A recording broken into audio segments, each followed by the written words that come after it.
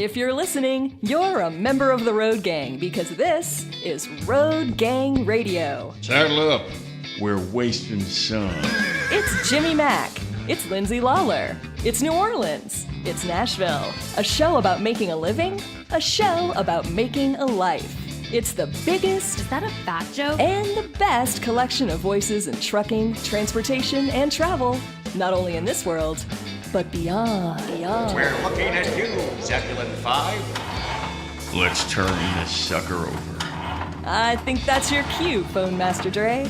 Woo! It's Friday at the Fastport Studios with me, Phone Master Dre, and your host, Jimmy Mack. Hello! A high school gym teacher from Maine may have earned his third Guinness World Records title by sinking, wait for it, 1,516 three-pointer shots on the basketball court. Only?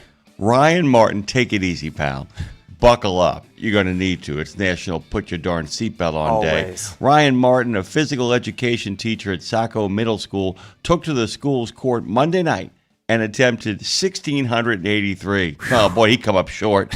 In 1 hour, successfully sinking 1,516 of them. God, that's insane. His goal was to capture the record of 1,372 shots, a number he exceeded by 145. I can do maths. He said the support of fellow teacher Nick Wilson and a crowd of students helped him power through the attempt. Okay, here's what he had to say. At 28 minutes, I had a real bad cramp in my side, you think? And then Nick had the crowd going crazy. Going crazy! Go crazy, folks! Veins in her neck! I mean, that really is, I mean, if you see the picture of him, he's got veins in his neck. I mean, not because he's like flexing, but because he's like, you know, at 28 minutes. It was like a message from God. I actually, you know, I don't believe in this intervention as God. I just don't believe in that. Think about, we got a planet of like over a billion, 7 billion, 8 billion. It's going to be 9 billion at some point, people. Okay. And God is like, yeah, I can't make that flood. I got to check out the 3-point contest. But because God is ever present everywhere, I kind of believe on this one. He was like probably in a couple places at once going like, you know what? There's so much nastiness in the world, so much awful in the world. I think I'm going to go to a gymnasium and maybe give this guy a little push. Blow a couple of those shots right where they need to be, you know? It's like in Bruce Almighty, man. He just checked his email, saw that, and said, I'm going to be there. Yeah. Yeah, I'm going to be there. I mean, yes. But I think on this one, God went, you know, you hear the expression string music. You know, Joe Dean, the former LSU athletic director, used to be the voice of the Tennessee Volunteers for basketball. And he'd always go, string music, you know, from the parking lot, string. Okay. It was like a message from God, perfect timing, where they just were loud at the perfect time, and I fought through it. That's what Martin told, if I remember correctly, let me see if I can find it. WGME-TV. Okay, so he's a former college star. He was once named Mr. Maine Basketball. I'm going to ask the people at Reads Across America, hey, you know Martin? He's Mr. Maine Basketball. He previously broke a Guinness World Record by sinking 1,134 three-pointers in 1 hour from the NBA-style three-point line. Oh, that's a long one. Which is 3 feet further from the net than the high school version. He also holds the record for the most free throws made in 1 hour, 2,494. You know, we were talking about this the other day. Well, I wasn't. Actually, Lindsay was, and the folks, the people.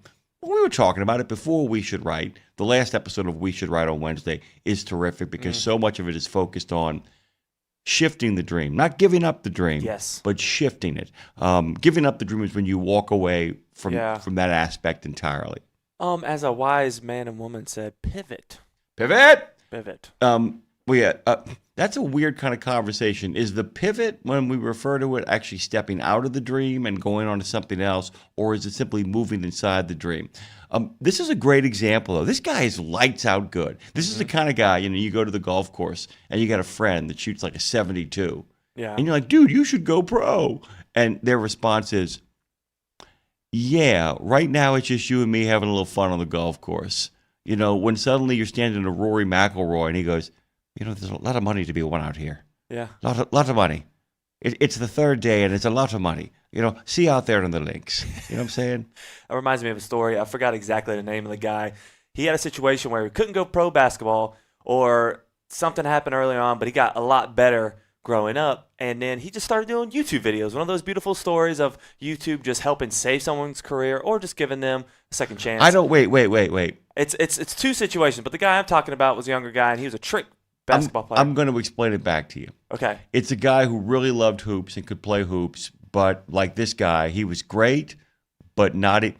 God almighty, you think about the fact that like the third string player on an NFL football team is one of the top 1,500 football players in the world. Yeah, right? Okay, so what you're telling me is that this guy really wanted a career in basketball, but was only so good. Very good, maybe middling to great. I think something happened to where he had an accident, and then he just basically came back because they said he'd never be able to play again, and he came back. And then what I'm saying is, so you're telling me that YouTube, because he was able to then create a video and show off his skills and how he could have been a contender, but he was great and brought a lot of joy to people's lives. It allowed him to be able not to live in a world of regret that he could have been somebody, because as an influencer and as a guy on the tubes of you, he is somebody. Oh, dude, 100%. And then he basically went in and became friends with all these NBA players because he was beating them in one-on-one or three-on-three or just pickup games at his place. And then he built a following, and he just did this thing, and then he started his own organization for charity, and it turned into this beautiful thing that worked out to where the dude's probably making more money than he could have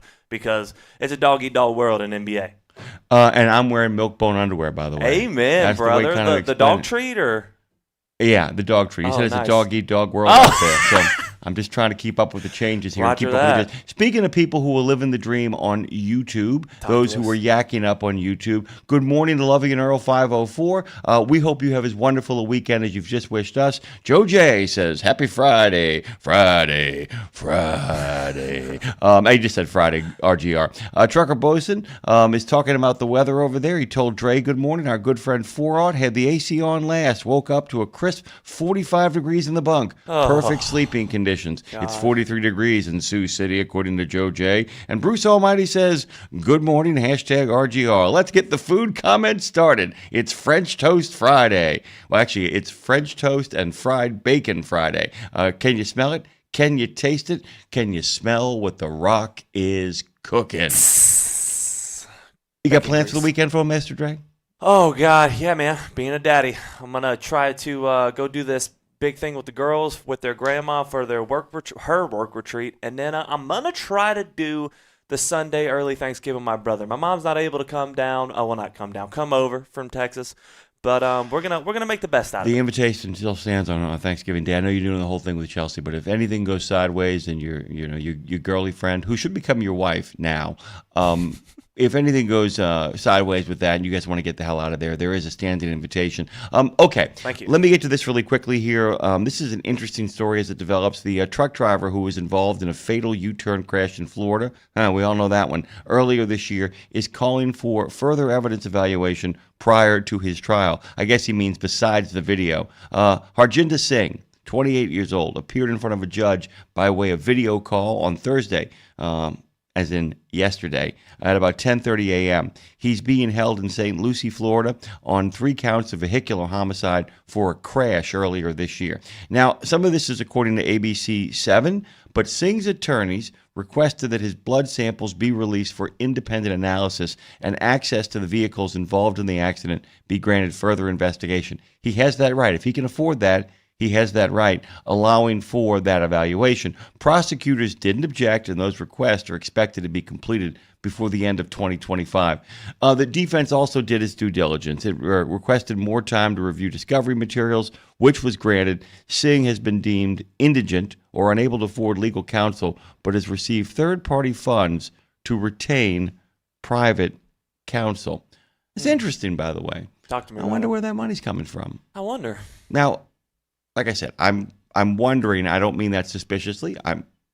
What I do is what I do. I'm not a reporter. But it's interesting to kind of think about, who's putting up this money? Are these people that just care about people getting due process? By the way, the people that do that, even in the worst of criminals, there are people that actually donate to defense funds, even when they think the criminal is probably guilty, because there's a group of people out there. I'm kind of with them. I am with them. Everybody deserves due process. Yes. Everybody deserves due process. And the reason why I believe everybody deserves due process, and it's not just if you're an American citizen, here's why.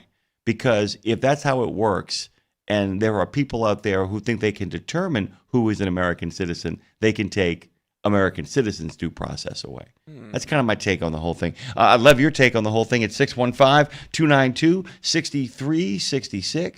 615-292-NEMO. Give us your take. By the way, just want to make it really clear, guys, that we're going to have open phones and open conversations for the better part of the first 45 minutes of this show. Actually, now it's about 35 minutes. Our good friends with TCA for Load 'em Up, Move 'em Out, Xander Gamble is going to be here at 7:45, but not until then. Until that moment, get on the phones, give us a call, jump into the conversation. We'd love to hear from you. In the meantime, see if you can sing 1,500 plus three-pointers from the NBA line. That, by the way, my friends, is chasing the dream. Once you do that, lose your heart to iHeart. Lose it. Have the audacity to listen on Odyssey. Audacity. Yak it up on the tube of you, as our friends are doing out there. Yak. Make some FaceTime on Facebook. Hey, live your best life at Live 365. Live your best life. Be a free-floating radical at RadioNemo.com. And maybe you're pondering the possibilities of all of this afterwards on your favorite podcast platforms, because this, my friends, as Dre pointed out to you, is Road Gang Radio. Forget the lies that are coming from the satellite dish of Zebulon 5. Forget about Dr. Philostratus and his minions who wear banana costumes. This is the greatest live transpo show in the known universe. I still haven't really gotten around to unpacking the great story about Don Max Krause's military memories. Actually, his truck. Don didn't serve, but Don has done a wonderful job with his truck, and there's a big story about that that's going around in the local papers and the local magazines and the local outlets, but it's kind of making it a little national. And we haven't talked about that iconic Montana truck stop. I do want to kind of go back to something that Mark Schwemmer talked about in his latest in Landline. The Commercial Vehicle Safety Alliance wants the Federal Motor Carrier Safety Administration to make all of its English proficiency enforcement playbook public. We had so much to do yesterday. Busy day yesterday. Busy. Amazing day yesterday. That there was some stuff we couldn't unpack. Hope we get to it. And I also want to point out that everything that is happening here right now is happening from the Fastport studios. And you guys know the whole drill about Fastport. You know the story. They're out there solving America's toughest recruiting and workforce challenges. How do they do it? Research, technology, and people, especially Mr. Roll Tide himself, Brad Bentley, and Dave Harrison, Gina Harrison, all the folks over there. From registered apprenticeships to veteran readiness, you can learn more at fastport.com or nationalapprenticeship.org. And we'll be joining them for the Vet Ready Summit in actually under a month. Before we go to the break, we always like to start off if we get a phone call. We start off with a phone call. Who do I got? Oh, man, these caller IDs are killing me. Who is this? Good morning. Showtime! Hello, Showtime. I'm back! You're back. What's going on? Welcome back. First day back on the road. I know I'm going to have a good day when I hear your little after. Showtime. What's happening? Yeah. Just going back to the Florida deal. It's so frustrating. I mean, first off, the guy shouldn't have been in this country, period. Nope. You know, he was illegally here, then he's illegally given a license, you know, but now all these people, and there was even a petition a while back by a whole bunch of people signed it to get his charges reduced. It's like, I'm just over it. Well, that's the ebb and the flow. I mean, that's the ebb and the flow. I always say this, too. This is what allows me not to go like throw a brick through a wall. This really does it for me. I always say, if that's the level of defense that he is allowed, I certainly expect it for myself and certainly expect it for you, if not beyond. If that's the level of defense that he can expect, what makes me crazy about it, I guess the unfairness of the universe of this is there are people who are in could go either way sort of accidents. I don't know if you know that, but there are people who get in accidents where they really haven't done anything wrong, but certain evidence points a certain way, who don't get the kind of defense that this guy, where we have video cam of him being a real horse's ass. Right. Blatantly breaking the law. Blatantly breaking the law. And by the way, he's entitled to defense. I get all of that. But it just kills me inside that because of the public nature of this, that he is getting a defense that some Americans are not.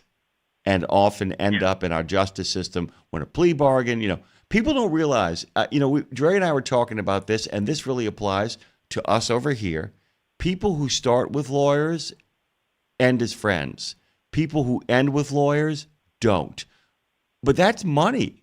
That costs money. All of that costs money, and so many people out there are, running their own business, doing their own thing. They don't have an attorney on retainer. They don't have our friends at Drivers Legal Plan. By the way, they're our friends, they're not a sponsor here. But you get the idea. That's it. It's like, please tell me when my time comes, especially if I haven't done anything wrong, I get what he gets. Yeah. With you. It's just frustrating. I know. And then all the people act like he's innocent. It's like, No. see the video? No. Yeah, but there are people out there. No, I know. I'm agreeing with you. That are it's so frustrating, and listen, you have no idea what went on. You have no idea how bad this is going to impact all the good guys out there, because I guarantee some stupid law will come out of this deal that will affect everybody. Listen, this is a really interesting thing, the way I kind of put this to, and this will make perfect sense to you. You know my background. This is the thing. 16-year-old boy hijacks a car, and in the struggle with the old lady who doesn't want to give up her car, he shoots her.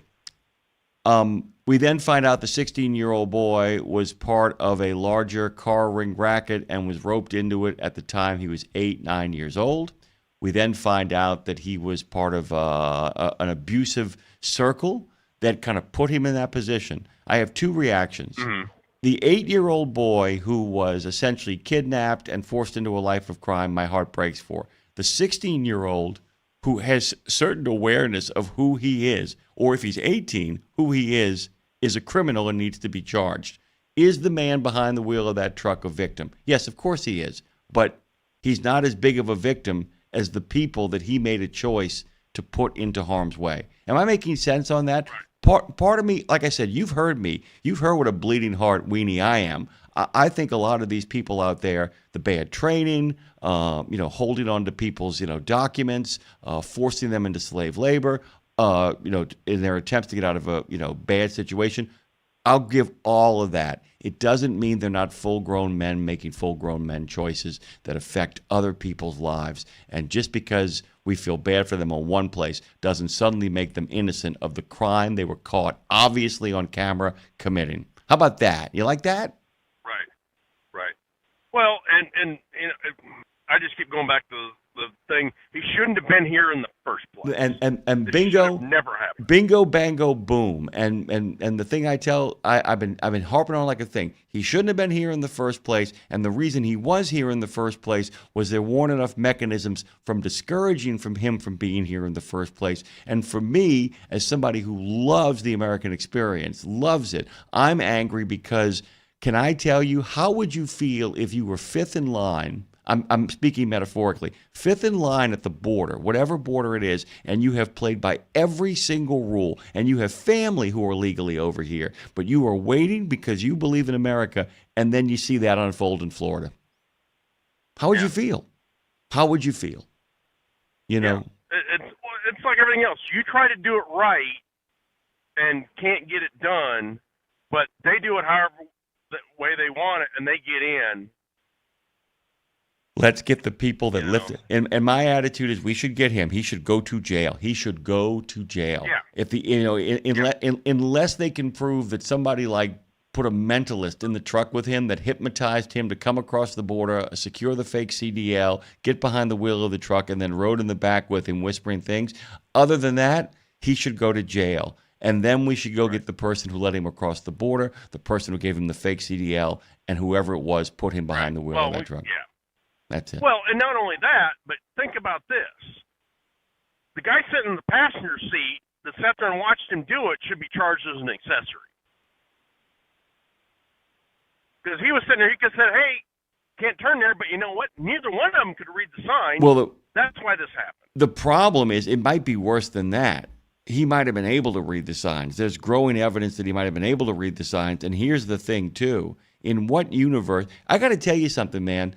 If I was in a car was somebody driving the way he was driving. I would be like, dude, you got to pull over and let me drive. Or, dude, you got to stop. Yeah. You've really got to let me out.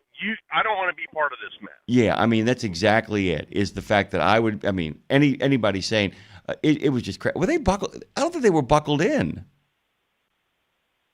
I think they both had seatbelts on. Oh, okay. That's probably why he was able to make. That makes sense. I'm gonna go back and watch it again because maintaining control. By the way, today is National Buckle Up Day. Okay, dude. Look, let's end this on a positive note. Tell me something fun and great. Well, here's the positive note. I'm here today because I had my seatbelt on in my crash. Because if I wouldn't have, I would have probably went through the windshield and been run over by my own truck. The great NFL linebacker Derrick Henry was paralyzed from the neck down. The person in the back seat was killed. The person who was buckled up in the passenger seat in the front walked away with minor injuries. That's the best way to sum up that experience. And Dre and I were complaining about this morning. We're going to the other side and complain about it some more. Go ahead, brother. Well, and here's one other thing, and we learned this when I was in the driving school. People in the back seat always like, well, I don't need to buckle up. You'd be surprised how many people were killed in the front seat by the people in the back seat flying forward and crushing them. Yeah, the heat-seeking missile in the back seat. That's terrific. Buckle up. And, oh, my God, we got to take this break. Do me a favor. You're really good at this. Would you just say, in any version you like, give us some kind of comment about the reflective moment that is coming up, and then we'll be back after the Java. Can you do something with that? Can you cook something up for me? Go ahead, go. Let's pause for a moment of reflection, our national anthem, and we'll be back. Thank you. I pledge allegiance to the flag of the United States of America and to the republic for which it stands, one nation, under God, indivisible, with liberty and justice for all. Oh, say, can you see by the dawn's early light what so proudly we hailed at the twilight's last gleaming, whose broad stripes and bright stars through the perilous fight o'er the ramparts we watched were so gallantly streaming, and the rockets red glare, the bombs bursting in air, gave proof through the night that our flag was still there. Oh, say, does that star-spangled banner yet wave o'er the land of the free and the home of the brave?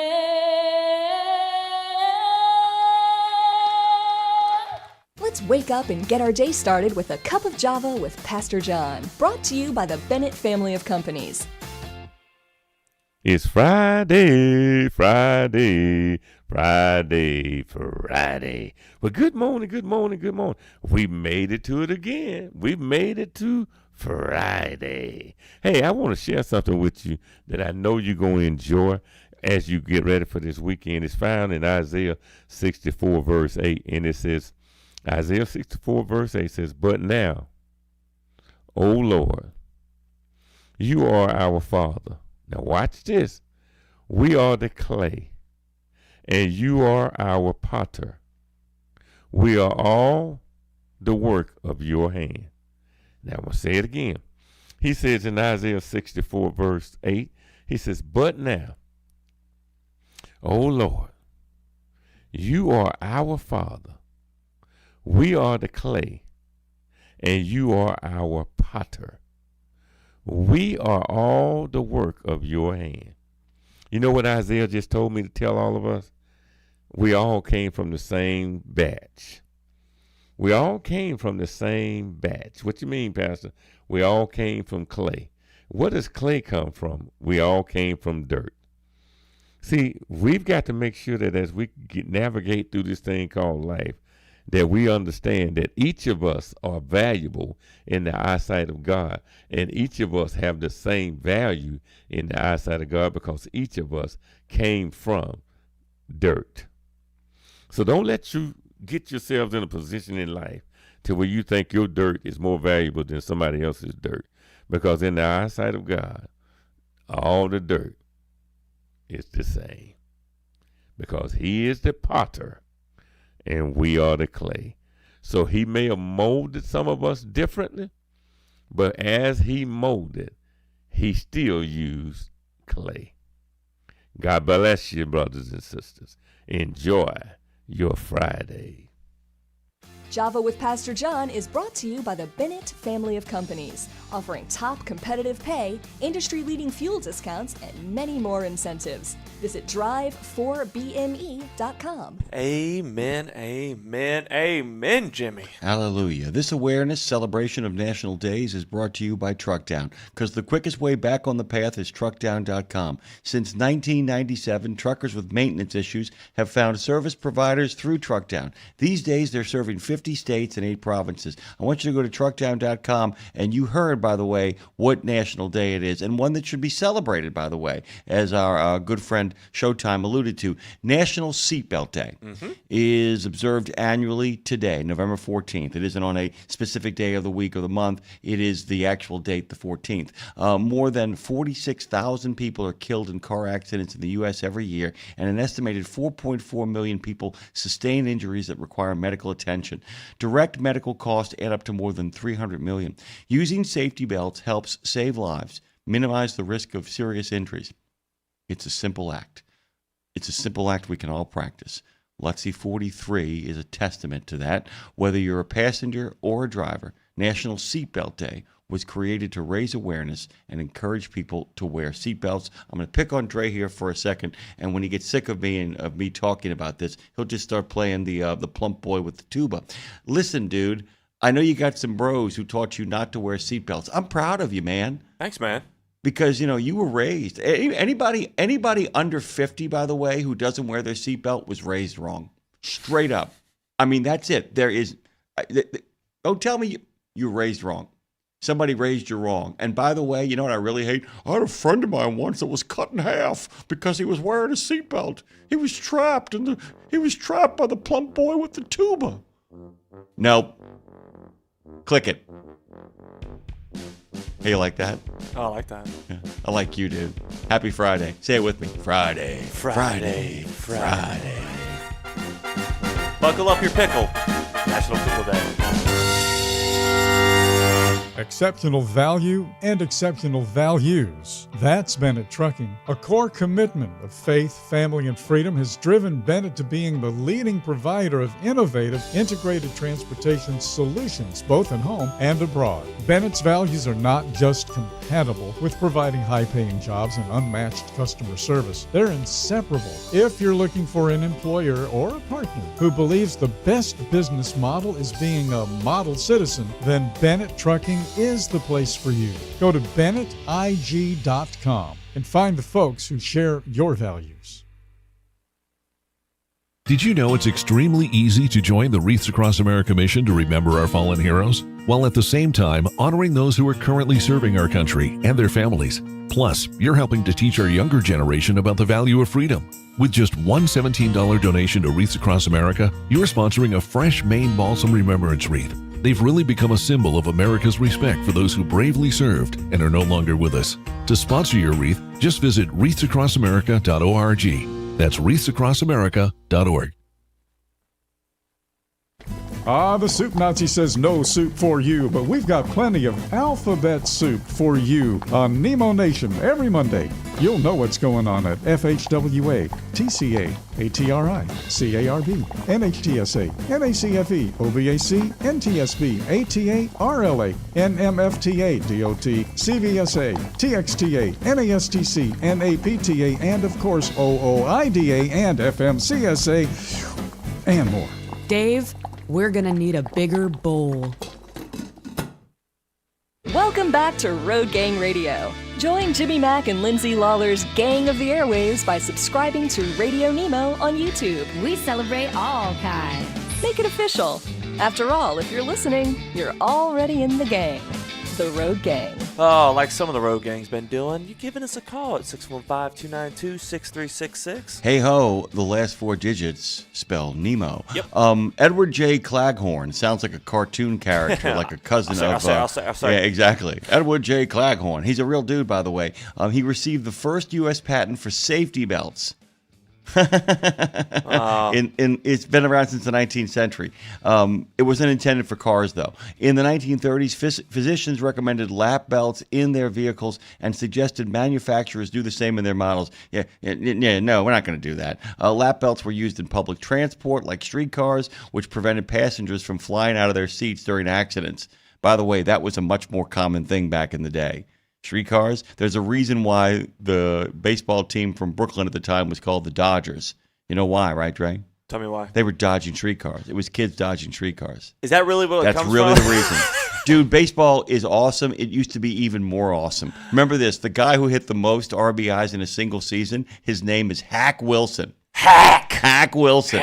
The first U.S. vehicles to offer seatbelts as an option was the Nash Rambler back in 1950, when seatbelts were, by the way, there was a time in this country they were a novelty. Despite the evidence that they help save lives and reduce injuries, critics still resisted their use, claiming they were ineffective and made trapped passengers in their cars if they were on fire or submerged in water. Man, the lies and the urban legends of... And here's the thing, most urban legends was I had a friend or I had a cousin who had a friend, who knew a guy, and the man behind the man who got trapped in a seatbelt that actually had an artificial intelligence inside of it that murdered him. It's a lie. It's a lie. I always say when people tell you that story, they produce the body. It shouldn't be easy to find because, by the way, how many times have you seen that headline? Man trapped by seatbelt dies in car. When have you seen that headline? I'm going to ask Weasel. When have you seen that headline? Before we get to Weasel, man, you think we could do 4 or should we just take 3? Let's do 4. We're doing 4. We're doing 4 in 14 minutes like the old platform. Let's do it. Coming in, Weasel. No, that's not Weasel. This is Weasel. Sorry. Hold on, Weasel. caller. Hang on What's tight. going on? What's going on, Weasel? Hey, fellers, buckle up or I'll belt you. Nice. New motto brought to you by Weasel. Buckle up or I'll belt you. Brought to you by Weasel. What's going on? And someone else's mom. You guys were talking about athletic people earlier. My high school wrestling coach, Coach Hurt, that's his actual name. He kind of going on second careers and stuff. He got a college scholarship to play baseball. Then he got hit by a car and it broke his femur. And so he had a rod in it. But since he wrestled in high school and he worked out with the wrestling team in college, he kept doing that. And eventually he made the college wrestling team. That is not an uncommon story, by the way. I don't know if you know this. The head coach of the Notre Dame Fighting Irish, Marcus Freeman, everybody should know this. He should have been an NFL player. Straight up. He should have been an NFL player. He just got injured in training camp. And he got over the injury, but he never really returned to the former player he was. He is making more money now, Weasel, than he ever would have made in the NFL. Straight up. That's what Lindsay's talking about. That's not hard to believe. Yeah, that's what Lindsay. Coach. Yeah, go ahead. I'm sorry. A good coach, and he turned into a good teacher. And he was actually he was a head football coach in my little school, but one of the most winning coaches in football through his years and years of coaching. And he finally retired. He didn't retire from teaching for several more years. But he retired from coaching, and he refused to go to a football game because everyone would be asking him what should have they done. Yeah. So after he quit coaching, he didn't go. Yeah. I mean, and by the way, there is a friend of this show, Corey. I will withhold his last name unless he comes on the show. Works for Fleetworthy. He made it to the major leagues. Catcher. Made it to the major leagues, right? Never got off the bench. God. I mean, and it was only a matter that the joke he made was somebody stayed healthy, and because somebody stayed healthy, he never got in. He never got in. It's like Crash Davis was in Bull Durham, gets there for less than a season. And he makes the joke that if he had been able to get one more hit every 10 at-bats, one more hit, he stays in. There's no telling. We don't know. That is literally a lottery ticket. Fame and fortune are a lottery ticket. Hard work and a decent living aren't. But fame and fortune, lottery ticket. Weasel, what's the rest of your day look like? What's the weekend look like? Well, I just got through this town in Chicago, and hopefully traffic stays decent, and I can make it pretty much back to my shop tonight if everybody plays right.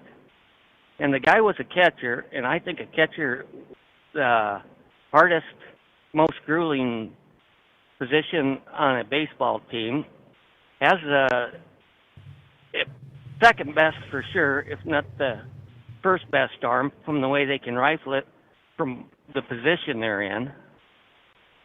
So, by the way, it is the least number of people in the Hall of Fame are catchers in regards to position. And I'll put it this way: Thurman Munson is not in the Hall of Fame. Whoa! Let that sink in on you. That's because he didn't make it past the seventh season because his plane went down. But Thurman Munson is not in the Hall of Fame. By the way, Yamamoto was amazing in the World Series. Do a little deep digging on the Dodgers catcher and see what he did during the World Series. And by the way, he was there for every single pitcher who pitched amazingly. My friend, I got to shuffle off. We got plenty of phone calls, but I love you, Weasel.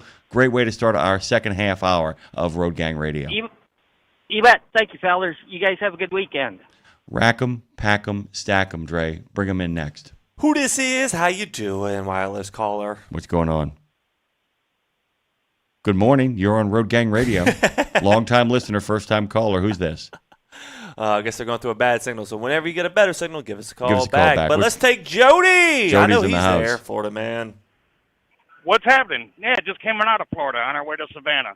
Yeah. Nice. But, here's one accident, 3 reasons of why you should wear a seatbelt.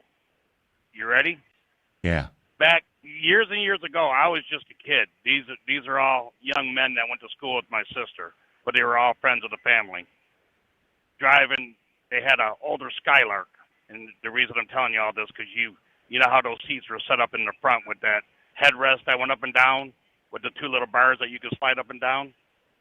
Well, the guy riding shotgun, and they were doing things they shouldn't have been doing. I mean, they were hauling butt down this road.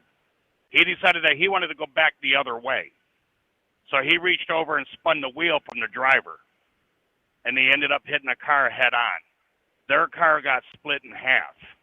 The guy in the back seat, Brian, not wearing a seatbelt, he came up and ended up snapping his neck, and he ended up paralyzed for the rest of his life. Bingo, bango, boom. Jimmy, the one that was driving, he ended up with a steel plate in his head. He was never right from that day. I mean, he led a normal life, but without sounding rude, you could just tell he wasn't all on. Well, it's the soldier thing. It's the soldier thing. And by the way, he's probably a little bit more extreme than that. There are people who go through battle and apparently have no kind of trauma, no sort of not right kind of stuff. We're finding out now that a lot of the people who have diagnosed PTSD also have CTE.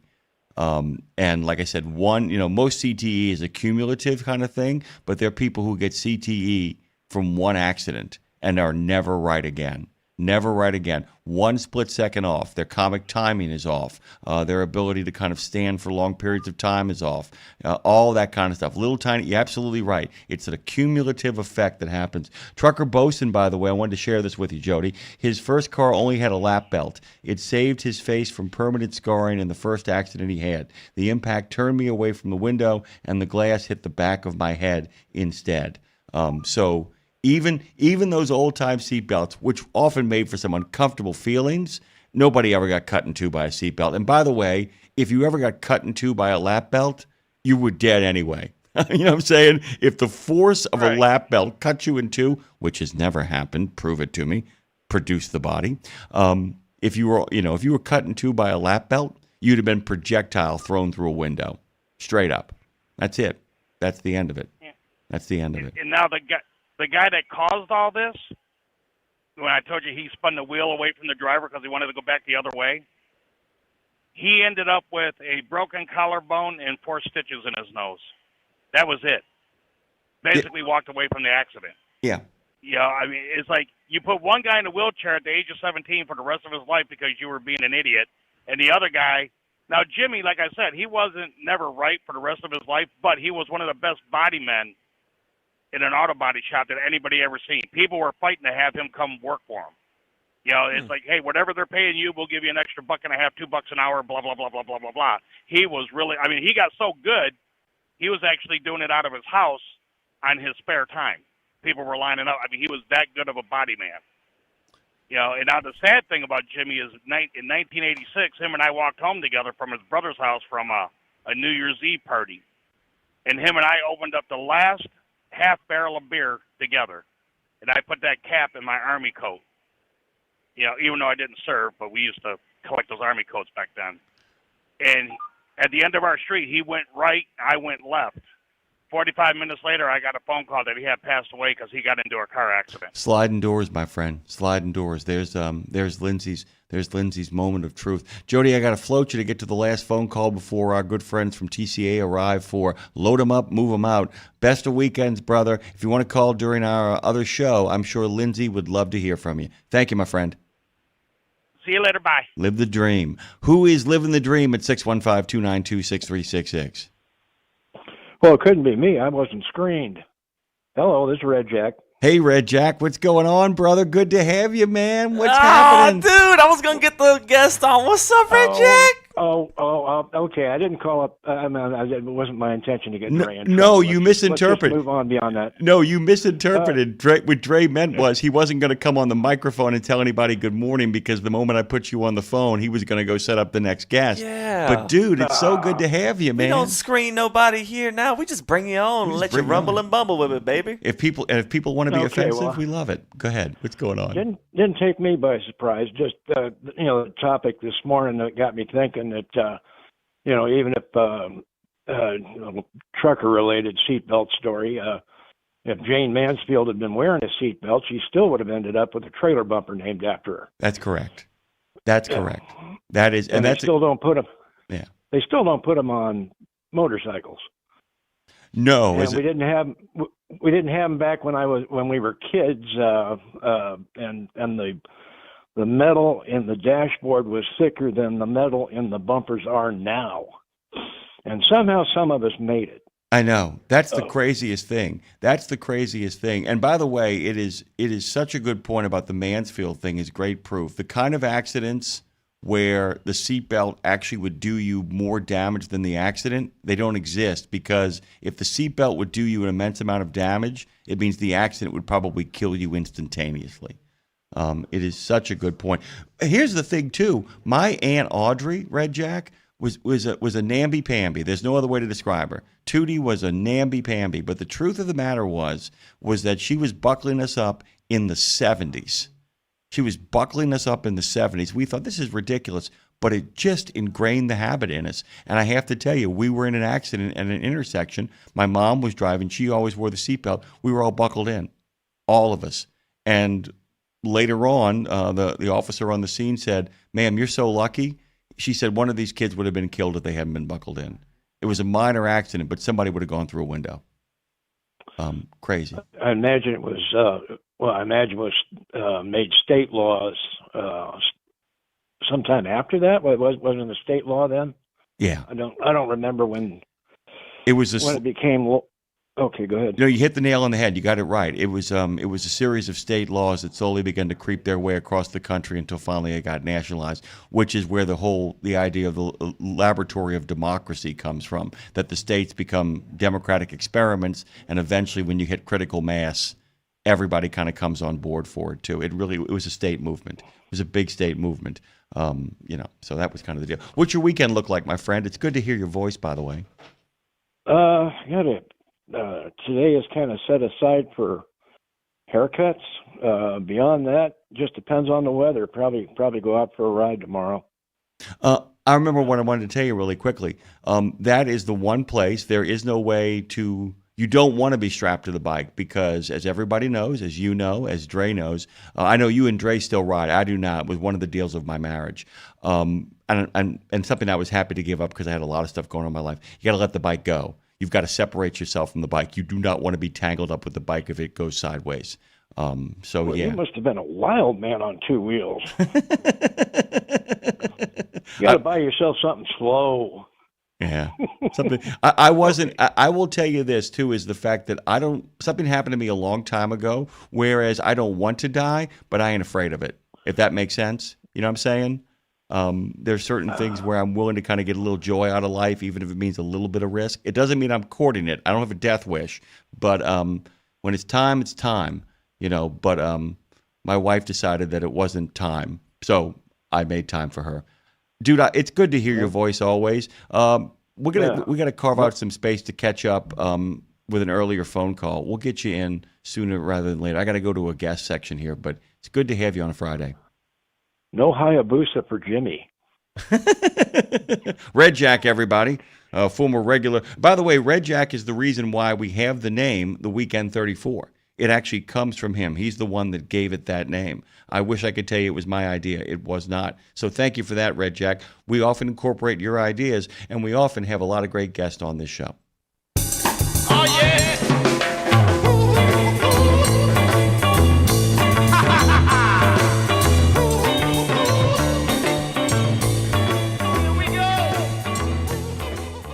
He's a friend of the show, by the way. Xander Gamble joins us. He's TCA's Vice President of Membership Outreach.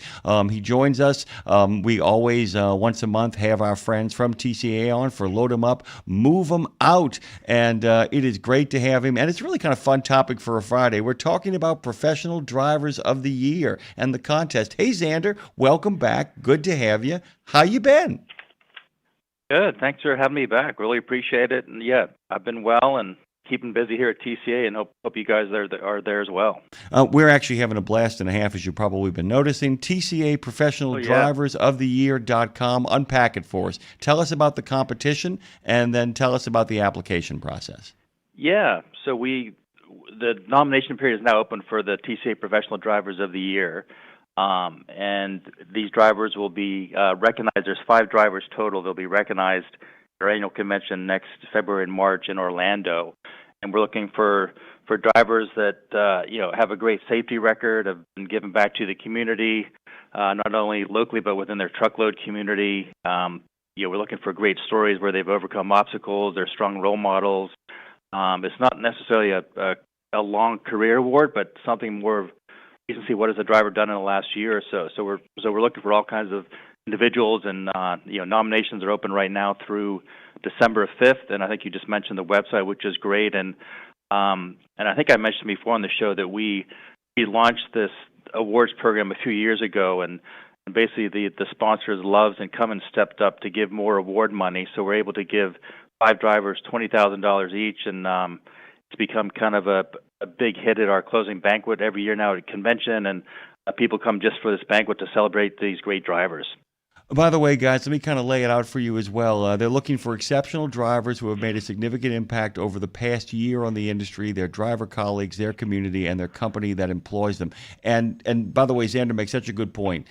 If, in fact, you've been doing this, say, 4 or 5 years, maybe even 10, but you say, I'm not that kind of driver yet. I need a little bit more time under my belt. It is literally a snapshot in time. It's about the driver of the year. It isn't a Lifetime Achievement Award. Correct. It isn't a Citizen Driver Award. It's about if you had a great year, or if somebody who works for you had a great year, lights out. It could even, part of the pitch could be like, was a fair to Midland driver and decided this was the year that they would become the driver they always could be. There's all kinds of routes to make this happen. Superior safety records, strong role models can figure into this, and inspiring stories like the kind that Xander and I are talking about. Can you kind of give a sense of what previous winners have been like in a general way? You can go specific if you want to, but give us a sense. Yeah, I can get a little specific. We've had everyone from owner-operators, successful owner-operators, to driver trainers, to actual, obviously, drivers as well. And, what really resonates with me are some of the stories and the obstacles they've overcome. And, we've had a driver that's deaf that's a productive driver out there on the roads. We've had drivers with health issues that have come back to continue driving. We have a driver that was in an abusive relationship that's overcome that. We had some immigrants that have come to the States, become U.S. citizens, and become great professional drivers as well. And I could go on, but and I should say too, at that website you mentioned, TCAProfessionalDriversOfTheYear.com, we have all of the profiles of the last 3 years of the winners, so you can see their write-up as well as a video that their company produced on them, and it's pretty impactful and just emotional as you go through those driver stories.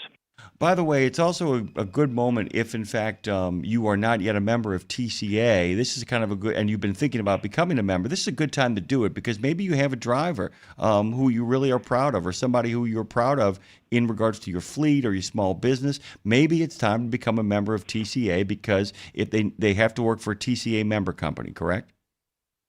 That is correct. Yeah. So the driver's company needs to be an active TCA member. So great point there, and. We love for anyone who's out there listening to join TCA and nominate a driver as soon as possible. And by the way, guys, another quick reminder, Xander said it, but I'm going to say it again because a lot of radio is repetition. February 28th through March the 3rd, 2026, the annual convention in Orlando. Come on, man, nominate somebody. If they win, you get to go down there to Orlando in February. Trust me, February 28th, going to Orlando then is peak time to go if you're from the Midwest. Let me tell you, it's a great place to be at that point, right? Exactly, and also with Cummins and Love stepping up, a driver can come, all expenses paid, airfare, flight, obviously registration at the convention, full access to everything while you're down there in Orlando, and bring family and friends, and it's a really, really great awards banquet. And that happens on the last day, which you said was March 3rd. So that evening is our closing banquet, and again, the highlight of that banquet is this Professional Driver of the Year Awards program. Xander said it. We're going to keep on repeating this because it's a big deal and it's a lot of fun. TCAProfessionalDriversOfTheYear.com. The driver must be employed by a TCA carrier member, and the nominator must be a current driver employer. The application must be completed online. It's why Xander and I keep giving you that that website, and submitted through the TCA application process. The verification of submitted information will include direct contact with the motor carrier to whom the nominee is under contract, and may include credit reports, motor vehicle reports, and other background checks as required. But guys, go ahead and go through it. Get yourself in the game. And by the way, you guys don't have any problem with somebody, a TCA member not thinking about it, and the driver going to them and saying, "Hey, I've had a really good year. Would you mind putting my name up?" They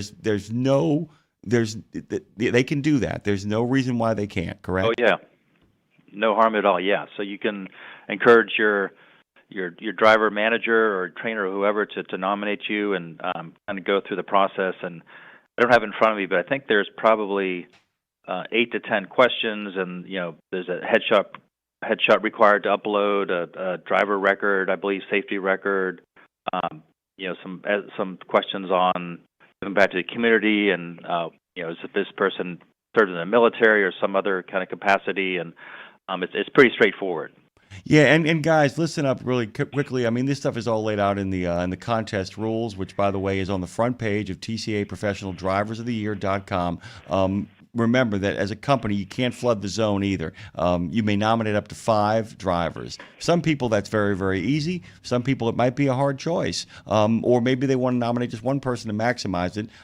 By the way, if that's how you kind of roll, I would suggest then you do something internally in your own company. Name your 5 drivers of the year and then send TCA one of them. However you want to handle this. This really is an opportunity to create a culture of both safety and professionalism by kind of just simply letting people know that as an active TCA member, you're going to be doing this every year and being a part of it. What else is going on, Xander? What's happening with you in regards to TCA and the rest of the world?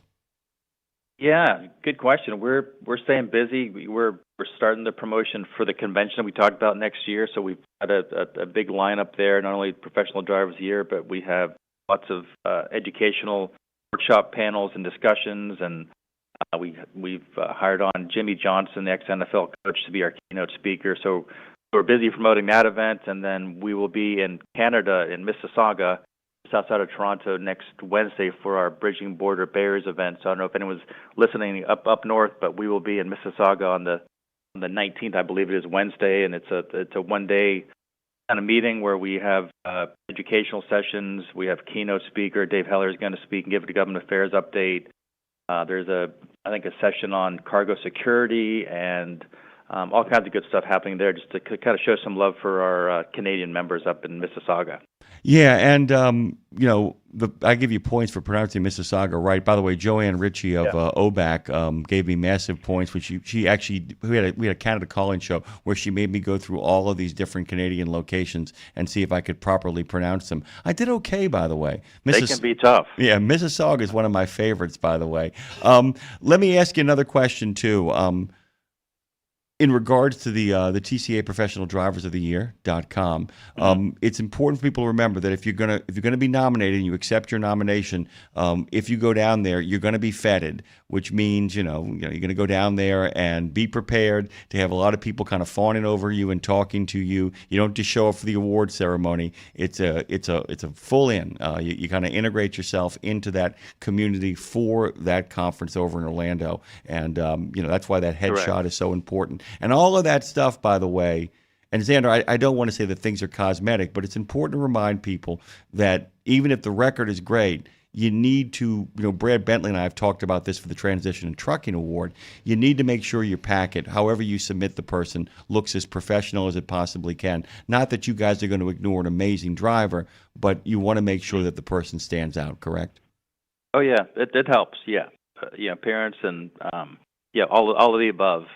And I should mention, too, in terms of, being involved with the convention and whatnot, and, we don't require a whole lot beyond that. We ask the drivers throughout the year. A lot of them come to our call in Washington in September, which is great to have that driver perspective as we're meeting with regulators and legislators on Capitol Hill there. And, it's optional if they want to come to our safety and security meeting in June, and I think in the past we've had some driver panels as well. So it's not overly schedule-wise in terms of just commitments that you need to do with this driver of the year. The big one is coming to a convention and being part of that, and as you said, integrating and being recognized and just enjoying the full 3.5 days down there in Orlando. 3.5 days in Orlando is enough for me. And by the way, if they want to get more information from you, if they have any questions, who do they write to?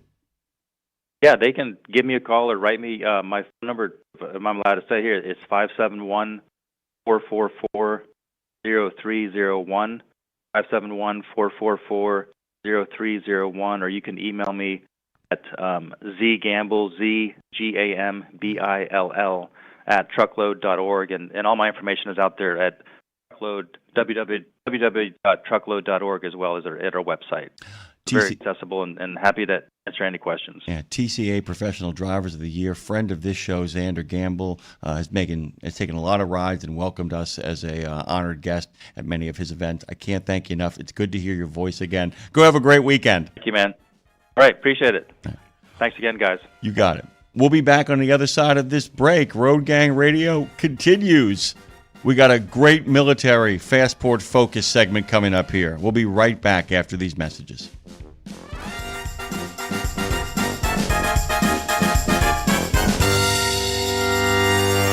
In a video game, if you get enough experience, you level up. And when you level up, you gain more skill. And with enough skill, you beat the boss and win the game. Sounds a lot like trucking, doesn't it? Except in trucking, you don't beat the boss, you become the boss. And if you want to be the boss, you gotta meet the boss. And that boss? Carrier's Edge boss, Jane Jezraoui. Want your drivers to level up? Carrier's Edge has the training, comprehensive safety, compliance, and best practices on one website. It's a simple subscription with no contract and no commitment. Learn more. Try it out. Level up. CarriersEdge.com. Hey, come on! We're starting the game! All right, I'm coming. Wait for me. CarriersEdge.com.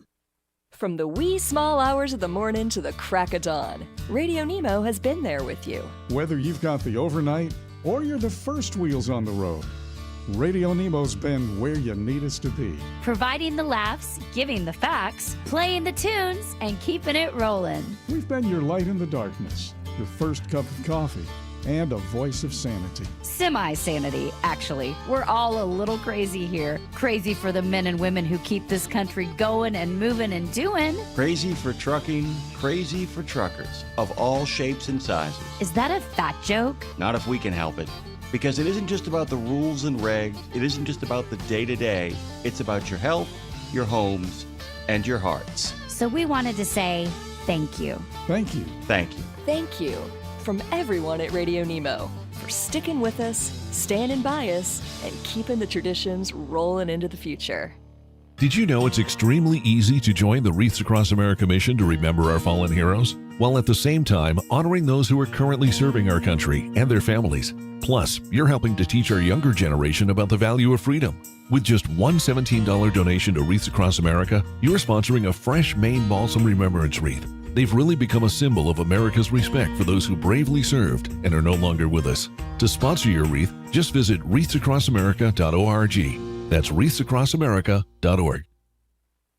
Just one more hour until reinforcements, aka me, arrive to save the day. But until then, keep your eyes on the highway and keep on trucking with Jimmy Mack on Road Gang Radio, y'all.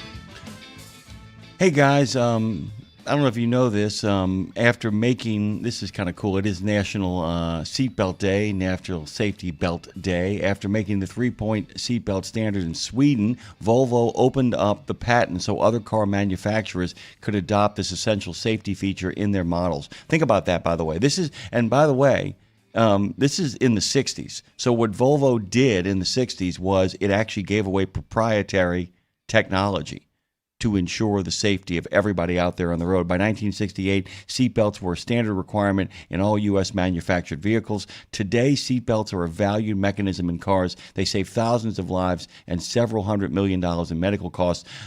You guys know this because you do it for a living. You understand this. What a lot of commuters and a lot of motorists don't understand is it not only prevents you from getting hurt worse, it allows you in many occasions to maintain control of the vehicle. You don't get thrown from the wheel. And I swear to God, Dre, full-grown men, full-grown women, you tell them that, and they intuitively, once you tell them, they go, oh, that makes perfect sense. It's like, dude, who raised you? I'm telling you, under 50 and you don't know that kind of stuff, raised wrong. Straight up raised wrong. I got to talk to your mom, got to talk to your dad. We've also got to do a Fastport Friday focus. So what do you say we turn to that now?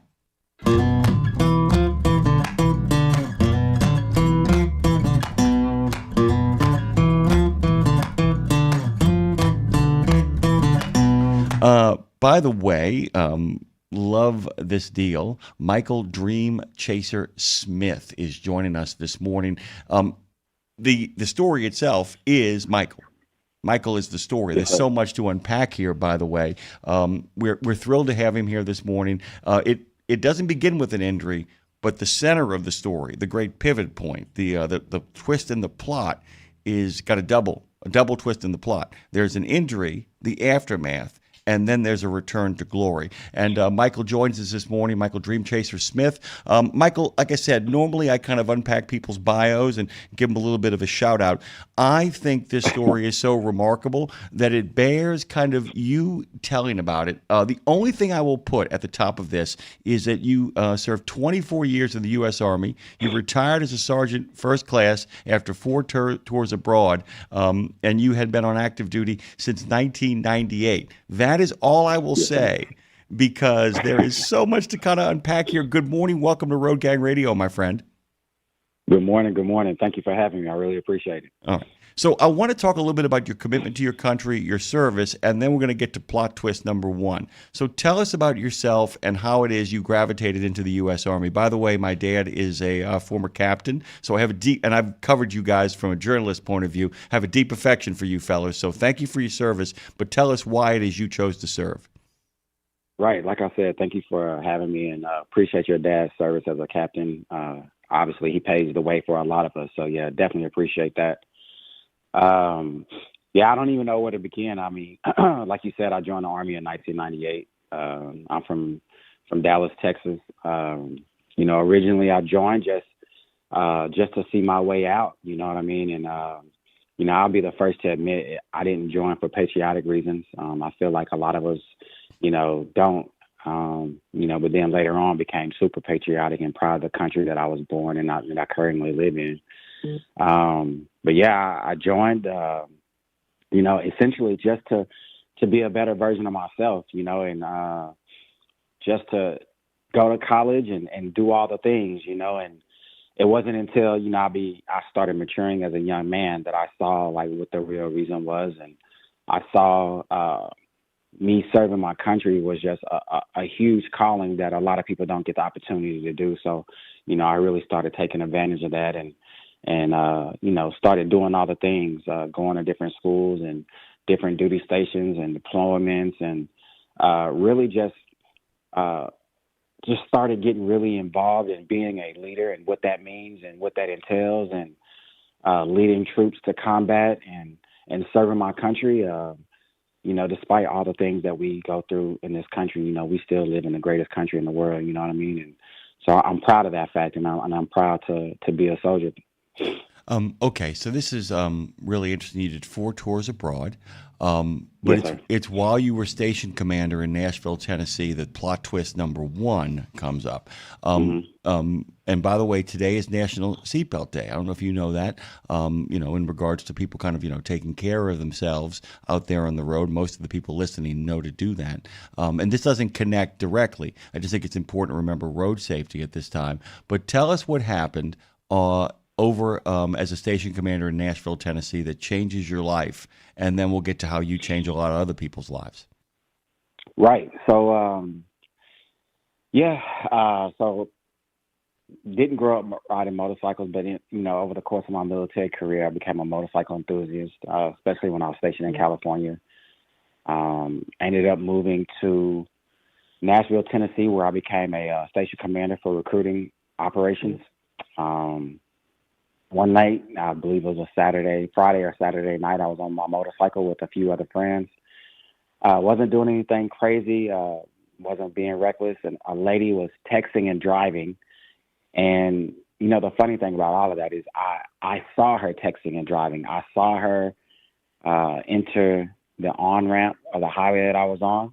It just so happened it was in front of the Titan Stadium. I saw her texting and driving, and I saw her veering over to my lane, and, one thing led to another. She hit me from the side so hard that it threw me over the guardrail into oncoming traffic. And, one of the things I remember was while I was flailing upside down, it was one of the quickest slow motion events of my entire life. Oh my God. Having been through something myself, you are so right, where it seems like they go by in the blink of an eye and then in bullet time at the same time, where you're just like... Right, it's crazy. Yeah, you're right, it's crazy because it was an instant, but then there was, within that moment, it was like everything slowed down to where I knew what was happening. I can't explain it, like you said, I just can't explain it, but it happened in the blink of an eye, but within that moment, everything slowed down, and I could see clearly a white F-150 and its headlights coming towards me. And I just remember being hit and hitting the ground. And I believe it, it may have knocked me out for a couple of seconds, but then I remember a bunch of lights, a bunch of car horns waking me up, and it startled me, but then just after all that military training that I've had, the several combat tours, you instantly go into that flight or fight moment. And I just remember telling myself I needed to get out the road because I noticed I was still on the highway. So I remember trying to scoot myself back to the guardrail so I could get up. And I just remember trying to get up, and I tried to brace my hand on the ground. I ended up placing it in my other hand, and I tried to stand up, and I legit pulled my arm outside of my motorcycle jacket. And it was severed. It was severed on the spot, and I just remember I was in trouble, being in trouble then. I know I think I passed out, and I came back to. When I came back to, my head was laying in this lady's lap. To this day, I think she was an angel because nobody knows who she was. We can't get a hold of the lady. But turns out my head was laying in her lap. My helmet was off. My boots came off. And I remember her telling me distinctly, hey, I'm going to have to stop the bleeding or else you're going to bleed to death on this highway and you're not going to make it. So I told her, I was like, hey, I have a tourniquet inside of my jacket. And she kind of I never saw her face, but I could hear the pause. And so she reached in my jacket, and I told her, I was like, I'm going to tell you how to apply it so that, so that you could save my life. And the moment she told me she was a Navy corpsman, I think that was like maybe God's way of telling me like you're gonna be okay. The moment she told me she was a Navy corpsman, I immediately like let go. Like I knew I was gonna be safe. And so anybody will tell you about me today, till this day, I would never ever make fun of the Navy. I never make fun of the Navy. This lady came out of nowhere and saved my life. And you know the crazy thing is there's not a Navy base in Kentucky. So where she came from, I don't know. I don't know if she was on leave. I don't know if she was on special assignment. Who knows? But this lady came out of nowhere and saved my life and you know, got me ready or got me stable until the paramedics could show up. So yeah. Okay, at this point, I want to kind of, Michael is joining us this morning, and we are so thrilled to have him. And I mean that from both directions, not just thrilled to have you here on this particular morning, but thrilled to have you, period. Michael Dream Chaser Smith is joining us this morning. He got a long time in the military service. He retired. And by the way, notice I used the word retire because we're going to get to that in a second, too. Plot twist number 2 from the U.S. Army. But, okay, so you've lost your arm. A naval corpsman seems to appear out of nowhere to be able to apply the tourniquet. Probably saves your life. You would have bled out. You probably would have gone into shock. People forget that stemming bleeding out prevents you from going into shock. Shock is the first step towards death. She got you through it. You got yourself through it. So you come to in the hospital. They're putting you together, and then you learn you're not going to get that arm back. That's the ball game, correct? Right. Yep. So normally people at this point are kind of, asked to maybe think about what they're going to do with the rest of their lives outside of the military. I want you to tell folks what happens next. Yeah. So, I have a phenomenal family support with my mom and my sister and my grandparents, who are no longer with us. But one of the things that my mom told me, when I first came to, because when I came to, it was my mom, my grandmother, and my uncle. And then one of the first things that my mom said to me, which, I didn't understand at the moment, was, was that, God has a plan for you. I didn't know what that meant. All I know is in my head, I'm thinking like, lady, I just lost my entire right arm. Like, what are you talking about right now? That's all I could think about. But, she told me that, he has a plan for you. And one of the other things that she told me was, God never puts anything on you that you can't handle. So not really understanding what that meant, as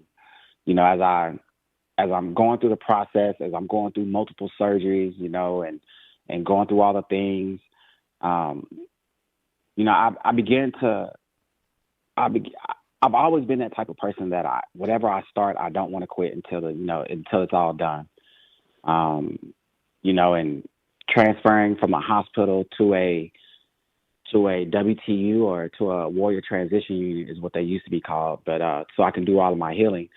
I began to notice like there were other young men and women that were hurt, coming back from combat or, from different situations. But just my attitude and my demeanor, I saw that people were gravitating towards me. And I began to realize like my mom was right. I do have a bigger purpose. And my purpose became that, to lead, inspire, and motivate, encourage. And that became my passion. That became my drive. That became my purpose. That became my why. And, I realized, what my mom was talking about. And so, just going throughout that course, I also realized that a lot of people go through life not knowing what their why is, not knowing what their purpose was. And I knew what mine was, and I knew what I needed to do. And so I began to fight like hell to stay in the military, man. Like it meant everything in the world to me to stay in the military because I wanted to show people that you could be knocked down, but not be knocked out. You know what I mean? And I found the true meaning of what resiliency meant, and I just wanted to stay in. And trust me, like when I tell you, the Army made it very, very hard for me to stay in. I was coming up on, my medical retirement, and I was just fighting. I was just fighting like hell. Like I said, I did all the protocols I was supposed to. I requalified with my weapon. I did all of my MOS recertifications, both artillery and infantry. I did my physical fitness test. I did everything that I was supposed to do as an able-bodied person to stay in the military. And, with God's grace and me meeting at the time President Obama, with his assistance, like I was able to stay in the military. And I was charged with the duties of, I was going to be the first above elbow amputee in the history of the military to stay in. And so I had a responsibility, and that responsibility was to lead. And, that's what I did and continue to do. I want people to realize this. This is a medical retirement, straight up. This is one of those things where the question isn't a matter of you need to think about retirement. This is when they come to you and they say, this is the ball game. We love you, and we're so proud of you, but there's nothing much we can do here. We're sorry, but that's it. You resist that. You hold on tight with your one existing arm. You hold on tight. Right. And by the way, you're suddenly left-handed now too. I want to point this out to people that you originally were. When God brings you into the world, when your mom brings you into the world, you are a right-handed human being. Correct? Right. Yes, sir. By the way, I'm left-handed by birth. It's a pain in the ass. I can't even imagine what it would be like to have to shift over. See, I can do stuff with my right because the world is designed for people who operate that way. But to shift over from right to left and not have a choice about it is remarkable. You fight the military retirement. You have to adjust to a world where your dominant hand is no longer there for you, and somehow you manage to claw your way back with your one good hand, the one existing hand, and you become an unprecedented reinstatement, active duty. You are the first above elbow amputee, active duty, return to active duty soldier in history of the military. Correct? Yes, sir. Yes, sir. Unbelievable. That's in 2015 that happens. Okay, that in and of itself would be enough. That would be bravo, well done. But when you're a dream chaser, and by the way, this is a thing for me on a personal level, and you'll get this too. My wife and I love riding mountain bikes, so you'll know exactly where we're going here. Michael, by the way, is a Paralympic triathlete and cyclist. So I want you to kind of unpack how you get into cycling, because you were a motorbike guy. Were you always a bicycle guy, or did you make that transition once you had actually began your new life? Yeah, no, it's funny because when you're kids, that's what you do. Well, I'm 45, so when I was growing up, there was no staying in the house and watching video games all day. It was, hey, go outside. And until the sun goes down, until the street lights come on. I know what you're talking about. Exactly. So me, my sister, my cousins, we would get on our bikes and we would take off and be gone. We would literally ride our bikes across the city and be gone all day and, be on bikes. And, the funny thing is there was one particular moment where I was a young guy. I was a young man. Well, yeah, I was a young man, and my grandfather wanted to ride bikes from Arlington, Texas to Dallas, Texas to my aunt's house. And at the time, I mean, right now it sounds crazy, but at the time, it was just so exciting being with my grandfather to do this thing. And I was like, yeah, we could do that. Absolutely. So we did it, not knowing that was going to be my intro into my recovery later on in life, well after he's gone. But that was how I recovered. That was one of the first things I started doing when a part of my recovery was riding a bike. And a young lady by the name of Heather, who works at BAMSI in San Antonio, she became just another woman that I met that became one of my saving grace. She's a adaptive sports person out there, and she introduced me to cycling. And it was like the rest was history. I started cycling. I started doing triathlons, and I ran a couple of marathons, and started doing obstacle course races and riding horses. And I was just doing everything that I could, to be healthy and to get back on track and to make sure I was relevant in the Army. And it was her that challenged me to a triathlon, and I was like, yeah, why not? I'll do it. And it was her that, she's one of the reasons why I ended up being on the national team for a skeleton bobsled. So I did that for a long time. And, then she linked me up with a team, and we started riding our bikes like literally from state to state. Was doing all these things, not knowing that I had an opportunity at the Paralympic scene, and I was training for skeleton bobsled for an international race. A friend of mine asked me to do a triathlon. Ended up being Ironman 70.3, which was my very first race, and I fell in love with it. And I fell in love with it because it was extremely hard. And one of the memorable things that I remember was I was out of it, and I could barely get through it. And I just remember hitting that red carpet, them announcing my name, telling me I was an Ironman. And from that moment forward, I fell in love with being a triathlete, and became an elite pro triathlete for on the Paralympic scene, and started coaching it. So now I coach a youth team out of Dallas, Texas, for Play Try, and then about a year ago I decided I was going to give cycling a shot, and transfer my license over to be a Paralympic pro cyclist. And here I am. My first year, I won 3 national championship jerseys, which, is a pretty huge feat. And that was only my first year. So now we're gunning for LA, and we're going to see how that goes.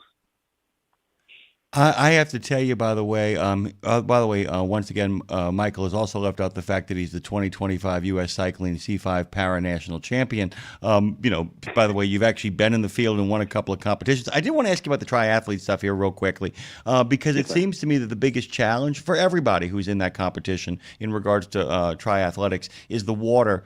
Is the water aspect, right? I mean, swimming is a component of what we're talking about here, and that's it's a difficult adjustment. Look, Jim Abbott was born without one of his hands. He also was born with a major league arm. There's no adjustment for Jim. Jim never knew a world where he actually had an operating hand. So all he knew was that he had a major league arm. So when the Cubans tried to bunt on him, he'd been doing it his whole life, threw out 3 of them at the top of the Olympic Games. The Cubans came to the top of the dugout, applauded him, and on the game went. You're having to relearn the world. How do you go about relearning swimming? I mean, how do you do that so that you can swim competitively? I mean, of course you can float. You got great core strength. You can do that in the water. But how do you competitively swim when you've lost an arm? How do you learn to do that? Yeah, the crazy thing is I didn't even know. I knew how to swim, but I didn't know how to swim before I lost my arm. And like I said, that was just one of the things that was introduced to me as a part of my rehab. And I've always been that person. If you put before me a challenge, I want to not only do I want to do it, but I want to conquer it. I want to master it. I want to become great at it. So, it was. Trust me, even to this day, I'm always learning. But essentially, I swim like everybody else, freestyle. I just do it with one arm, and I have to be very efficient with my technique. But I just do it, man. I don't even know sometimes, like when I'm swimming and me and a friend or Dan, if we're swimming in the pool for like an hour or so, like when I get done, I have to sit at the edge of the pool and just be like, I have no idea how I just did that, because it's tiring because you're doing everything with one hand, so it's twice the amount of effort. I'm gonna make you laugh here. I think you're doing it in honor of. I think you got so good at swimming in honor of the naval corpsmen. I think you said, I'm going to honor these Navy guys who actually stepped in on the road and actually really master this down. Speaking of Navy people in the chat, our good friend Trucker Bosun, who is a naval veteran, says, you have an inspirational story, brother. Thank you for your service. If you guys want to ask Michael questions, don't hesitate to drop in on the chat and just fire one away. We'd love to hear from you. Okay. So can you talk a little bit, we'll go back to your military service here. So once you go back to active duty, can you kind of talk about what your assignment was, how they managed to maintain the active duty? Because, like I said, I can imagine there's a number of places, and given a bright man you are, there's a number of places where you could thrive as both a recruiter. There are a number of desk jobs you could have, but here you are not behind a desk. I mean, living your best life. So how did you kind of do your military career in the aftermath? Yeah, so it's really, man, every time I talk about it, and you're asking some of the questions that I've been asked, but you just ask them in a different way. And so, you just made me kind of go back down memory lane. Yeah, I think when they granted me the opportunity to just stay active duty, nobody knew what that was going to look like. I didn't know what they was going to look like. At the time, Command Sergeant Major Tabitha Gavia was one of my saving graces. She's the one that allowed me to stay on, but I don't think anybody knew what that was going to look like.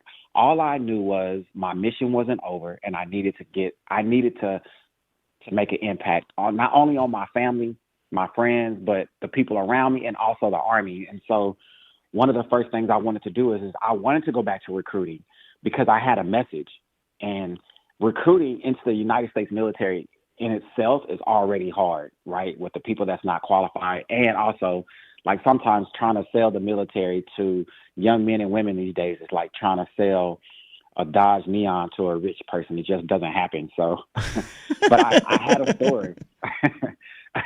I had a story, and I wanted to share that, and I wanted to be as impactful as I could. So I chose to go back to recruiting.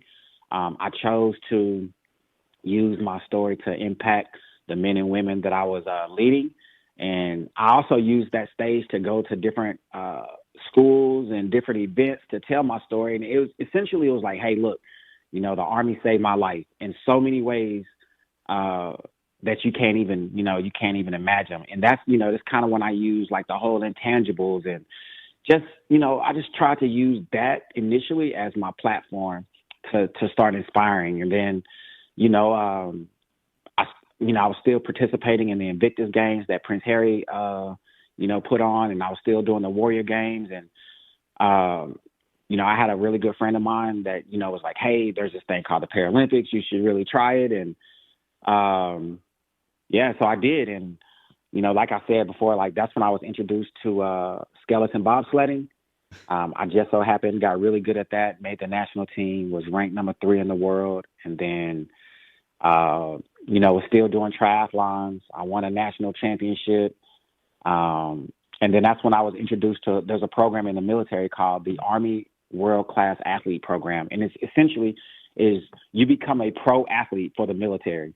And each branch has their own version of it. Just the Army happens to have, I would say, not trying to differentiate between the branches, but the Army happens to have the best one because it's the biggest branch. And so we have more athletes and we send more people to the Olympics. But my job for the military, for the Army, was to represent the Army not only as a soldier, but as a Team USA competitor, which in my head, like when I first lost my arm, I never thought that would be something I'd be able to do.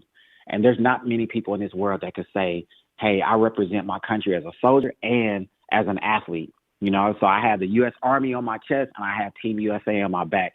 And I would say year to date, that's probably that's top 5 of one of the, biggest accomplishments I've ever done in my entire life, man. And, once again, that's just one of the things that the Army provided for me. And that was a part of my career, so for, 6 years, 7 years, that's what I did, was compete and travel the world on behalf of the United States Army. We got to wrap it up here. I just want to tell you, by the way, the Army is his shield, and the USA has got his back. Michael Dream Chaser is with us, Michael Dream Chaser Smith. I just want to say thank you. Is there any place where you want to direct people to socials or anybody you want to tell hello to? You got about 20 seconds left here, my friend. Really appreciate it. Yeah, so absolutely. My Instagram is, where people can find me. If you look up Michael Dream Chaser Smith, that's my Instagram. And once again, I appreciate you having me on here. It's an honor, and I just appreciate my family and friends for all their support. And none of this is possible without them. By the way, guys, do some inventory of your own life and decide what you're going to do next. Follow Michael's lead and chase the dream. Michael, thank you so much, sir. Thank you for your service, and thanks for being out there kicking ass on behalf of the USA in the Paralympics. Thank you, brother. Thank you. We'll be back on the other side talking Mercedes here. Dre, buy me some time. I'm going to go get some coffee, okay?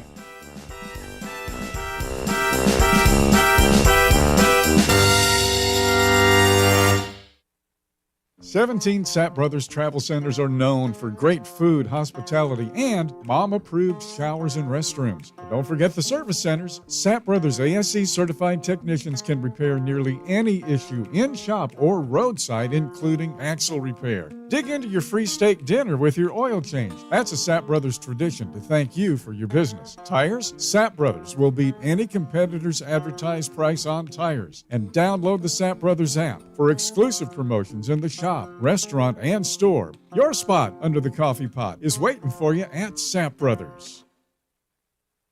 At Radio Nemo, we believe in finding your tribe, your people, your gang. But you can't find your gang unless you find yourself, and you can't find yourself unless you write, right?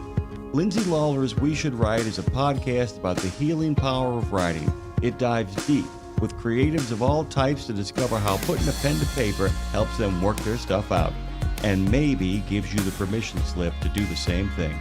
We Should Write, live at noon in the center every Wednesday, and then everywhere you get your podcast. Go to RadioNemo.com and learn how to write yourself to healing, creativity, and clarity. Right? It's Friday, Friday, Friday, Friday. Exceptional value and exceptional values. That's Bennett Trucking. A core commitment of faith, family, and freedom has driven Bennett to being the leading provider of innovative, integrated transportation solutions, both at home and abroad. Bennett's values are not just compatible with providing high-paying jobs and unmatched customer service. They're inseparable. If you're looking for an employer or a partner who believes the best business model is being a model citizen, then Bennett Trucking is the place for you. Go to BennettIG.com and find the folks who share your values. Back to Road Gang Radio with Jimmy Mack, Lindsay Lawler. Give me a minute, y'all. I'm coming. And you, because if you're listening, you're in the gang. Take it away, founding member Phone Master Dre. Oh, that I can do because we are live from the House of Degas, also known as what, Jimmy? Fastport Studios, by the way. And we were so kind of enamored with Michael Dream Chaser Smith. Legend. Legend. I mean, the man is a legend. We got to start spreading stories about dudes like that. Dudes and dudettes, by the way. There are so many dudes and dudettes in that particular story, the people he gave shout-outs to. This is a true story out of England once. There is a guy who was the victim of a hate crime attack. Soccer player. Got the living hell beat out of him one night going home from a party in England. And he literally was on the ground, laying on the ground. And when the EMTs finally arrived and put him in the back, he says, "Where is she?" And they said, "What do you mean, where is she?" He said, "Well, the woman." "What woman?" He said, "I took this terrible beating. I was lying there. I was bleeding out. I knew death was creeping in." And he said, "I felt my head lift up and go on somebody's lap." Yeah. And there was a woman who continued to say, "Hold on. You are a child of God, and you are loved. People are on their way to help." And they never found her. Never found her. Never found her. And, you know, the people who who say that there are people who, when they have near-death experiences, remember somebody being there and getting them to the other side. There's a lot to suggest that she was there. I mean, somebody called that ambulance, somebody called EMS services, but whoever she was, she just walked back into the ether and never came back. A moment in that story where he had both the presence of mind to tell her where the tourniquet was after her pause, and then him trying to tell her what to do next, and she's like, "I got you. I'm a Navy corpsman." A Navy corpsman in Nashville, Tennessee, at the scene of an accident where a man had been thrown from a motorcycle in the middle of the road. A physical angel. And by the way, you know why he was able to see her that night? When he was run into, why he saw the woman who hit him? Yeah. The glow on her face. I wanted to ask him that, but there was so much else to that story that's kind of amazing to unpack. There's a really cool moment in the movie Bullet, where during the famous car chase, it's a daytime shot, but we see that Steve McQueen is actually driving the car. He does have a stuntman for certain things, but we see that McQueen is driving the car. He insisted that a light be put under the dashboard, Dre, to light his face up enough so that audiences back when Bullet comes out in the late 60s would see that he actually was driving the car. One of the great giveaways is that if you have an intense light on your face while you're driving at night, you're basically telling everybody else the phone is more important than your life. That's funny because it's like that's one moment in that movie I remember. I don't remember a lot of that movie because that was one of the ones that I saw with my dad back when I was in high school because we went through a just spiel of a bunch of movies that he wanted to check out or here and there when the weather was bad, and that's one that's in my Amazon wish list. I need to check out. Buddy. Yeah, you got to check it out, by the way. And the soundtrack's amazing. Lalo Schifrin is the guy who actually did it. He just passed away this year. And if you hear his soundtracks, Andre, it is. You know what else he did? Dirty Harry. I mean, basically, if it's California or New York in the 1960s, late 60s, early 70s, he's your guy for like groovy, detached detectives. He's the guy that does it. If it's paranoia you're looking for, it's Michael Short. Well, you maybe go down his whole discography whenever, I think it was I remember he passed away. I made the announcement that he passed away on the weekend show, and so I'm going to give this guy a listen. He's terrific, isn't Dude, he? he's awesome. And then I went down his whole thing, and then I use a lot of his music for different instrumentals for situations that we were doing interviews or whenever I just wanted to throw in just some groovy little like creepy music for whatever scenario we had or whatever guest. So thank you for introducing me to that. If you ever, I always say that, that Spotify and playlists in general are a great way to return to the past. Yeah. A wonderful way to return to the past. And if you ever want to kind of put yourself in a place where you go back to a better time and are kind of, being despondent that you can't go there, I say take the time, mindfully, do your mindfulness, and patiently put together a playlist. The best part about this now is that you don't have to be like a musicologist or a research specialist. If you get one or two songs that you like and you start a playlist, a lot of these platforms will begin to say, listen to this, listen to this, listen to this, and you can find a lot of groovy stuff. Well, speaking of listening to this, the situation I just went through with I thinking, oh man, something's up with my dad. He called me, call him back during the break, and he's like, oh, I must have butt dialed you. Butt dial. You know what that worked out to? They're listening right now. So I'll give a shout out to my sister Sandy and my dad Joe Thibodeau, and that is a beautiful thing. Welcome to Road Gang Radio, family of mine. And by the way, welcome to Road Gang Radio at the Edgar Degas House over here in the city of New Orleans. And this is a double barrel. Thank you. Thank you, by the way, to our friends at Fastport for providing us with this great studio. Thank you to them for the Fastport Focus. We do it every 100%. Friday, the Friday Fastport Focus, where we talk to people like Michael. So much of that is made possible by our relationship with Fastport. Really quickly, they're solving America's toughest recruiting and workforce challenges. They do it through research, technology, and people. Thank you, Brad Bentley. Thank you, Dave Harrison. Thank you, Gina. Thank you, everybody over at Fastport. We're going to be joining them over at the Vet Ready Summit in under a month. From registered apprenticeships to veteran readiness, you can learn more at fastport.com or nationalapprenticeship.org. And speaking of talking to people, what's that number? 615-292-6366. 615-292-NEMO. Give us a call because we have we got about 15-20 minutes until we get to Lindsay Lawler's in town. Lindsay Lawler is in town. She never leaves town. She's just in a different town, by the way. Actually, she goes a lot of places. The California Department of Transportation, by the way, is considering eliminating the truck ban on I-580 in Oakland over pollution concerns. Currently, commercial trucks over there are banned on the stretch of Interstate 580 through Oakland, California, to San Leandro, California. This forces semi-trucks to use nearby Interstate 880. Many of you already know this, which has increased pollution for residents along that route. Everything has an unintended consequence. Now Caltrans is studying the potential effects of eliminating the truck ban on I-580. According to ABC7 over there in California, people living along the I-880 corridor have high exposure to pollution. You think you're driving every single piece of traffic that could actually be using the other one onto one corridor, and have more frequent asthmatic health issues compared to people living along I-580.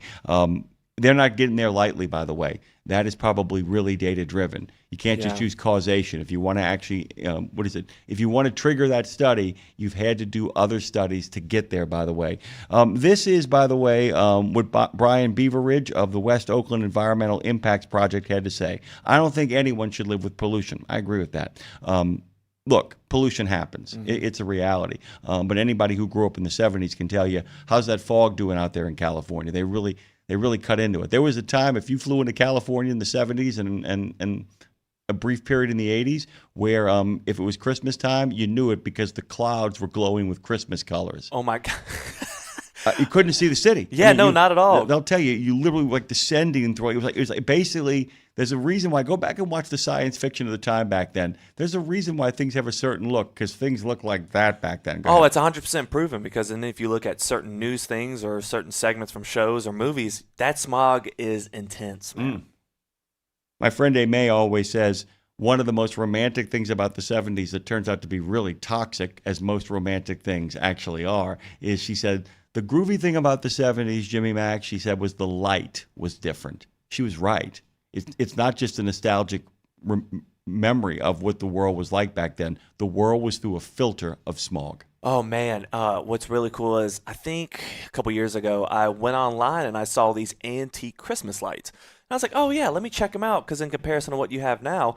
And, dude, I put those on my Christmas tree. It felt like the 90s again. Let me tell you something, man. Those lights from the 70s, 80s, and 90s, it's a Manfred Mann song. Actually, it's a Manfred Mann cover of Bruce Springsteen's song, Blinded by the Light, Wrapped Up Like a Deuce, another runner in the night. Let me tell you that right now. Okay, there's billions of dollars being spent in California to reduce the pollution of trucks and freight systems to get zero-emissions trucks. According to Brian Beaveridge of the West Oakland Environmental Impacts Project, it's just not moving fast enough. Other residents in the area worry that allowing trucks on I-580 would worsen congestion on the interstate.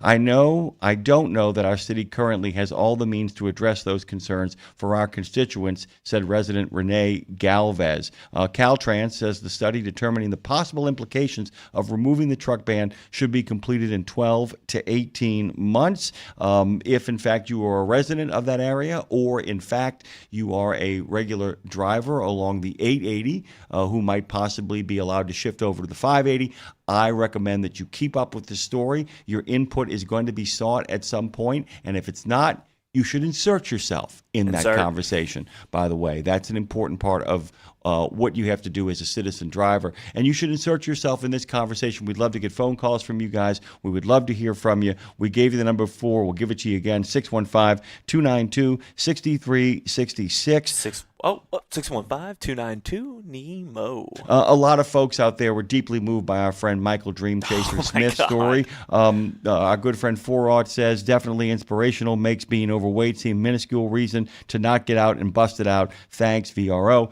Hey, man, Foraught, the world awaits you. I would actually direct you to a guy who's worked in the supply chain for a long time. I don't know if you know him, Dre, or are friends with him on Facebook. Stephen Kane. Do you know him? So, yeah, he used to look like middle-class dad bod dude of all time. He now looks like a heat-seeking missile. I mean, he's a marathon runner. He's a triathlete. He's a mix it up and get it in and get it done. This is why, by the way, the Project 61 thing is so important. And we'll get to the phones here in one quick second. Thank you for your patience. Is the fact that, look, you don't always have to be in the kind of shape that Michael is in or some of our friends are. I'm actually going to give a shout out to myself, Dave Nemo, and Phone Master Dre here. We are in good enough shape that if we make the decision to go to the next level, it isn't a dream. Yeah, and that's fair. I would take your word for it. I mean, you would agree that literally, if Dave decided to do that, if I decided to do that, what's the joke we made? I think it takes you about a month and a half. It takes Dave about 2 months, me about 2.5 months, in regards to being like that guy. Well, veins in your neck. Dude, honestly, you're that type of guy that, hey, you've done it. You want to go do a certain event, you want to go do a certain marathon or whatever, you just want to go do something active with your friends. You can go and do it, and you're not over there like, just surrender me now. Well, and the other thing is, yeah, exactly. That's exactly it. Because the other thing is that you can also tear it up occasionally. That's the other thing too. You know, I mean, you shouldn't tear it up every night. But if you are literally in that kind of shape, your body's ability to handle one excessive meal, your body's ability to handle one night, safe night, designated driver, or staying in one place, having one too many cocktails, man, you burn that stuff off, man. It's gone. Dude, I haven't quite got it to where I got my schedule back like I did before we moved here. And it's excuses. I just need to sit down with it and figure out time or whatever. And I will. But, man, I have been doing that walk every morning. And anytime I want to jog in the morning, my shins and my other parts of my body being like, dude, you haven't done this in a while. Stop being an ass. You need to chill out. No, I mean, that's the other thing, too. The hardest thing is, the only thing hard about getting in shape late in life, the only thing, there's so many things. If you've been in shape before, people say, well, you got great muscle memory. You do, but But as you get older, the whack of the soreness after the first couple of workouts, you have to get through that, man. It's a bad scene. By the way, we'll be telling you about Mark Schwemmer's most recent story over in Landline in a second here, but we got phone calls. Let's go to the phone. Who do I got? Oh, man, I have a feeling I'll think of something else later. Bruce Almighty, how you doing, How you doing, brother? Oh, adjectives are hard. I was waiting for it. I was going to say something kind of rude and not good for radio, but this radio. Hey, buddy. Go on, buddy. What's happening? Oh, go on. French Toast Friday. French Toast Friday. A little French Toast Flapjacks Friday. Here we go. Every time I hear your name, I just want to quote the movie, man. Every time. Every time, man. Every time. Why not? Smite me, oh mighty smiter! There you go. Well, I kind of wanted to give a shout out to my son on his birthday. Well, happy birthday. Celebrating it this weekend. It was actually on the 6th, okay, but he wasn't in town. He's learning how to drive a truck also. So, but we're all home this weekend, so we're celebrating all weekend. Outstanding. Big 26. Oh, that's a great age. 26 is a great age. 26 and 27 are a great age. Matter of fact, I think that I think all the 6, 7s in your decades are a great age because you are not quite yet the next decade. But at the same time, you don't feel old. If that makes any sense. It's like you're not close enough. If you're 46, you're not close enough to 50 to feel like, I'm going to be 50 any minute now. No, you're not. But at the same time, you're like, once I hit 50, I start a new decade, which means 1s are coming and 2s. And that's always a really groovy thing as well. Great age. 26 is a great age because it also means, as you probably know, although I know you love your son dearly, fully formed adult. At that point, you actually have all the brain chemistry you need to be a sane member of society. That's the absolute truth, man. 26 is a great age. And it comes off my insurance. Ah, there you go. There. Only medical. I'll keep him on the auto, I guess. That's really smart, actually. We'll do the tradition. You know, we go out to a little Japanese steakhouse. And then he wants all the family to go to a movie. So, okay. And then this is a weird one, but we go to the Dollar Tree. And he has to get next year's calendar. And then he'll just pick up a bunch of just trinkets while he's there. I'm like, that's like a little tradition we got. Hey, man, that's not weird at all. He's saving money, and I can respect that. You know what I'm saying? I don't think it's a weird tradition. No. And by the way, the Nemos would be like, Dollar Tree, let's all go over there, man. Day at the Dollar Tree. I have to tell you, by the way, the number of people who don't know how to properly either decorate a home or stock a home, who don't understand that a good day of grocery shopping involves a trip to the dollar store, the Dollar Tree. Absolutely, because definitely. You can stock houses with it. You can make your house nicer with it, especially if you're an eclectic kind of person. All kinds of groovy stuff. The Dollar Tree is the truth. Oh, dude, and especially the holidays. Beautiful. Oh, yeah, man. Great backup plan. And I thought of the little fat boy tuba player yesterday, although he was playing the trumpet, and you'd probably have to go listen to the song Pump It. You know, Black Eyed Peas. Oh, Pump it louder! Yeah. And he was going, and it just kind of popped in my mind. I said, "Oh, the fat kid playing the trumpet." It was so funny. I was like, "Oh, I love that." I didn't even think about that, but it's like I have to tell you, that little boy that night. I actually can't point to many things that have what I call accidental inspiration, and I don't know what it was. I had had such a bad year up to that moment in that particular frame of time. I mean, one of the worst years of my life in regards to both where I was as in a financial situation and where I was as a human being. I swear to God, that little boy played that trumpet, and that group of middle schoolers stood up and played Donny Hathaway's Christmas song this Christmas. Oh, man. That's awesome. And you have to imagine, they had a little girl, like, remember in Love Actually when the little girl sings Mariah Carey? They had a little girl who sang with a little boy. They did a duet of Donny Hathaway's Christmas song, and they gave you these big mugs of hot chocolate. You know those big giant marshmallows? They put it on top of it, okay? They put it on top of it, and when they did that, Dre, what is that sound? I think that's him. What's going on with that? Are you still there, Bruce? Are you there, Bruce? Well, it keeps going beep. Okay. Well, that's me because I'm cutting out the background noise. Anytime someone hears the beep whenever they're on the line, that's me just muting it because you got some background noise. You're all good to go. So they had the big giant marshmallow that fits inside the entire cup. You know what I'm talking about? And I sat down and those kids played that song. The next day, I got a phone call from my friend. who actually had gotten me a contract for a ghostwriting job for 4 weeks for $5,000, all of it up front. And then the next day, a friend of mine called from New York and said, "Hey, you want to spend a week before Christmas up here?" And I took it, and everything at that point, the momentum shifted. Just in about a year or so later, I met a young woman named Claire Marie. That's how that year ended. So that's the kind of stuff nice, you know what I'm saying? Nice, what we're talking about. And all because of the fat tuba player. He's a trumpet player. And if no one knows who Claire Marie is, that's his wife and AKA David. Oh, yeah. Yeah, I think everybody. You're behind. Yeah, I think anybody listening to the show, unless they're dropping in right now cold and mass tag, you never know. You never know, new callers, man, new listeners. Welcome. Long-time listener, first-time caller. Brother, it is good to hear your voice. So we got the birthday party. We're going to the Japanese steakhouse. Is there something you're going to get there in particular? What you looking at? Ooh. Oh, just whatever they fry up in front. We might get some scallops, maybe and steak, of course, steak and scallops. You better catch that shrimp in your mouth. If you don't, you're no friend of mine. Yep, you're right. You're exactly right. By the way, are you a Rick and Morty fan? No. No.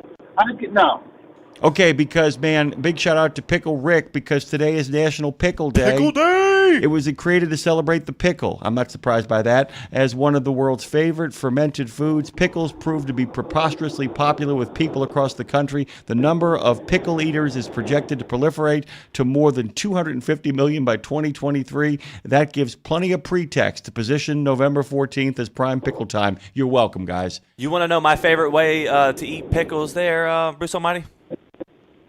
Fried? On a cheese pizza, dog. Really? Woo! Michelangelo did it in a Ninja Turtle, so I had to too. By the way, the only thing my big pickle go-to is that mustard, pickle, onion, raw onion on a hamburger. That's my idea of the high country. Thank you, by the way, Bruce Almighty. You get one more thing to say before you get out of here. What you got? Well, everybody have a great weekend. We'll see you next week. Yes, you will, by the way. We will be here next week on Monday with Nemo Nation, by the way. We got we got so in the weeds. I said we were going to talk about Mercedes when we came back on the other side. It was my hope to preview the book, but Michael was so inspiring, so many great comments, so many good phone calls this morning that I kind of lost the thread. Don't care. It's Freaky, Feisty, Flinty Friday, which continues as a tradition from the Dave Nemo Show and is now part of Road Gang Radio. Say his whole name, because I just want to hear you say his last name. No. Say the guy with Mercedes. I want to hear you say his last name. What's that? Matt DeLorenzo. Oh, DeLorenzo. By the way, speaking of names we love saying, Lindsay Lawler. Say it there 3 she times. is. Say it 3 times. Lindsay Lawler. Lindsay Lawler. Lindsay Lawler.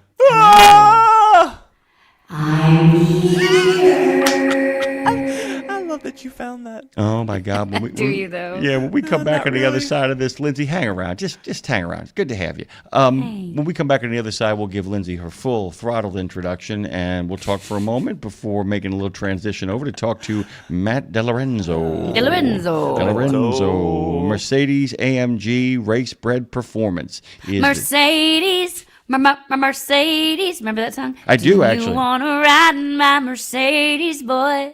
Tell me what you're gonna do. Go on. No, it's okay. What's really funny is, by the way, just ask ChatGPT or any kind of AI program, how many times does a Mercedes get mentioned in a song? Ooh. Probably in a lot of rap songs. In a lot of songs, period, man. It's like not you'd be as much surprised. as Bugatti. Ooh, Maren Morris, 80s Mercedes. Great song. Who didn't think to rhyme 80s with Mercedes until Maren Morris? Nicely done, by the way. It's almost as good as Get Your Goomy and Gloomy from the wreck of the Edmund Fitzgerald, by the way. Almost. I think I think that would be a great, by the way, podcast conversation. You'd have to let people know it's coming, but to kind of give them a prep up and say, what are the greatest rhyme connectives? What are the greatest connectives and rhymes in song lyrics? Ooh, I like that. 80s Mercedes is a good one. 80s Mercedes is a good one. Like I said, Get Your Goomy and Gloomy are really, really good. They really work well when the rhyme either is incredibly clever or when the words that actually only rhyme but actually connect and are essential to the same thought. That's when it really, really lands. And if you can I'm gonna say you can find a lot of it, and just Eminem. Yeah, and I don't mean the candy. Eminem, and then who sings "Sunny Side of the Street"? Van Morrison.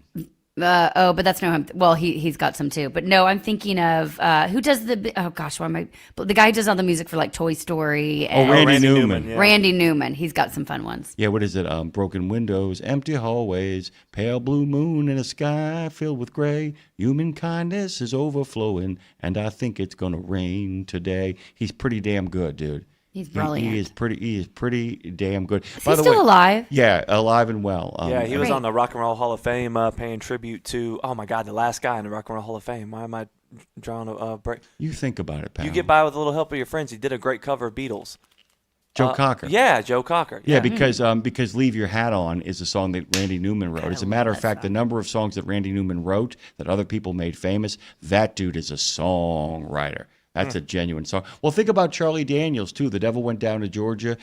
He was looking for a soul to steal. He was in a bind because he was way behind and he was willing to make a deal. And steal and deal, simple words, but the connection between them, it actually seals the deal, as it were, which is really kind of groovy and cool. As it were. Yeah, I mean, it's the good stuff, man. It's the good stuff. Friday's the good stuff, too. Sorry I came in early, but you didn't have a guest, so I was just like...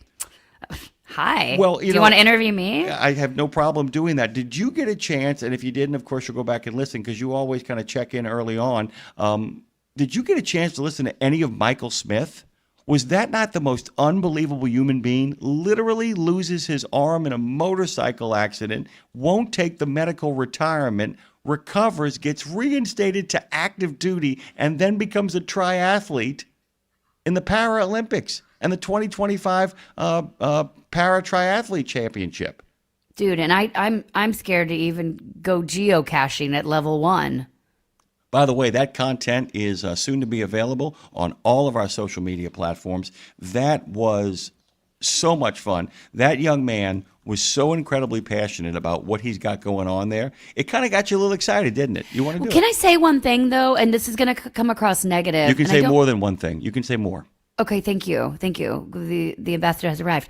I have to admit, I left that interview more confused than before he was on. Now, I think it was, he said he had so much to say because he's so passionate about it. If you're into geocaching, 100%, like, you will love this interview.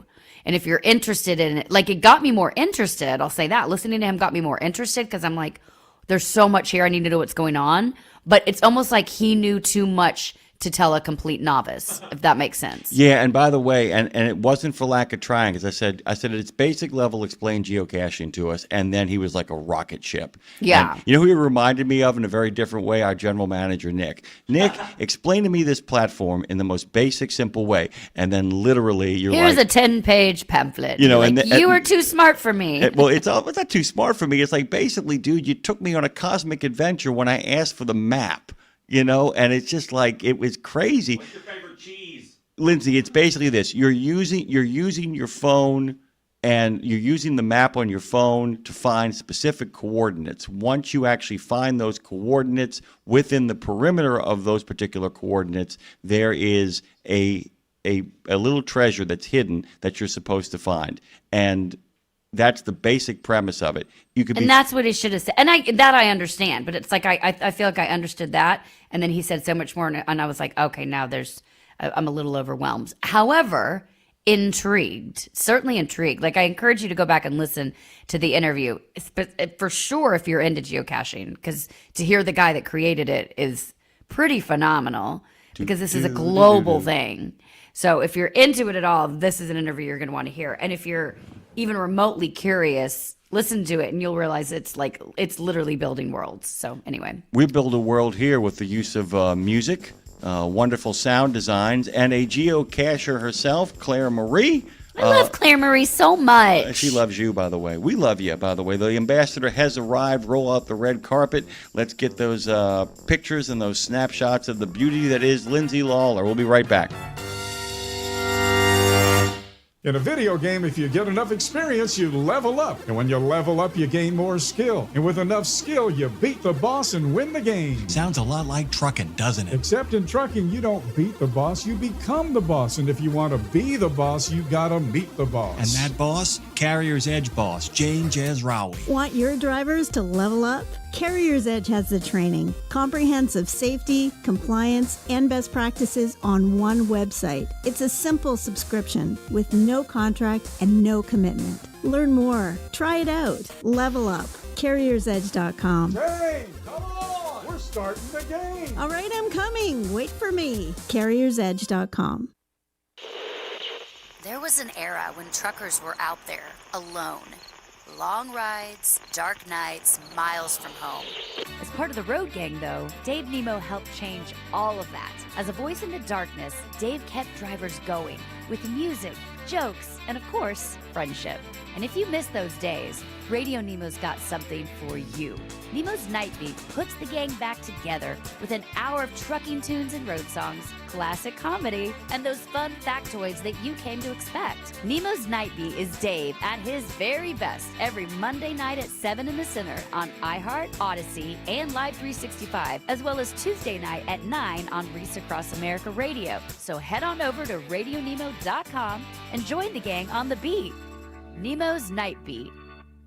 St. Christopher Truckers Fund provides free health and wellness programs for drivers to help prevent some common medical conditions seen in the industry. These programs include diabetes prevention, Rigs Without Cigs, a tobacco and nicotine cessation program, Healthy Habits for the Long Haul, a 12-week total body wellness program, a vaccine voucher program that includes free flu, shingles, COVID, and pneumonia vaccines, and GPS, Get Preventative Screenings. That includes free at-home cancer screening tests.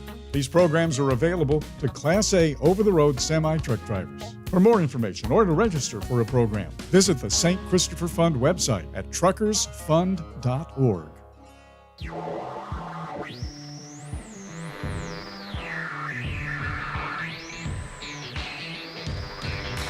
Road Gang Radio. We've talked about making a living. Now let's get a life. It's Jimmy Mack and Lindsay Lawler with the best stories, the ultimate road trip, the concert of a lifetime, and a home when you're not at home.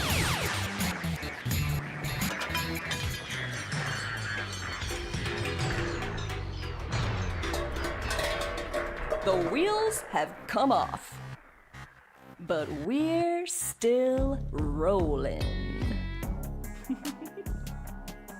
Immediately after this wonderful show, and we've actually gotten a chance to onboard Lindsay. I love saying the word onboard. It just feels so corporate. We've actually welcomed Lindsay in the last half hour. So thrilled to have her. Lindsay. You didn't welcome me. I shoved myself in. Well, I mean, when it comes to you, there is no difference. Trucking with OIDA this week has been really terrific. It has been very veteran-centric, and anybody who heard Michael's interview knows how much the people who served are important to us. Important to us for two reasons. One, thank you for your service. Two, many of them point the way to a better future for trucking as we move into the 21st century, into the newfangled technologies. The expectations are going to change. We need people who can improvise, adapt, and overcome. We need people who actually follow the principle of the objective. We need people who can actually, in many ways, do the workplace equivalent of a triathlon. They continue that focus on veterans today on Trucking with OIDA. Jennifer Siebold, the executive director of the Veterans Community Project in Longmont, Colorado, knows the struggle too many veterans face all too well. She dedicates herself each and every day to helping. That's what the Veterans Community Project does, and that's why OOIDA's Truckers for Troops campaign has dedicated itself to supporting that nonprofit. Jennifer is going to walk Scott and Ashley through how you can as well, and the difference even a small donation can make. Then Lee Cooper, Veteran Service Officer for the Larimer County, Colorado Veteran Service Office, is going to be joining Scott and Ashley. His job description is both simple and complicated. Simple in that his day-to-day is dedicated to helping the vets in need, but complicated because providing that help is often accompanied by, wait for it, bureaucratic red tape, which is the bane of B.J. Ganem's existence, and headaches. It's enough to make you feel helpless, but luckily there's an antidote for helplessness. Action. And that's what Lee Cooper is going to be focused on when he joins Scott and Ashley on another edition of Trucking with OOIDA coming up immediately after this show. RadioNemo.com, Road Gang Radio, Nemo Nation. We should write. Right? Do you like tater tots? I love tater tots if, in fact, they are crispy. No Yeah, soft yeah, yeah. tater tots. Oh, yeah, yeah, yeah. Really, really, really crispy Oh, on the yeah, yeah, outside and really, really, really hot and tasty on the inside. Yeah. That's what I'm looking for. Well, I ask because every time you talk about OIDA, which is a lot, Here it comes. every time we talk about OIDA, I want them to team up with ORIDA. Tater tots. My name's Tater. I'm muscular and tan. I'm sorry. I'm bringing it back. Yeah, I just need OIDA to do some work with ORIDA. It just makes sense. I mean, owner-operators need crispy tater tots. That's all I'm saying. Hey, I'm also wanted to let you know that I can speak from experience and tell you there maybe not a shortage as we think, as much of a shortage as we think in truck drivers, but there is a shortage in bus drivers. There is a shortage in bus drivers. You looked it up, didn't you? On my No, I know it because my bus for my kid didn't show up today. And we get a text. And by the way, my daughter said yesterday after school, Mommy, Miss Julie's going out of town. That's her bus driver's name. And I was like, that feels like a problem. And sure it was. At 6 a.m. I get a text, or 6:30 this morning, I get a text that says, whatever bus she's on, will be running 70 minutes late today. 70 minutes late because they've got another bus driver has to go do their full load and then come back and get this load of kids. So luckily I live in a great community because my husband's out of town and I'm on the air with you here right now, right when I would have been driving her to school. So luckily a neighbor took Freya to school. But first of all, it made me very sad for some kids that just have to stand at the bus for 70. Now I just got another update. Now it's 80 minutes late. Some kids just have to stand there because their parents had to go to work. Or some kids stand there because their parents didn't get the text. And it just made me really sad, but I also made me realize we need bus drivers. They don't pay them enough. There you go. It's the most responsible. It is the person that if I was in charge of their salary, I'd give them all my money. I'm just putting my child into my 6-year-old into a bus and sending her out in the world. Why are we paying these people pennies? Anyway. Welcome to the United States of amnesia, where we actually forget to pay the people who actually take care of most of the living and dying in this country. It's a house of madness, by the way. Welcome to Road Gang Radio. Welcome to Lindsay Lawler. Welcome to Jimmy Mack. Welcome to Phone Master Dre. And, welcome to...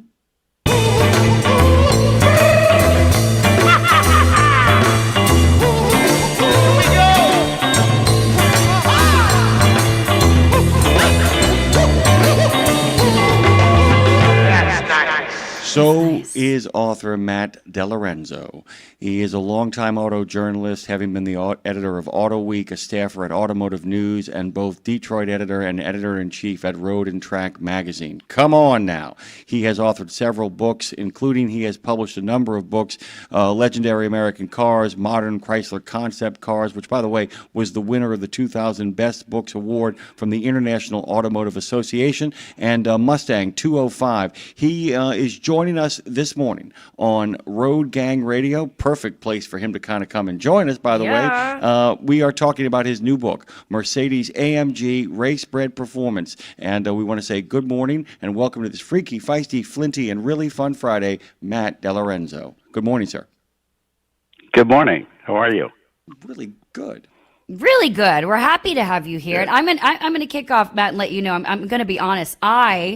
I'm not a car person. I wasn't a car person until I finally, a couple years ago, drove something I loved, and then I'm like, oh, I get why people are car people. But I do drive a little Mercedes because, if I'm being completely honest, I liked the badge. That was it. There was nothing more to it than I liked the badge, and I think that's maybe a lot of people. Not because I know what's going on under the hood, but your book actually made me realize that I may be accidentally sitting in a machine with a race car alter ego rather. And so I just got started to dive a little deeper, and it made me realize, like, when we do buy things passively and not really dive a little deeper what's going on. So can you walk me into this world of just kind of basic level, what makes AMG the unhinged side of Mercedes? Well, I think that's a really great point of view, Lindsay. So we see a lot of things that have badges, and you say, well, I want to get an AMG because it's the most expensive, so it has to be the best. The thing about the book is that it tells the story behind that badge. And it's really fascinating because it's about a couple of engineers who worked for Mercedes in the 1960s, and they wanted to go racing at a time that the factory had enough. They had gotten out of Formula One racing in the mid-50s after a big accident at Le Mans. They still continued to race in rallies and touring car, which were closer to the production vehicles they were doing. But by the mid-60s, there were management changes, and they decided that they no longer wanted to race. Well, these two young engineers, they were still, building race cars on the side and that kind of thing, and they left the company and started tuning Mercedes, which was unheard of at the time because Mercedes were perfect automobiles. And they actually built quite a reputation in building performance cars for both racing and the street. And they became so successful that Mercedes eventually bought them in 1999 and in 2005 turned them into the performance division of this legendary luxury brand. In many ways, they're heretics. I mean, the idea that I thought about that as I read the book. I said these maniacs are heretics. I mean, if in fact Mercedes is a religion, these are the guys who actually are creating this offshoot sort of radical version of a Mercedes. And for many of the purists, it's like, what in the hell are you doing here? And ironically, like all heretics, eventually, if you don't get basically run out or crucified, you end up actually getting to run the show to some degree. and I'm kind of curious in regards to pigs being able to fly. And of course, you make that joke early on in the book to kind of talk about the past here, about that red pig, because everything's got an origin story, and to kind of set up that development, which you track both in beautiful language but also in a gorgeous spread of a book. If you guys have an affection for any of this stuff or know somebody who does, this is a great gift for anybody who loves this world. It's a great thing to both kind of show off who you are, and it's a great thing to kind of spend some time with going through and jumping through and enjoying the text. Talk about your own experiences with these, but also talk about the origin point of this story. Sure. And, I really have to give a lot of credit to Mercedes-Benz because they opened up their archives to me. There's over 300 images in the book. And I went down some remarkable wormholes to find some pictures, especially back from the early days. And the car that you mentioned, it's called the Red Pig. This was in 1971. Mercedes themselves were their egos were bruised a little bit because car magazine editors were telling them that they were building cars for retirees and farmers and taxi cab drivers. So they had a big limousine called the 600 that had their first V8 engine in it. So they decided to take this engine and stick it in the what it was at the time the S class, the 300 SEL. And it turned out to be quite a performance car. It was dusting off 911s and all that. So it helped their reputation on the street. But an engineer tried to take the car racing at Spa in 1969, and the management got cold feet, and they blamed it on tire wear. But the morning of the race, the Mercedes withdrew the cars from the race. 2 years later, AMG was back with a similar car and entered it, and it was a big red 300 SEL, a giant car among racing against things like Ford Caprice, which were smaller, sportier cars, and even a Camaro with a V8 engine. And it was so big and fat and loud, people referred to it as the Red Pig. Well, this car ended up finishing second in this 24-hour race and first in its class. And that really put AMG on the map internationally in terms of being able to provide performance cars for both racing and the street. I want to take it from one more place there too, because the tinkering is what kind of goes on here. Because the courage, I call them heretics, and there's also a certain level of unbelievable courage here. We were talking about this in regards to baseball. Somebody made the comment that genius is figuring out what your purpose in life is, and then doing everything you possibly can to ensure that is all you do for the rest of your life. I mean, the idea of going where they went and doing what they did involved an incredible risk for their their own careers, because there's a good chance if this blows up in their face, they're never working again, right? Right, and you know, it's interesting. They set up shop in this old mill building in a town called Bergstall. The AMG also refers to the A as Hans Werner Aufrecht, who stayed with the company pretty much through its sale to Mercedes, and then Erhard Melcher, the M. He was the mechanical genius. He left the company early on, but he was associated as a contractor doing a lot of the engine engineering for Aufrecht. And the G part is Gross Auspach, which is the town that Aufrecht was from. But they had set up in this town called Bergstall in this old mill. And there's some pictures of this place. And they had lifts outside for the cars. They actually had a dirt floor in there that they dug a pit so that they could work underneath the cars. And it was because of these primitive conditions. And they also had their contemporaries, young engineers, moonlighting with them, helping to build these cars. The older engineers at Mercedes kind of treated them with contempt and called them garage tinkerers, or what we would call shade tree mechanics, because you know, they intimately knew the cars because they worked at Mercedes, but they were really turning out, you know, they were giving privateer racers these cars that were winning races.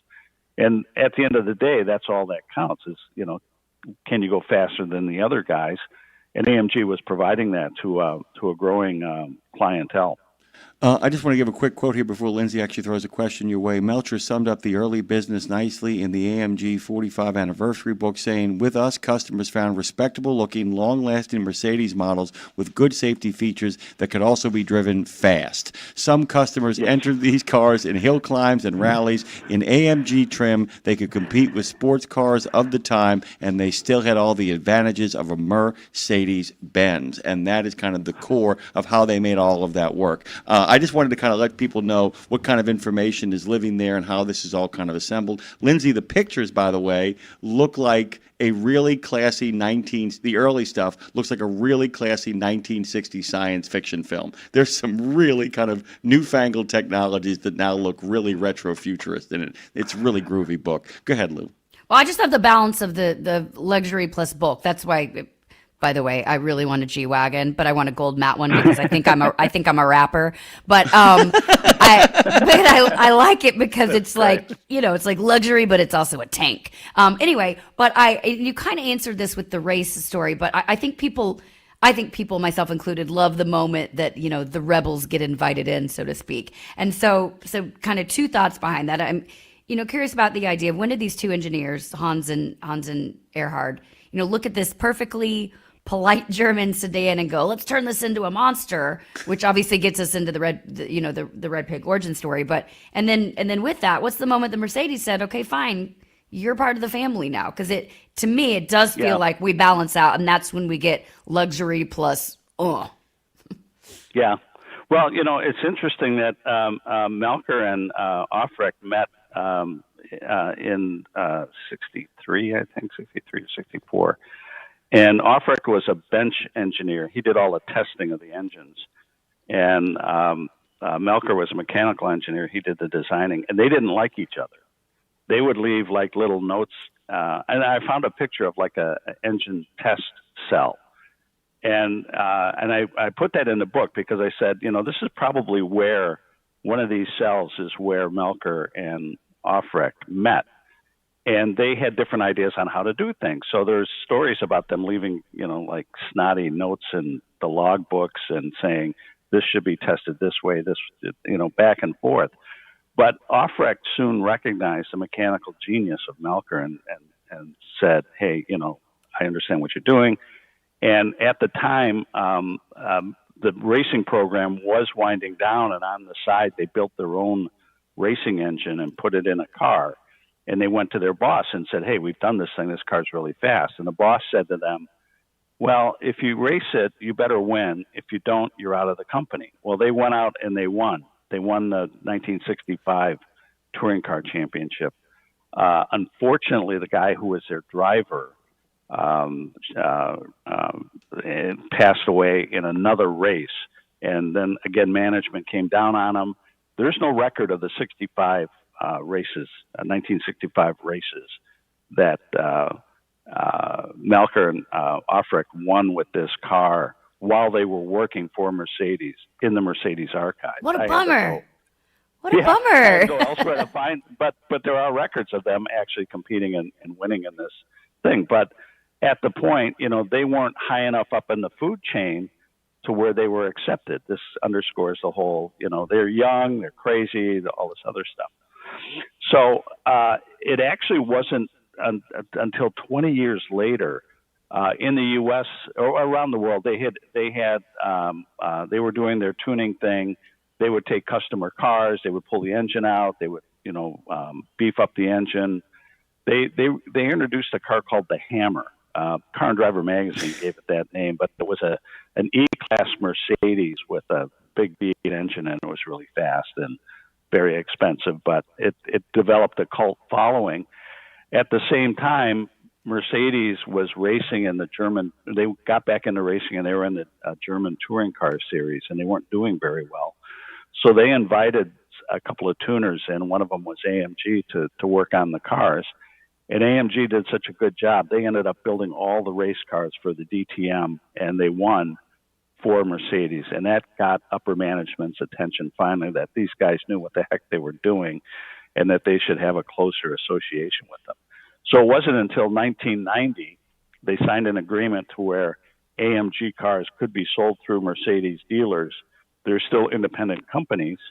In 94, they co-developed the C36, and then in 1999, Mercedes began the acquisition process and own them today. One of the things, Lindsay, that kind of moves through the book, too, is that people forget that, not our listeners, by the way, many of whom are not only over-the-road truck drivers, some of them actually haul Mercedes for a living. But what's really cool is that people forget that when you have a racing division or you have people that are souping up what already exists, it actually helps the overall performance of people who are just getting regular Mercedes. So many people who actually get a new car often be like, yeah, these tires are fine, but these aren't the tires I want. They really are at the forefront of helping people figure out what the best tires are, all kinds of other things that people, when they customize their own Mercedes, heretics, all of them, but they really are at the forefront of this, aren't they? That they help a lot of culturally at large Mercedes owners kind of figure out what they want to do to kind of amplify the performance of their just regular old Mercedes, right? Yeah, the owners of these cars pretty much are ambassadors, actually, for the brand, and in their social circles, they're the car guys and gals, the experts. And when somebody has a question, I'm thinking about buying a car, they look to these people and say, what are you driving and why do you like it? And, if it's got an AMG badge on it, you kind of go, well, that's really cool. And then they can actually tell you why that badge is there and why it's worth the money. So it's the people who find these cars and develop help develop the brand actually by buying them and using them is another important part of the story as well. And Lindsay, you're talking about the G-Wagon. That's one of their most popular AMG models, by the way. Oh, really? I was going to ask. Okay. They started tuning G-Wagons back in 1979 when the G-Wagon first came out. So, they were in business. They wanted to make money and they wanted to survive. So whatever Mercedes came out and you brought it to these guys, they'd do something to it. They'd yank the engine. They'd boost the horsepower.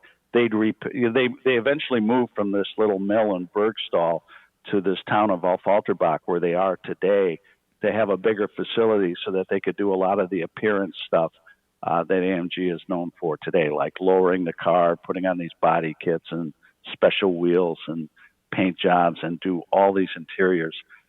There's a picture in there. One of my favorite cars is like an SL from the mid-90s that is all yellow. The interior is yellow. The wheels are yellow. I mean, they were in business to make money, and they'd give whatever the customer wanted. So, and they were very successful at it. I love that you said that they would bring it. You bring it in, and they would change everything. It reminds me, Jim, my favorite line from Father of the Bride. When they're looking at the wedding venue, comes in, he's like, "Oh, this is nice. It's perfect. We change everything. We change everything." That's what I feel like here. Exactly. And so for as Jim mentioned, a lot of our audience are are over-the-road truck drivers. A lot of them haul Mercedes, but so a lot of them will understand this. But for those men and women listening now, what should they know about AMG, that anything, as you would say, that translates from racing to the highway? Well, there's actually sort of 3 levels of AMG that you can buy these days. There's AMG line, which is just basically appearance stuff like wheels and tires, and they have a different grille pattern, sports seats, things like that. You buy that through your Mercedes dealer, and a lot of that stuff is installed right at the factory. The second level are AMG prepared cars that are like a C-Class, that type of thing. Some of them will have engines that are hand-built by a single technician in a Falterbach and installed in the car. And then the third level are cars that are specific to the AMG brand, like the GT and the GT Coupe. And then they built this one car. This is where the racing really crosses over into the road car thing. They built this car called the AMG 1. It's a hypercar. It basically adapted the Formula One engine to a road car. And they built a limited number, a couple hundred units of these things that cost over $1 million a piece. But that really... those cars are very rare, very collectible, but it really did bring Formula One technology to the streets, and it's a pretty remarkable achievement when you see one. I'm going to do my thing where I go to left field here for a second, so I hope you guys will. Jimmy Mack goes to left field. Thank you very much. There is a group of people, whether it is Arthur Miller or Drew Carey or whatever hipsters you see on television, those people who somehow manage to be cool while wearing Coke bottle glasses. I'm talking about those people who are so nerdy that they are chic. There's a thing about all of these cars that feels that way too. They feel like nerd cars that nonetheless are badass. And I kept thinking about it. I had to kind of scroll back through to find it. The one that had the checkered flag upholstery.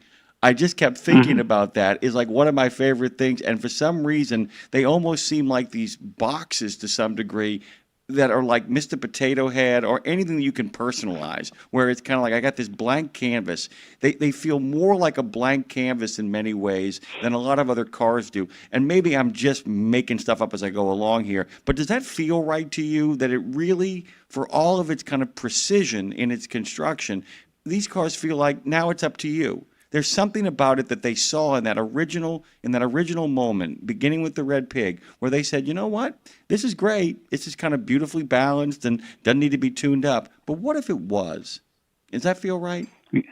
Yeah, I mean, I think that if you look at the 70s, it was when they started doing the personalization of the cars.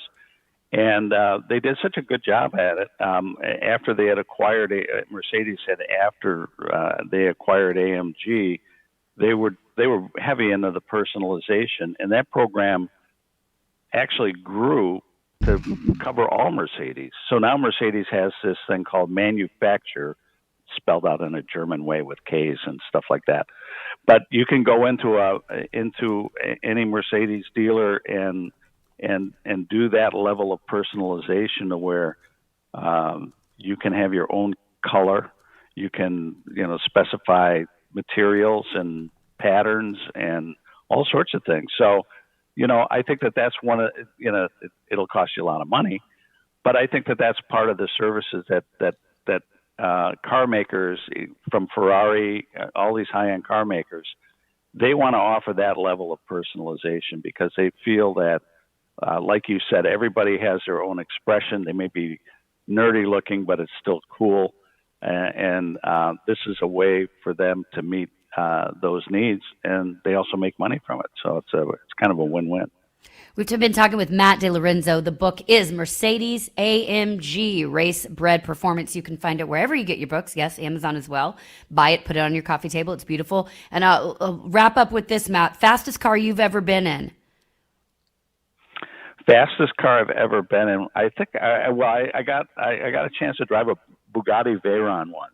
I didn't, it's like a 300 mile an hour thing. Whoa. Or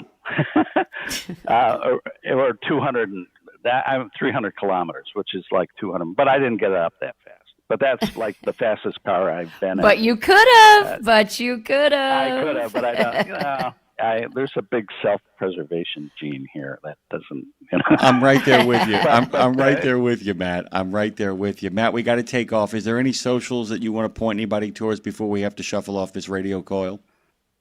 No, it's just basically go to Amazon. I do have a website called Tightwad Garage, which is another thing that I do, and the book is on there as well as other stuff that I've done. But basically, when it comes to my own personal cars, I'm kind of a tightwad, so I write about cheap cars as well. So I cover You'd be in the wrong business. You'd be in the wrong business if you weren't a tightwad. Actually, you'd be screwed. So good on you. By the way, Matt, next time, pro tip for after a magnificent interview, I only have one piece of criticism: always lead with Tightwad Garage. Author Matt DeLorenzo is a longtime auto journalist and the editor of Auto. Having been the editor of Auto Week and a staffer at Automotive News, and so much more. This book is wonderful. Mercedes AMG Race Bred Performance. Thank you, Matt. Thank you. I really enjoyed being with you guys. Take care. Really enjoyed Mercedes, Mercedes, do you want to ride in my Mercedes, boy? Yes, I do. No, I want you to get in my Mercedes. Y'all get in our car. It's the Road Gang. Join the Road Gang. We'll be right back. You know Castrol for passenger car oil and racing, but did you know that they're in the heavy-duty over-the-road market? Well, Castrol CRB Multi 15W40 and Vecton Long Drain 10W30 are now available at TA Truck Service Centers nationwide. This is the partnership in preventive maintenance. TA Truck Service and Castrol, offering you premium products and performance at great price points every day. Castrol, performance for the long haul, guaranteed. There are precious few nonprofits in the trucking industry, and even fewer that make a tangible difference in the lives of professional drivers. So thank goodness for the St. Christopher Fund. Since 2008, over 4,000 over-the-road semi-truck drivers have turned to the St. Christopher Truckers Fund when a medical issue took them out of work. The SCF steps in and pays necessary household expenses such as mortgage, rent, utilities, insurance, and vehicle payments. The SCF also provides free health and wellness programs for drivers. So find out how the SCF can help you, or help the SCF yourself. They'll turn your dollars and cents into that tangible difference for the professional drivers who need it most. Support our highway heroes with a donation at truckersfund.org. We're going where you want to go, so you can be where you need to be. It's Road Gang Radio with Lindsay Lawler and Jimmy Mack on RadioNemo.com. Listen, I'm not really a car person, but I like when we can find some common ground, bring it all together. That's what this show does. And I don't know of another show, Jim, and we're going to take, Chris is on the line, we're going to take this call, but I don't know of another show that's focused on so many different walks of life that all just sort of seamlessly come together. And it's funny, I get more excited about talking to people that, as opposed to being like, oh, we've got Angelina Jolie, I don't know, whoever, fill in the blank on the show. Like, this is the human interest stuff that brings together, that feels like attainable and relatable, and just the kind of people we're pulling together, that between you, me, and Claire finding for the show. Claire just does such a cool job with things popping up on the calendar that I'm like, I would have never cared about that on my own accord. But now I do. It's like expanding my own horizons. And I hope that's what it's also doing for everybody listening. So I hope you found us. I hope everybody listening, please do me a real giant favor. Just tell one person today about this show. That's it. We want to keep bringing the show to you, men and women, for free. We love doing it. I hope that shows. And we love being able to do it for you and with you, more importantly. So just tell one person about it, and that will really help us keep going. That was the sweet version of what I'm about to say. You're not a piggy bank. Everybody out there wants you to listen. If you're with us already, you know this. You're not a piggy bank. I was talking to somebody about this just yesterday, a guy who cares about drivers deeply. I am so sick and tired of you being a piggy bank. People simply saying we're a trucking radio show, parking somebody in front of a microphone and then hoping people call, or trolling around the guest list of other people does not make for a trucking show. Lindsay, also a trucking show where you're talking when you're on the air and just reading your social media, and scrolling the web, not listening to people when they call in and talk to you. Yeah, and having contempt. I've seen that in person, and I've seen the contempt that some people have. And as we've gotten further away from some of our old realities, I just feel like it's an important thing to point out. There's people that you listen to that don't like you. Let's just say that. We do. Sorry. And by the way, just to kind of let you all know too, and this is going to really, really land. I once made a joke that there was a person on our previous platform who stole guests. Just outright stole guests. Figure out who you had coming on, and he would book them before you did. And the powers that be didn't care. And somebody once asked me why we book so many books, why we book stuff about geocaching, why we would book interesting journalists who actually, where you had to read their article in order to actually have the conversation. And somebody said, why do you do that? And I said, because reading is something that human being doesn't do. And But you do it because they can't. Yeah, because they can't. We do it because they can't. You indemnify yourself to some degree. I say all of this, by the way, because Lindsay said tell one person about this, and I can't tell you how grateful, and I speak for Lindsay on this, how grateful I am to Lindsay as well, how we are to people like Trucker Bosun, Marshall, the tagging, Jerry Bowers for reposting our stuff. We've had people work for us who didn't share our social media. They don't work for us anymore, but we've had people who work for us who don't share our social media, and they've had to go. You guys have been so great about this. What goes on in that chat continues to grow. It was lit up like a Christmas tree before the show even got started. I actually did the opening with Dre, Lindsay, and then pivoted. I pivoted over to take a look at see who to tell good morning to, and it was just a stream of comments. If all we do for you is provide you that community, then we've done our job. If we do that for you, then we've done our job. I would tell you guys, what you can do, though, is you can share the YouTube channel on your social media and just write simply, hey, guys, just subscribe. Just subscribe. If you do that, if every single person listening right now does this today, shares the YouTube channel and says just hit a subscription button, you will help us as we slowly but surely grow this thing. We were talking last night. The monetization on YouTube is growing. That's a really groovy thing. And we are so thrilled to have people like Chris giving us a call at 615-292-6366. That's 615-292-NEMO. He called. Dre answered. He put him through. We said, good morning, Chris. How are you, friend? Good morning, Jimmy and Lindsay. Well, it's another day, another 10 cents. What can I say? You can say that. You said it. You can say it just like that, my brother. First of all, I'd like to, for everybody listening, I don't know if they listened to the other show this morning, but my mom is not doing well. I'm going down to see her this weekend and hope like hell she can last until Christmas, but I don't know. We'll see. She's really declining quickly. So, any prayers going up would be very, very welcome. Absolutely. Prayers that this remaining time she has here are as peaceful as possible for her, and you get enough moments for her that are still peaceful outside of the forced moments. So thank you for sharing. We will definitely be thinking of you, my friend. Well, thank you very much. I appreciate that. Now, on to yesterday, the guest you had that did the pet setting all over the world. Yes. Wow. That was just so cool. Right? Right? Okay, what he's referring to, in case you guys didn't miss it, this woman named Annie McCormick, and she, 4 years ago, she worked in corporate HR. 4 years ago, she decided she'd never written a book, but she liked to write, and she loved to travel, but she was like, I don't have the time, the money, et cetera, to do it. She sold her house, she sold all her possessions, and joined this. There's a service that you can join. Anyone can do it. It's kind of like a Airbnb type of thing. And she now travels the world pet sitting for people. So she lives rent free, and that affords her the time to write. And now she has written 3 novels, all because of that in 4 years. It's fascinating, the people she meets and talks to, et cetera. Go back if you need a little inspiration today. Go back and listen. And Chris, I'd love to get your thoughts on. Because, someone in the chat, and we all would say this, like, well, that sounds great, but I could never do that. What was your takeaway on that's cool as it pertains to anything? That's cool, but I could never do it. You know what? It proves that you can do anything that you want to put your mind to. Mm-hmm. You just have to decide to do it. And that's the tough part, deciding to do something. Yeah, and I'm going to add a little bit of a qualifier, and because I know what you're talking about, Chris, is that no, I can't become the center fielder for the New York Yankees.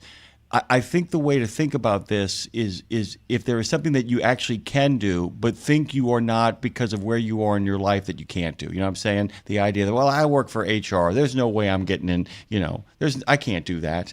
That's kooky. And I'm the practical one. Yeah, and I think it really is fighting the practical. And I don't think when we say chasing the dream, a lot of people, I wish there was a word besides dream, because often dreamer. Joy. Get your head out of the cloud. How about joy? Like we're supposed to find joy on the earth. Yes, that's exactly it. If you have access to joy and you can do it and you talk yourself out of it, you have made yourself a little bit poorer and you have dimmed the light inside of you. Yeah, you've said, I don't want to be happy.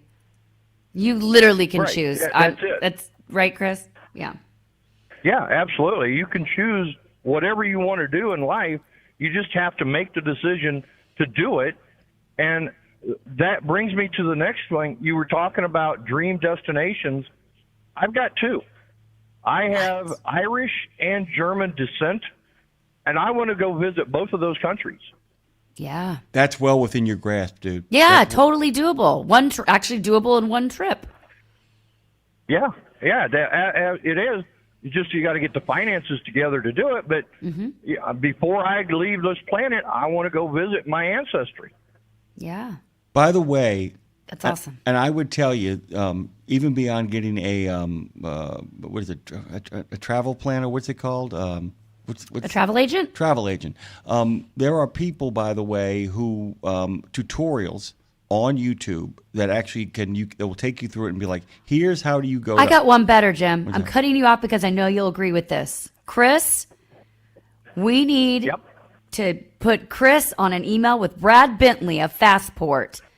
Brad Bentley will tell you how He'd to help do you. Ireland and Germany. He I'm would telling tell you, you. he's the president of Fastport, and he is the best traveler that we know. And if he just does it well, he does it right. He can tell you how to do it within any budget. I'm actually being serious. If and when you decide to take that trip, we will connect you with Brad Bentley, and he will tell you what to do. Because that's what we do at Radio Nemo. We put our partners and our sponsors and our drivers and our listeners and our company together. That's what we are good at doing, is putting people together. So you commit to us to say, I'm going to go, and we will commit to you to tell you how to do it right. Yeah, because Chris, and I'm going to go with Lindsay on this, because Brad and I have literally done trips where it's been like borderline like being in a mass tactical, and on the other side of it in luxury. But and that's, when you find a traveler, anybody who's willing to do that, that's a big thing too, because there are people who don't want to go places unless they can go large. But I had a friend of mine, he traveled Europe cheap, but he traveled with a big bank account. You dig where I'm coming from here, guys? Which meant that while he kept it really, really simple, he always had enough money in case something possessed him. You know what I'm saying? In case something really big was like, well, I'm going to do that. That's expensive. Yeah, but I didn't spend any money anyplace else. And by the way, advanced planning can get you cheap tickets. Often, rather than flying into Berlin, you might fly into Frankfurt. I don't know if people know this. There is a round-trip ticket from the city of New Orleans to Frankfurt. Round trip, $575. Wow, that's pretty good. If you actually here's another thing too, you can do this really cheap. To figure out the cheapest flight you can find in New York City or Boston, the cheapest flight, and then go with an international airline from Boston to Ireland. Check out the prices between Boston and Ireland. It is unbelievable how cheap you can find airplane flights. That's how I went when I went to the Saints game in England. I used miles on a Southwest plane to get off at Concourse B in Logan Airport, which was the same place as the International Concourse, and then flew from Boston to England. My total price round trip was $585. It can be done. Holy mackerel. It can be done. That's good. But it's knowing. So, Chris, what steps are... Oh, I'm sorry. It's knowing what, Jim? No, that's it. You got it. That's it. It's knowing. Well, so, Chris, what are the next steps? Because this is happening. We're going to make this happen. And you don't... The good news, Chris, is it doesn't have to be like, I need to do it next year. It can be like you just said, I just need to do it while I'm here on this earth. Obviously, we know we aren't granted tomorrow. So, like, what's the next step for you?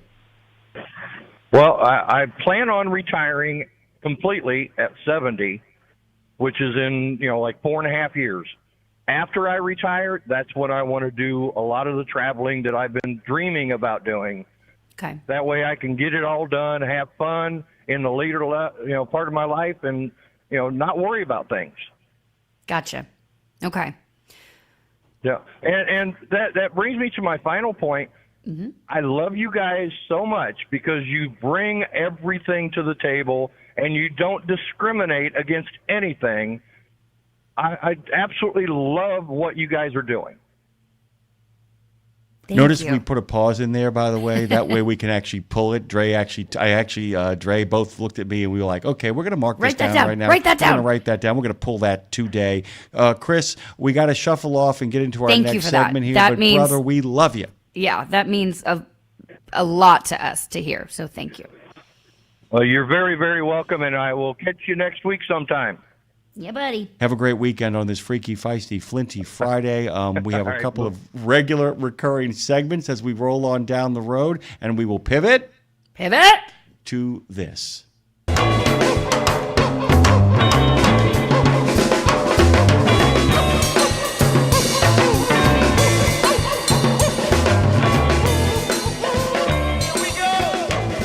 Here we go, Lindsay. You know what time it is, right? One of my favorite times of the week when I got to talk to Tara the turtle. Sorry. Good morning. Lost my mind. This makes me happy. Is she there? Is she there? Is she there? Turtle, you here? Are you joining us? Oh, yes, I am here. I can't hear Lindsay though, so Tara if joined she us. introed For me, those of that's you who don't know why. who Tara is. Tara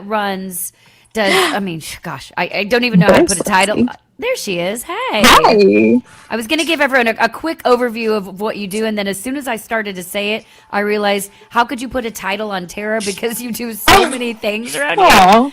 So she's an event producer. She books travel. She runs social media. She does logistics behind the scenes. She's a dreamer. She's a schemer. She knows us all so well that she knows how to make everyone around here look good, and that is like such a huge it's invaluable around here, and you do so much. And if we haven't told you enough how valuable you are to this company enough today, I hope that you know we all feel that. So thank you for being here. And she joins us every Monday and Friday for Breaker Back Talk, and she says things like this. I'm speechless. Guys, things like this, always. Guys, thank you for that. I really appreciate that. I love doing this. I love my job, and I love you guys out there on the road. And as you probably know, today is National Seatbelt Day, so are you ready to buckle up and go on? Oh, well done, you little nerd. Yeah. I like it. Nerding out. I love it. Okay, are you guys ready? Yes. Right. Okay, here we go. First up, big shout out to 3.5. He's always in the Facebook comments giving fellow drivers advice and encouragement. And this time he wrote, "Morning gang, be professionally polite out there on the road. Keep us truckers' reputation in good standings. Even if we're retired, brag about all those miles on the road that we did." And we're nodding to this one, guys, right? Polite, professional, wins every time. I like that he said professionally polite, because it's not just be polite, not just smile and wave. It's professionally polite. That sounds like polite, but with boundaries is what I hear there, and I like that. I think it'd be 100%. really funny if we had every week we would have 3.5 rules for the road, and on the fourth one he would go, and remember always, and then just leave it at that. I like it. Yeah, I think we'll go with that. No, I love it. He literally And never do. Yes, exactly. And remember, when it comes to the dashboard, you must, and then kind of leave it at that. Actually, he always has a couple of really golden nuggets, and a big shout out to him, by the way, for being honest about what he just went through with his cancer operation. He got through the other side and reminded people to get their poopers checked. You got to be on top of that. You got to get on top of that, especially guys. Bend over, bend over, show your butt. Yeah, exactly. Get the back end and the front end checked, and All don't of have it. any shame. Have that conversation. He's a guy who has worn pink to remind people that breast cancer is a cause worth getting behind in regards to finding a cure and a solution. So he's a good dude. Thank you, 3.5. Thank you, Mr. DC. Go on. Always. Well, we had a comment from Andrew S. on y'all's interview with D. Graham on The Martian Chronicles, and he said, as The Martian Chronicles stated, out as a series of short stories written mostly for the pulps, it wasn't until he brought them to Doubleday in 1950 that he was asked if he could write linking material so it could become a novel. Even the title was suggested by an editor at Doubleday. This sort of book is referred to as a fix-up novel. As a result, there are likely more changes in tone through it than if something was conceived as a novel from the get-go. This is one of my favorite books of all time and definitely my favorite from Bradbury. Andrew, that was a deep dive comment. Thank you for leaving that. And you shared this on Facebook, Jimmy. I know the interview, but how much did you guys just enjoy that interview? Well, go ahead. Go ahead. Well, I was Lindsay. going to say so much that Dion Graham and I keep talking. He keeps calling Really? me. He keeps calling me, guys. I've never answered, but he's called me multiple times. He's like, I just want to chat. I love that interview so much. I loved the interview because I just love listening to that guy. If you just want to be put at peace as you're driving down the road, Dion Graham's voice is the one for you, let me say. There was another comment over there, Tara, and I actually joined the Ray Bradbury fan group over on Facebook. And when they accepted me, I said, "Guys, I'm not promoting our show. I just want to say thank you. You don't have to pay for anything subscription-wise." And I posted the interview over there, and a number of people actually made comments both on the Facebook post in the aftermath of it, but also made comments on the YouTube post as well. And that's awesome. And what was really cool, one of the other comments, Lindsay, was there's a guy who has listened to every single audiobook version. I mean, every single one. That's how much he loves The Martian Chronicles.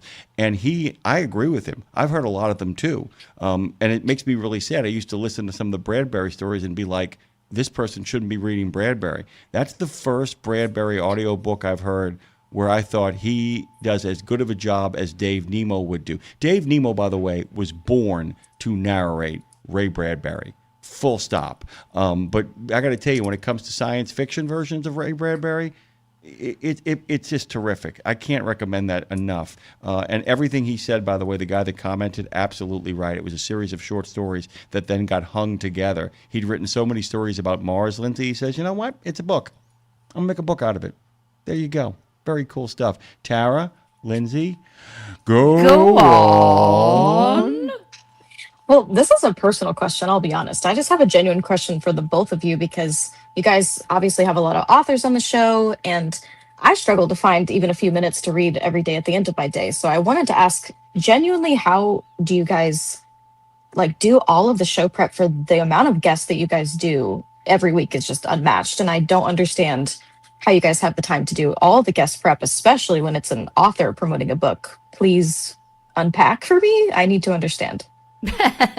Jim reads everything. I read nothing and pull it all out of my ass. No, that's not true. That's not absolutely true. not true. That's a funny joke, but I think the last couple of months in particular have given lie to anybody who thinks that's the reality of what's going on here. Lindsay, do you want to talk about your prep a little bit first, and I can do mine, or vice versa? What do you want to do? Sure. Yeah. Well, mine, honestly, Tara, is well. The good news is I've for the first time in my entire life, this show and We Should Write, everything I'm doing here has become my whole focus. I have not. And that's for the past 4 months. That was not when we were on the other platform, because we've had to put to start something up. It's all in. So it's become my whole thing.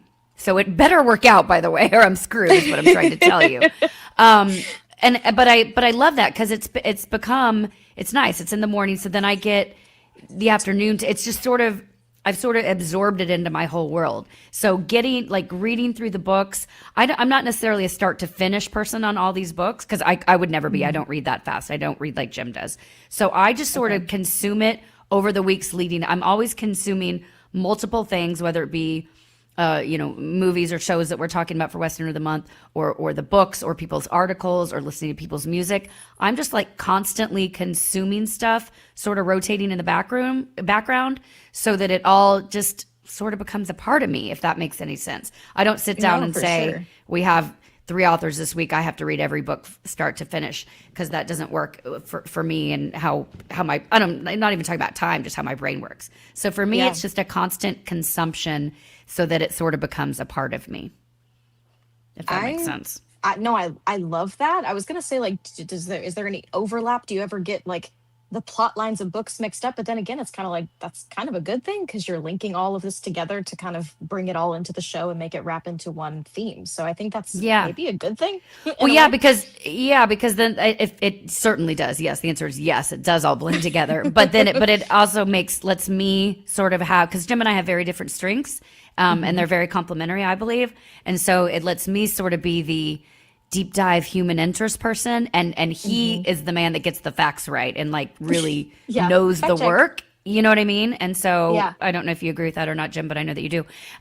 You probably would say it a little differently, but yeah. So for me, it's how he and I kind of come together. I believe Jim and I could sit down with anybody tomorrow, including the president, a president, and between the two of our strengths, figure out how to talk to them. That's fair.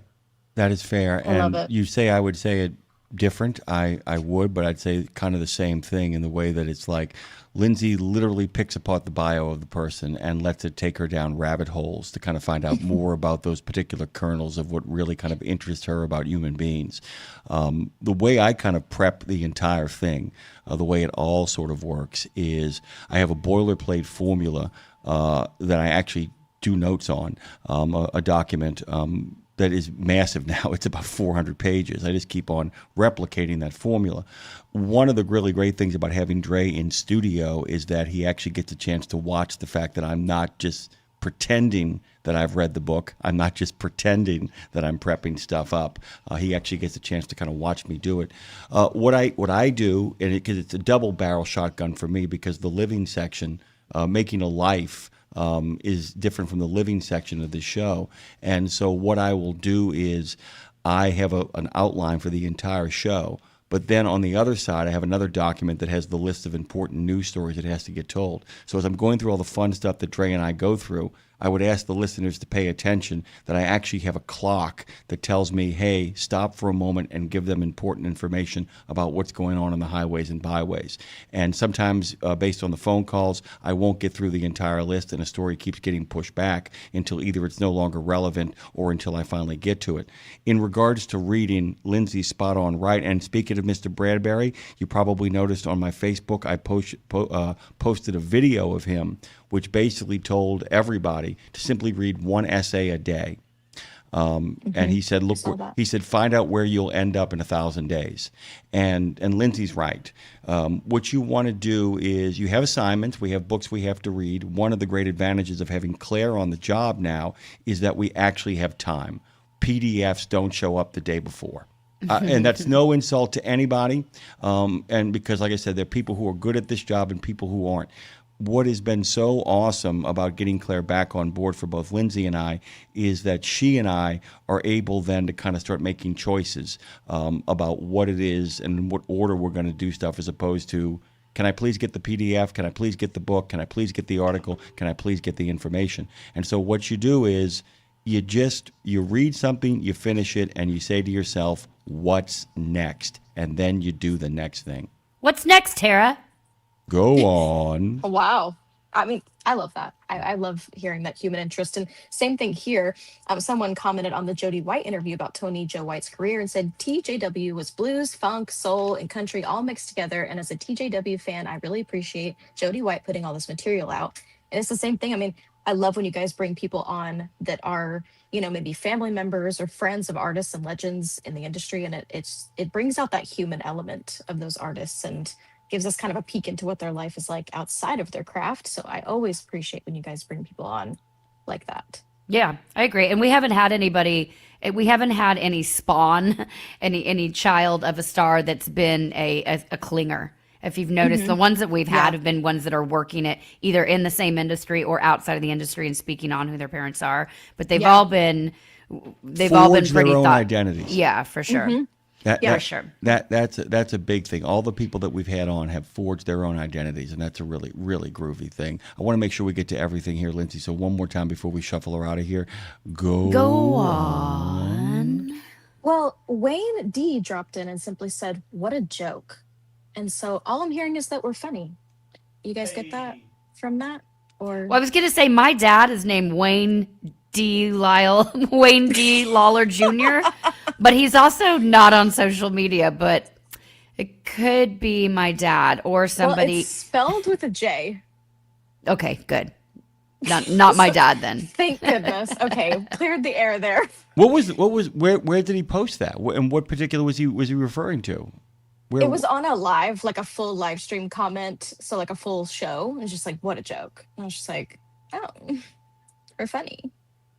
He either thinks we're really funny or he hates us. Either way, if they're not talking about you, they're not talking about you. So I don't care. Hey, man! If you get a chance, Wayne G, if you wouldn't mind heading over there and just writing a nasty comment on their thing, because I just can't seem to get anybody to do it organically. So I hope you got paid for it, Wayne. Thank you very much. Let's get the hell out of here. Tara Garris has joined us, the turtle herself, the touchdown herself, breaker back talk. That's Lindsay Lawler and Phone Master Dre. Happy, freaky, feisty, flinty Friday, where you wear your safety belt. Put on that buckle or I'll belt you. Thank you, Tara. Hey, coming up next, guys, don't go anywhere. We're talking Tom Petty, one of the greatest artists of all time. And the woman who wrote the book, I'm going to call it the book on him, is joining us next. Don't leave. The mission of Wreaths Across America is unwavering, remembering our fallen heroes, honoring those who are currently serving, along with their families, and most importantly, teaching the next generation about the value of freedom. And you can join our mission with a $17 donation that sponsors a fresh Maine Balsam Remembrance Wreath. Each wreath will be laid in honor of a veteran who gave the ultimate sacrifice for our nation. To sponsor your wreath, please visit wreathsacrossamerica.org. That's wreathsacrossamerica.org.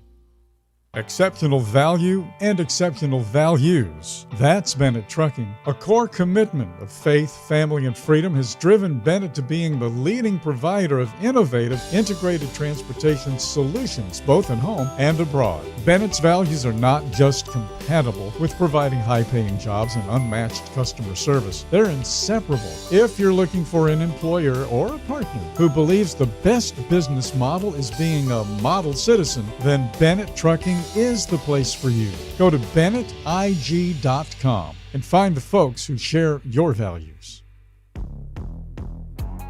It's a trucking, transportation, and lifestyle show like none other. Man, you call this a life? Road Gang Radio is back for another half hour of the best transpo show in the known universe. We come in peace. Well, actually, we're falling to pieces. Let's see if we can achieve liftoff, Phone Master Dre.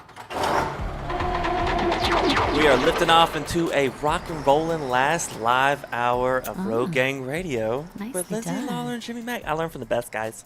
Okay. By the way, our good friends over at OOIDA will continue their focus on veterans. It has been a veteran-centric week on Trucking with OOIDA. That focus on veterans will also continue as well in country and western music news, as Lindsay has a really special treat to kind of open up that particular segment. I'll give you the details and the ins and the outs, of course, of what's going on with Trucking with OOIDA right before Lindsay Lawler's country and western news arrives on the scene here at Road Gang Radio. Of course, Road Gang Radio means not only the imprimatur of Dave Nemo, it means Lindsay Lawler, the ambassador herself, Phone Master Dre, the maestro of motoring mayhem on the motor lines, as it were, and myself, Jimmy Mack. As always, we are welcoming another guest here. Let us pivot to that. Pivot. And give a little turn, a little grace, and I turn to my good friend Phone Master Dre as we roll along this freaky, feisty, flinty Friday.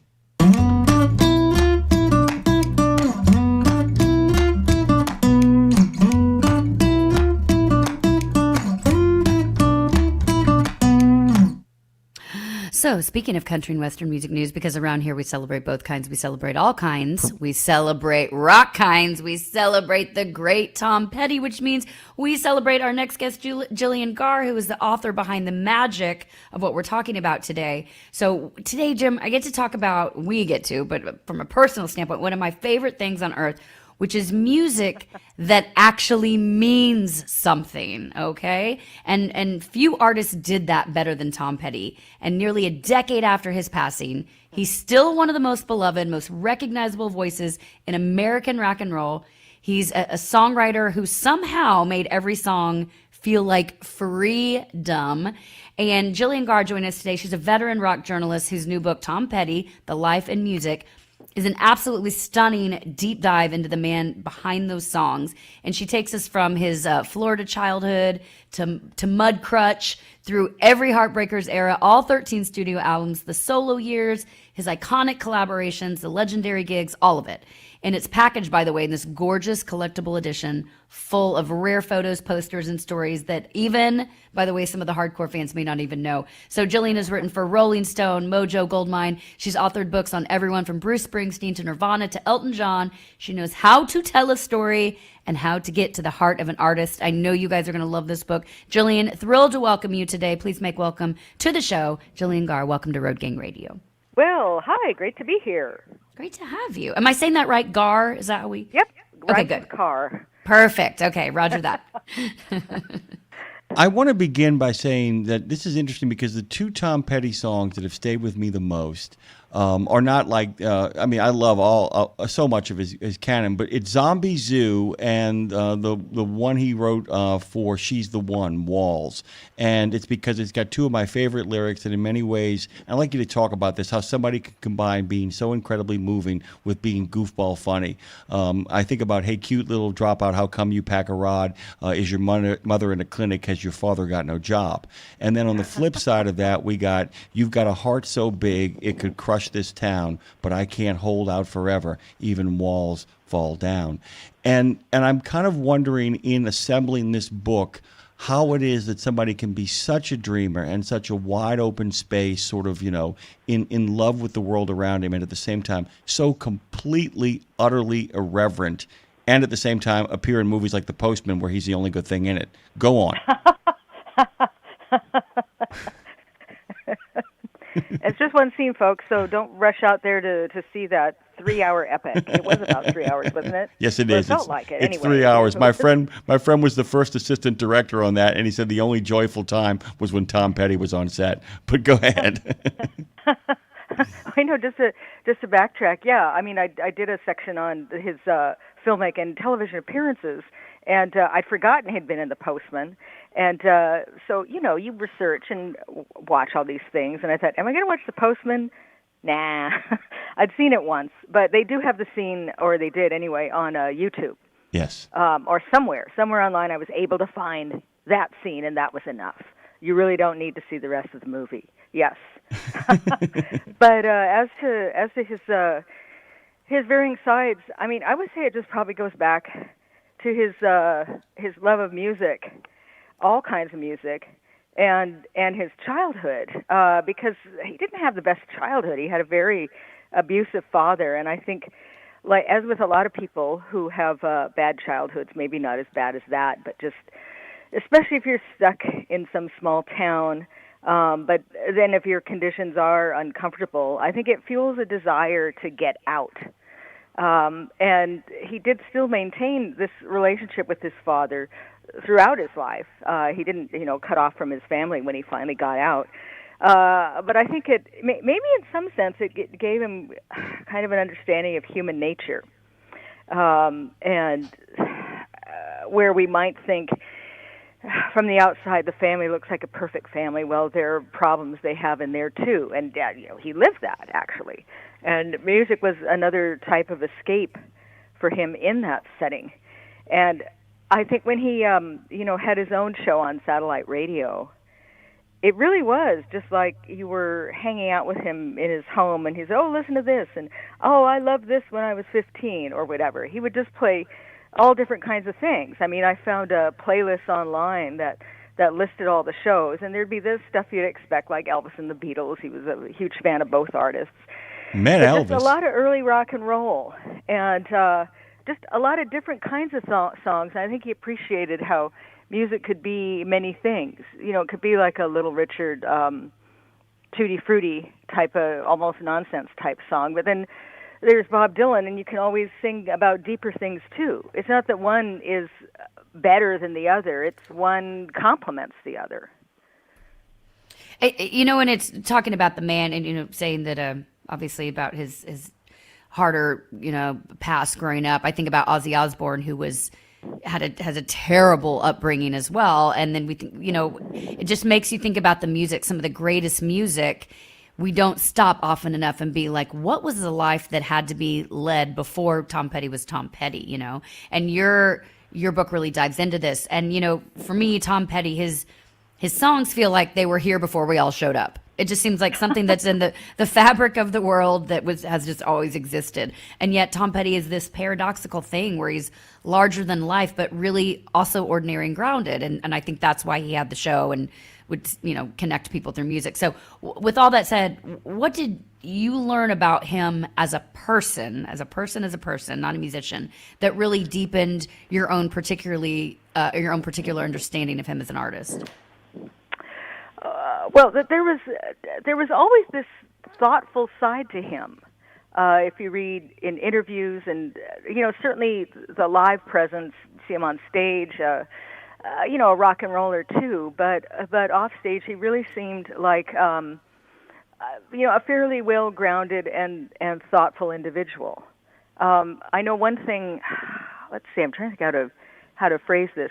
In the Zane's biography of him, that was the first time he really talked about his drug problem with heroin, which I hadn't really known about. And, well, partly because he didn't talk about it either. But just it just seems so surprising. How could someone like Tom Petty fall into this? And indeed, his close friends were shocked as well. I think that showed how very out of character it was. But he did eventually come to the realization, this is not how I want to live my life. I need to get out of that. And he did successfully, which is not an easy thing to do. I mean, I've written about a lot of rock musicians, and that's not always how it works out. So it's great when people can. And to hear him open up about it later, what his great concern, because apparently he did talk about this in the documentary Running Down a Dream that Peter Bogdanovich made, which is another, also a 3-hour, 4-hour, I think, epic, the full version. But he made Peter cut those scenes out. He said, "No, I'm not going to go there." But he finally dealing with it publicly, I think said a lot about him when he realized how it could do some good. So one of the reasons he hadn't said anything was because he didn't want people to think he was, you know, glamorizing it, which, going what he went through, you'd think, no, that was not glamorous at all. Yeah. But he was aware of how people pick up, oh, wow, he did it, that'd be cool, let's try it too, and he didn't want anything like that to happen. But he worked very closely with this biographer. This was interesting. This is a thing that really gave me some insight. This is something that Warren Zanes had said later after Tom's death when he was talking about putting the book together and how Tom insisted that he did not want it to be an authorized book. He cooperated with Zanes and gave him contact information for other people to interview and so on, but he said he didn't want it to be authorized because when he picks up a book that says authorized, he always thinks, oh, okay, so they've compromised on what they're putting in there. Because when it's an authorized book, that means the subject gets the final say on what goes in there. Whereas if you cooperate, that's not the case. They may be allowed to correct outright errors, but they can't change anything else. So I think that said a lot about him. I guess those both things. He was willing to put himself in this vulnerable position.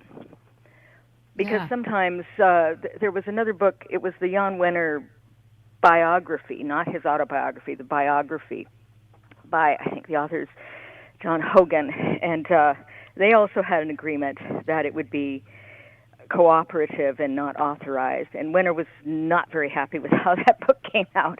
I think it's quite good, actually. Sticky Fingers, it's called. So sometimes that can blow up in your face, but as a writer myself, I have a lot of respect for someone like Tom that would say, nope, you know, you have your say to have your opinions in this book, and if I don't agree with them, well, that's too bad for me. I shouldn't have agreed to do the book in the first place. But he was willing to make himself vulnerable and just open up about all these things. I think that says a lot about a person.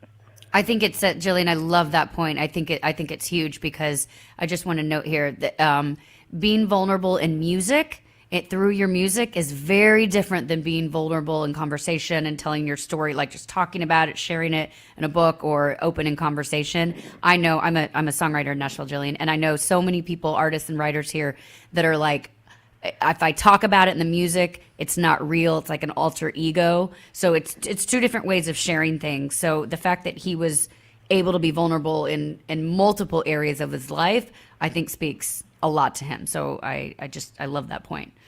Yeah, good. I wanted. So I passed. You passed, yeah. Passed. Speaking of past, by the way, one of the things I love about the book so much, and I think you guys will too, because you can actually enter into a conversation with it, because you're not afraid of offering your opinion.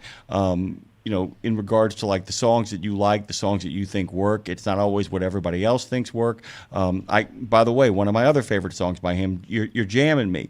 You talk about that album. "Let Me Up, I've Had Enough." You talk about the idea that you kind of look at the career through your own critical filter and not just through kind of the accepted narrative that plays through. One of the things that I kind of assume this because it's the persona that he presents, but I was really thrilled to discover that he's not deferential towards older talent, but that he has a humility, a genuine humility, not a humble, not a humble brag, not a false deference, but he is a genuine collaborator. Despite being an incredible solo artist, his ability to kind of take notes from other people is staggering. The work he does with Jeff Lynne, in particular, how Free Falling comes into existence. And I kind of wanted to ask you, it's all a way of setting up, how did you make sure that what you thought worked itself into the book as opposed to just kind of being a chronicler of events? Well, one, I guess, just by sort of reading through your rough drafts, if you're just being a chronicler. Actually, there is a book I'm thinking of like that. I won't name it because I don't want to go down there. But it's about a particular music scene, and he lists everything that happens, and it's this chronology, and it's really boring. because yes, it's he has all this information, a lot of facts. It's good from that respect, but it's a very dry and dull read. So you don't want to do that. You want to, get something in there that makes it come to life, be a bit livelier. And I lost my train of thought there a bit, but you're free falling. I understand.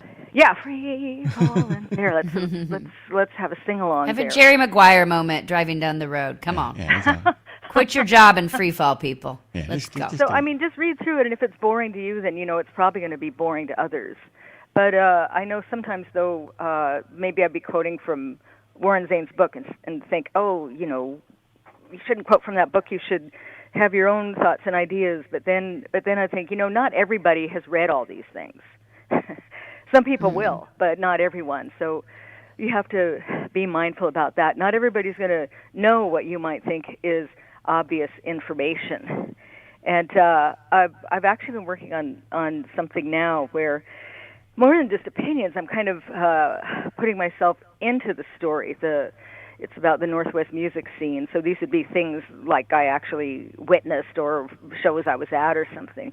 And I think it does make a difference. It just makes it more well-rounded and interesting and personal. I mean, some of these albums, well, probably all of them, they've all been written about before in numerous times, and especially the big ones. You have to assume that. So what else can you bring to this story that people don't already know? So that's a challenge, but I find it a fun challenge. Well, the personal piece is huge here because you've written about a lot of people, but when you dive into Petty, I'd love to know. Maybe something, because so many people have songs on Petty's. I've heard so many people say Petty's music got me through something. And just real quick, funny story, case in point, one of my dear friends, Matt Mann, who's an artist here in Nashville as well. He has an album release party tonight, actually. And I remember when he and his wife moved to Nashville, we were helping them move in their house, like unpack boxes one day. And it was the moment we found out Tom Petty had passed away, and his wife ran into me and she grabbed her husband's phone and laptops and shut off the TV. She's like, Matt cannot know that Tom Petty passed away today or he will not continue to unpack boxes.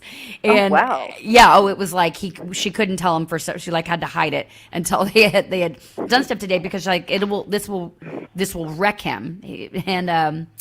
And so, with that said, he really did leave a mark on the people that were all in. They were all in. So, for you, as the journalist and the writer of this book, whether you grew up on Tom Petty or not, through writing it, and what's personal to you, is there a song of his or a feeling of his that has kind of helped you get through something?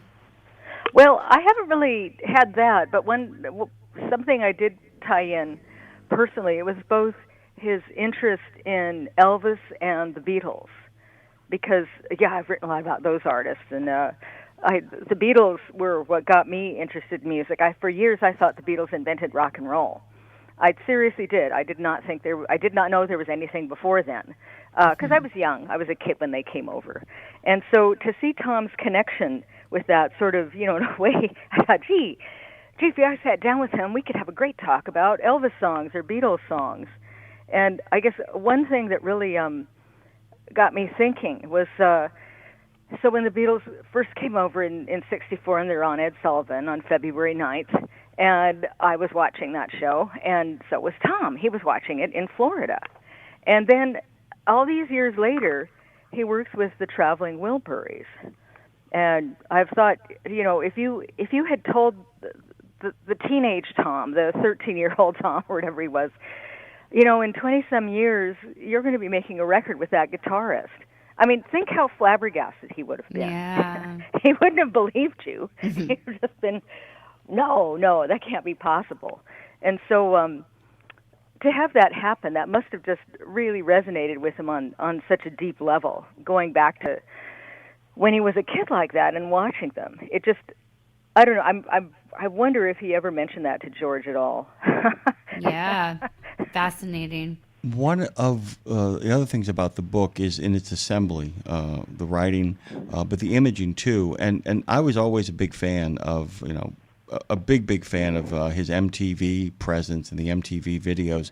I look back on it now, and there's a lot of memorabilia I'd never seen that was all throughout the book. And I realize when you kind of explicate how much he loves Elvis and the Beatles, how much, not just song-wise in regards to the richness of lyrics plus the sort of American showmanship, you kind of combining Beatles' richness of lyrics and complexity and going to stranger places, and then you combine it with Elvis's kind of rockabilly showmanship. It was the visual landscape, though, as I looked at it, I'm like, this is so Americana. This is almost like, and I realize he's not painting those pictures or creating that art, but it's all it all feels like an American version of a lot of the Apple Studios kind of stuff that went on there. And I was kind of curious that I kept thinking about Prince as well, because they end up together on stage doing a tribute to George Harrison, of course, but with My Heart Gently Weeps. But he really is, in many ways, an encyclopedia of rock and roll. It's like this constant reference machine that he makes his own, with a very distinctive voice. And I don't know what exactly I'm asking here, other than, did the same thing occur to you as a beginning part, or were you kind of seeing that as it developed as you looked at all the memorabilia and listened to the catalog in full? Yeah, well, one thing about his being the encyclopedia of rock, I read interviews where he said how thrilled he would be to get letters about his radio show saying, oh, I really got into that song. Oh, I discovered this artist from that. And these are people, this isn't someone saying, oh, I love this particular song you wrote. It meant so much to me. No, he's excited about this other music that he just played the record and that it got people excited. I've found that with artists sometimes. They get tired of doing interviews, but they love to talk about other artists' music. And I didn't run across this as much, but on occasion, he's certainly the kind of artist that would have had a say in the visual look of things. I don't know how much he sat down with the art directors of the record labels, like some artists do, but I'm sure he did have a hand in them in suggesting things. Some artists don't care at all, and they just go with whatever the record company does. But well, for example, on I can't remember which album this was. It was when he got into conflict with the record company because they wanted to charge more for the records. They wanted it superstar pricing, they called it. I guess that era's version of surge pricing. The big artists, they were going to sell their albums for more, $9.98, and Tom was just insistent, no, it's going to be $8.98 or nothing. And he won that battle. And then on the record cover, he's in a record store, and there's a bin of records in the background that are on sale for $8.98. So he put that little thing in there. So that's certainly. Well, then later, I mean, kind of more controversially, when Southern Accents and came out, and he was on the Pick Up the Plantation tour and all, and he used Confederate flags as part of the stage set, or it was used in the marketing on the albums and the programs and such. And then later, he released a statement saying he was just rescinding all that, and he understood now it was not a symbol that he wanted to associate with because of what it represents to other people. So they went back, and some of the things, like on the album artwork, I think they removed pictures with the flag on there. So he certainly did pay attention to the visual side in that regard.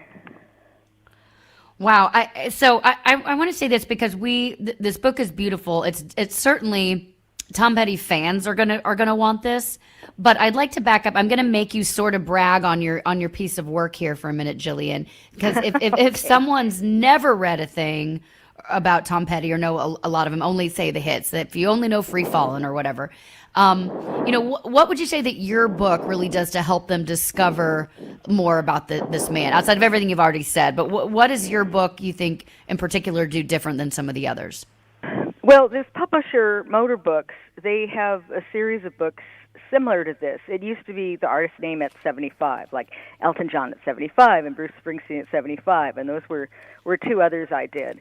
And now I see they've changed it a bit, the title, Tom Petty, the life and music, I guess because they want it to be still relevant after they turn 75. But so I kind of had the template there. And in doing another interview, in doing another interview. Wait, you've done other interviews besides us? Who are they? Who is she?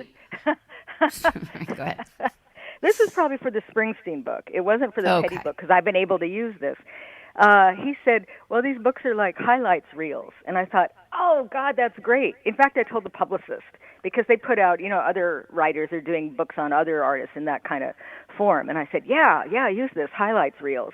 So now that's how I describe them. It's not, that's an in-depth biography, which is a bonus for some. Yeah. I think the word count's probably only 40,000 words or so. But yeah, it's a highlights reel. These are the basics of what you should learn, what you should know about Tom Petty's life.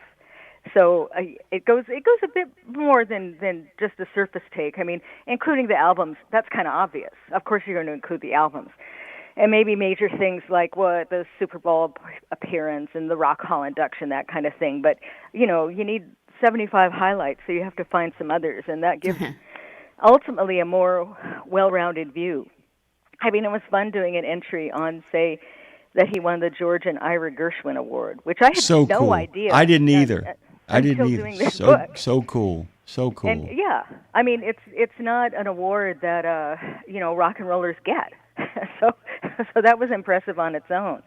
And I don't know, his quote though, where he said, "Oh yeah, I'm not that familiar with their music," and I thought, I bet you are. You just don't realize it because that music has so permeated the culture. Yeah. And I thought he must have had a copy, or at least I'm sure he heard Cheap Thrills by Big Brother and the Holding Company with Janis Joplin. And that has Summertime on it, a Gershwin song. So yeah, he knows their music. But yeah, that was just, and just all the TV and film appearances too. I mean, people know some, but not all of them. I did not know because I wasn't watching the show by then, but I didn't know he had the recurring role on King of the Hill. Oh yeah. Boomhauer's relative, I think. Perfect, and I love perfect the way the voice. creators were thinking about it, saying, yeah, let's have this character who's like Tom Petty if he didn't become famous. Yeah, that's a good idea. But then in talking, they're thinking, well, why don't we get Tom Petty to voice it? That's so brilliant. And you could see with his kind of laconic approach to things and his delivery, yeah, he'd be perfect for that kind of role. As he obviously was, because I think it was just going to be, a one-shot deal, but it went over so well that he became a regular character.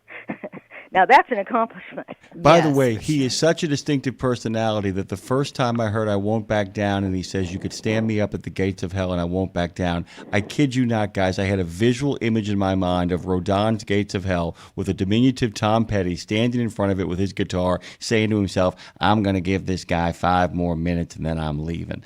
And it's because we knew him. I mean, because MTV actually makes him. I mean, we're going to run out of time here, but he really was more than just the music. He was an icon. And he really kind of forges that personality out there for himself, despite being kind of retiring at the same time. That's my final thought.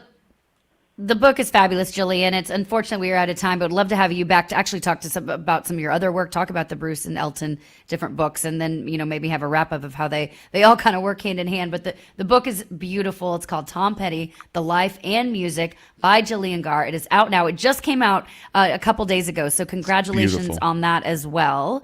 And thanks for making time to be with us today. It's get it anywhere you get your books. And I'll tell you what, if you have a music lover, just in general, outside of even a Tom Petty fan, this would look great on your coffee table. So thank you, Jillian. They do. Thank you. We're going to take a quick break. Come back on the other side. And, of course, you know what's coming your way. Lindsay Lawler's Country and Western Music News. I'm going to go make a run for it, Lindsay, and get back before we start a little bit of an OIDA preview. You need to go a little pee-pee? Little pee-pee. You need to go make some pee-pees? Go. I don't need to make pee-pees, so I can tell you, I'll be sitting in this seat while we take this really quick commercial break. You'll be sitting in your seat driving and listening. Don't go anywhere.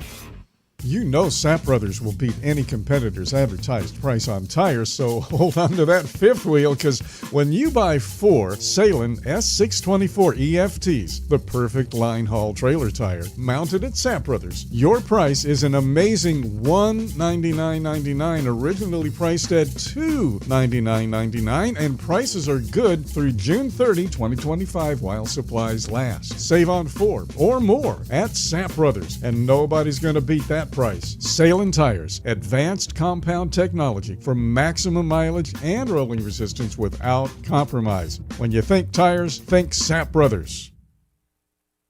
At RadioNemo, we believe in finding your tribe, your people, your gang.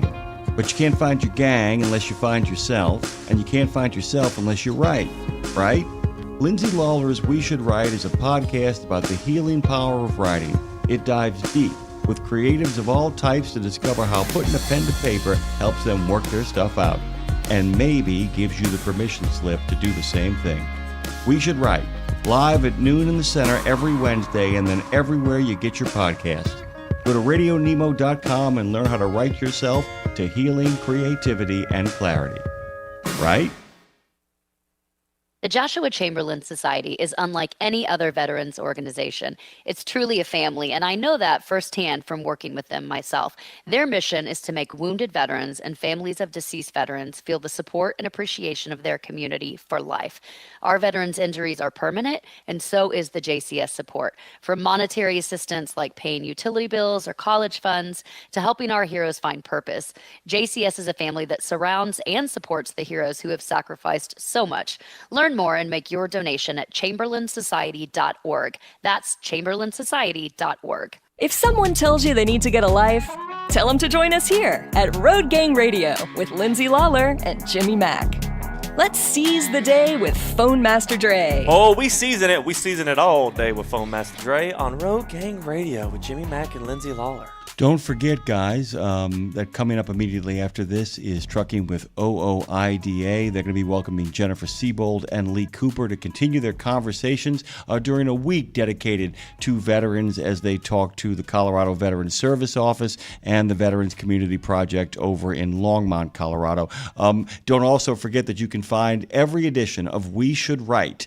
It's got its own podcast platform everywhere. You can find it on, of course, iHeart. You can find it, of course, on Spotify and everywhere you get your streaming information. Wednesdays was pretty darn terrific. Our good friend Lindsay Lawler hosts that. She also hosts this. Well, hey, y'all. Welcome to the Ho-Ho. What did you call me? Welcome to the Hoedown, because it's time for country and western news with your Music City mistress, the honky-tonk queen herself, Lindsay Lawler. I'm talking about Lindsay Lawler is what I'm saying. That's what I'm saying right now. Hey guys, thanks. You got Glad to be here. Amp it up. This is my low-key country and western because it's my Friday vibes. Okay, boys, welcome back to your country and western music news, because on this show we celebrate both kinds. Both kinds. On this show we celebrate all kinds. All kinds. On this show we celebrate veterans. And because it was, of course, Veterans Day this week, and we celebrated that on Tuesday, I wanted to take a deep dive into some country artists that as they pertain to veterans. And Jim, as you and we all know, country music is well known for its support of the U.S. military. So many artists are keen to do the USO tours and perform at military salutes. But several country stars, by the way, have actually worn that uniform and served our country. Heroically. One of them actually still does. And I'm sure there are many more, of course. But these are 7 very well-known country artists worth mentioning in honor of Veterans Day, which we celebrated on Tuesday, Jim. Yeah, I can't wait to actually dig into these, because we've actually had 1 or 2 very famous country western people who actually really, really nobly served their country. Name 1 or 2. Can you guess Morgan. 1 or 2 that I'm going to talk about? Craig Morgan. Okay, guess 1 more. Elvis. Let's see if they show up on the list. I All don't right, know. let's give Here it a we shot. go. Yeah. So Willie Nelson Yep. served in the U.S. Air Force for a very short time after graduating high school in 1950. He smoked too much weed to really do it too long, probably. But anyway, but he did join the U.S. Air Force after he graduated high school in 1950. But it wasn't really the weed, but he had back troubles, which forced him to leave the service after being stationed out at Lackland Air Force Base in San Antonio, Texas. But he tried. He tried. He may not have gave his all, but he gave his some. He gave his some, and that's valiant. Johnny Cash, by the way. He was how cool is this? He was a Morse code intercept operator in the Air Force. Think of that, Morse code. This just sort of popped in my head, but I wonder how much knowing Morse code, because there's a real rhythm, obviously, to Morse code, how that played into Johnny Cash as a musical artist. There's got to be something in there. I wonder if I don't know, but I wonder if there's any song where there's a Morse code cadence in it that Johnny Cash wrote. I'd be curious to go dive in and see. I got to think about that. I'm going to look it up. Morse code cadence. By the way, I keep thinking about Wichita Lineman, which has the line operator cadence in it. That's not a Johnny Cash song, but it's probably out there. Morse code cadence is something I need to write about or start a band called Morse code cadence. Not Credence. Cadence, very different. Cadence Clearwater Revival. Yeah, exactly. Johnny Cash spent most of his enlistment stationed in Landsberg, Germany. And actually, when news of Joseph Stalin's death broke, Cash was in there hard at work, telling everybody on Morse code what had happened. That's pretty cool. I'm thinking. Have you seen the Friends episode, speaking of Stalin, where Joey Tribbiani, he's trying to come up with a stage name, and his name is Joseph Tribbiani, and he ends up going by Joe Stalin. I have. Now that you say it. But once you got to the midpoint, I went, that's the one where he changes his name to Joe Stalin, and everybody has to kind of explain. But they laugh at him. He's like, it has a ring to it, doesn't it? And Chandler's like, it does. Do you know why? It's like, I think it just sounds great. Okay, anyway. Corporal Jamie Johnson, we love Mr. Jamie Johnson around here. He served his country as a member of the U.S. Marine Corps Reserves prior to his days of chasing the old country music dream. He served over in Birmingham, Alabama, and then Nashville. He was a mortar man. Tell me what a mortar man is. And somebody will call and blow up my phone. A mortar is basically you handle the ordnance shells that you slip into a mortar, and then I don't know if you've seen those. They're like little tiny cannons, and you slip the you slip the ordnance into the chute, and then it comes out and blows up. Little Tiny Cannons. Great band name. Great band name.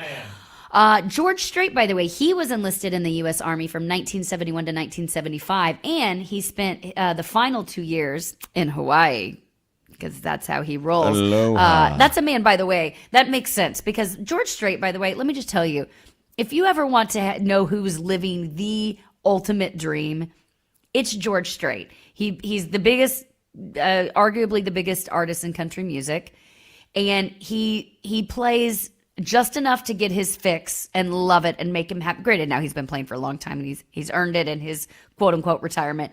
And he basically plays country music, he plays golf, and he drinks tequila. He loves tequila so much that he started his own Codigo. Like, come on, he flies around in his private jet, but he's also very kind, because I know people who work with him. That's just, to me, somebody who is living an ultimate dream. It's like, how do I make all my passions come together and live my best life? George Strait. Enter George Strait. While George Strait was in Hawaii, he played country music, actually, with an Army-sponsored band called Ramblin' Country, and also with an off-base group called Santee. Santee. It's probably how it's pronounced, not Santee. Santee. So he was doing it back then. Yeah, and that's, again, he was just doing it. He didn't stumble. I mean, he did sort of stumble into it. He was playing music in Hawaii while serving his country, and then he just kept on doing that, Jim. What's genius? Do what you do well, and then just keep on doing it. Well, figuring out your purpose and then making sure that you spend the rest of your life that you do nothing else but doing that purpose thing. We're idiots, Lindsay. I'm straight up. Go back and listen to Walk the Line. Bum, bum, bum, bum, bum, bum, bum, bum. Oh, Walk the Line. Sorry, no, that's... How does Walk the Line start? How does Walk the Line start? I'm not going to do it because I can't sing. I'm blanking on it. I mean, I know the "Because You're Mine, I Walk the Line." Boom, boom, bum, bum, bum, bum, bum, bum. I'm thinking about how to be. It's Morse code. It's straight up Morse code. Matter of fact, most of I'm brilliant because I asked the question. You're brilliant because you figured out which it was. I was like trying to rapidly go through a lot of his songs. Sorry, I was doing my thinking out loud thing where I backed off the microphone there for a second. Lindsay watched me do it. But yeah, it's Walk the Line. And by the way, it's Type the Line. It's everything. It's the line. I walk the line. You could actually say there's a meta commentary about communicating in Morse code. I think we just cracked a massive Morse code, perhaps. Yeah, perhaps so. I'm going to ask Johnny about it. I talk to these people at night sometimes, guys. You don't want to know what happens in the woods out here. So although the Korean War was underway during George Jones's time with the Marines, the eventual country legend, because that wasn't happening at the time, but he was never asked to go overseas. But so he spent his entire enlistment beginning in 1951. He was stationed over in California, by the way. George Jones was. I wonder how much he was drinking at the time then too, because if you've seen the George Jones movies, biopics, and documentaries, he was drinking. Michael Shannon plays him, doesn't he? He plays him very well. He also plays President Garfield very well, too, just as an aside. I watched the Garfield special miniseries on Netflix, the 4-part series. It's really heartbreaking. Michael Shannon's amazing. I actually now, when I see George Jones, I see Michael Shannon. That's how good of an actor Michael Shannon is. That's what was just in my head when I was talking about him. Yeah, I thought so. He plays heartbreaking really well, which is very hard to do. Chris Christopherson, he was an Army captain. That's an easy one. He was an Army captain and a helicopter pilot. West Point grad. Yeah. Badass. Wait, it gets better. West Point grad and Rhodes Scholar. I'm sorry, go on. An Army captain and a helicopter pilot who nearly became a professor at West Point, by the way, but instead he began, to chase his country music dreams, thankfully, or else we wouldn't have had so many great songs, including the one that Larry Gatlin played on my show We Should Write, talking about his dear friend Chris Christopherson, which, by the way, let me take this moment to say, if you have not listened to the We Should Write episode with Larry Gatlin and myself, go back and do it. Just any podcast platform, just search We Should Write. It was episode about 10, I think, or something, but you'll scroll and it says Larry Gatlin. He talks about his dear friend, Chris Christopherson. And when we played the Christopherson song during the show, Larry, sitting across from me here, just bows his head. And he was wearing a Christopherson t-shirt during it, by the way. He wore his Christopherson shirt. And he put his hands on his belly, guys, and just sort of rubbed Chris's face and was just sort of talking to his friend, having this moment. It took everything in me not to lose it and cry during that moment. I'm so glad I couldn't see him. I was already moved during that moment. I'm so glad I didn't see him, if that makes any sense, because you could hear in the silences, you could hear in the pauses. And it was the only time that he wasn't what I would call effusively ebullient.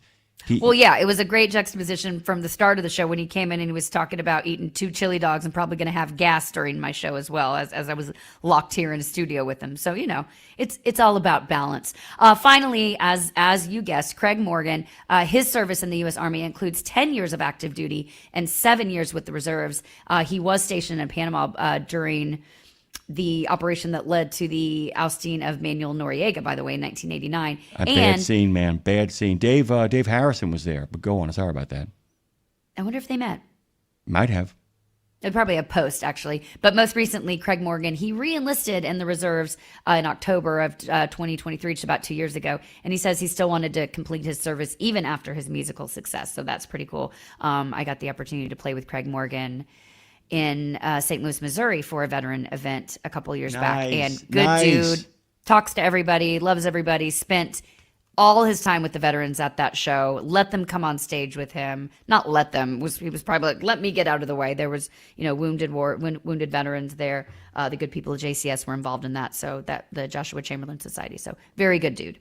By the way, when he did an interview with me, he was actually talking to me from Alaska when I talked to him by myself, which meant I was on the West Coast. He got up earlier than I did to do that. Good dude. Sorry. Good dude. That's it. That's good dude. So anybody listening, thank you for your service to the I know a lot of our truck drivers are also veterans. Thank you for your service. I hope you felt celebrated this week. I hope you continue to feel more and more celebrated as we all pull our heads out of our butts and realize what's important in this world. And a big part of that is you people. So, okay, guys, okay. This is exciting for me to talk about because there's so many mixed emotions in Nashville about what I'm about to say in the world. But here we go. So history was made this week after an artificial intelligence generated song reached the top of the Billboard music chart. The Billboard country music chart. So the song called Walk My Walk by an artificial intelligence artist named Breaking Rust, it clinched the top spot on the Billboard country's, now this part's important, listen to what I'm about to say, on the Billboard country's digital song sales ranking. So the song, by the way, it's gotten more than 3 million streams on Spotify in less than a month. But I want to point out something here. So notice the chart it's listed on, the country digital song sales ranking. Now, that's a reminder, it still cannot compete with live performance, at least not yet. So people are all up in arms. And what I want to say before I go on anymore, and Jim, and hear your thoughts, but some, if not most artists, put their personal stories and their struggles in their music, self included.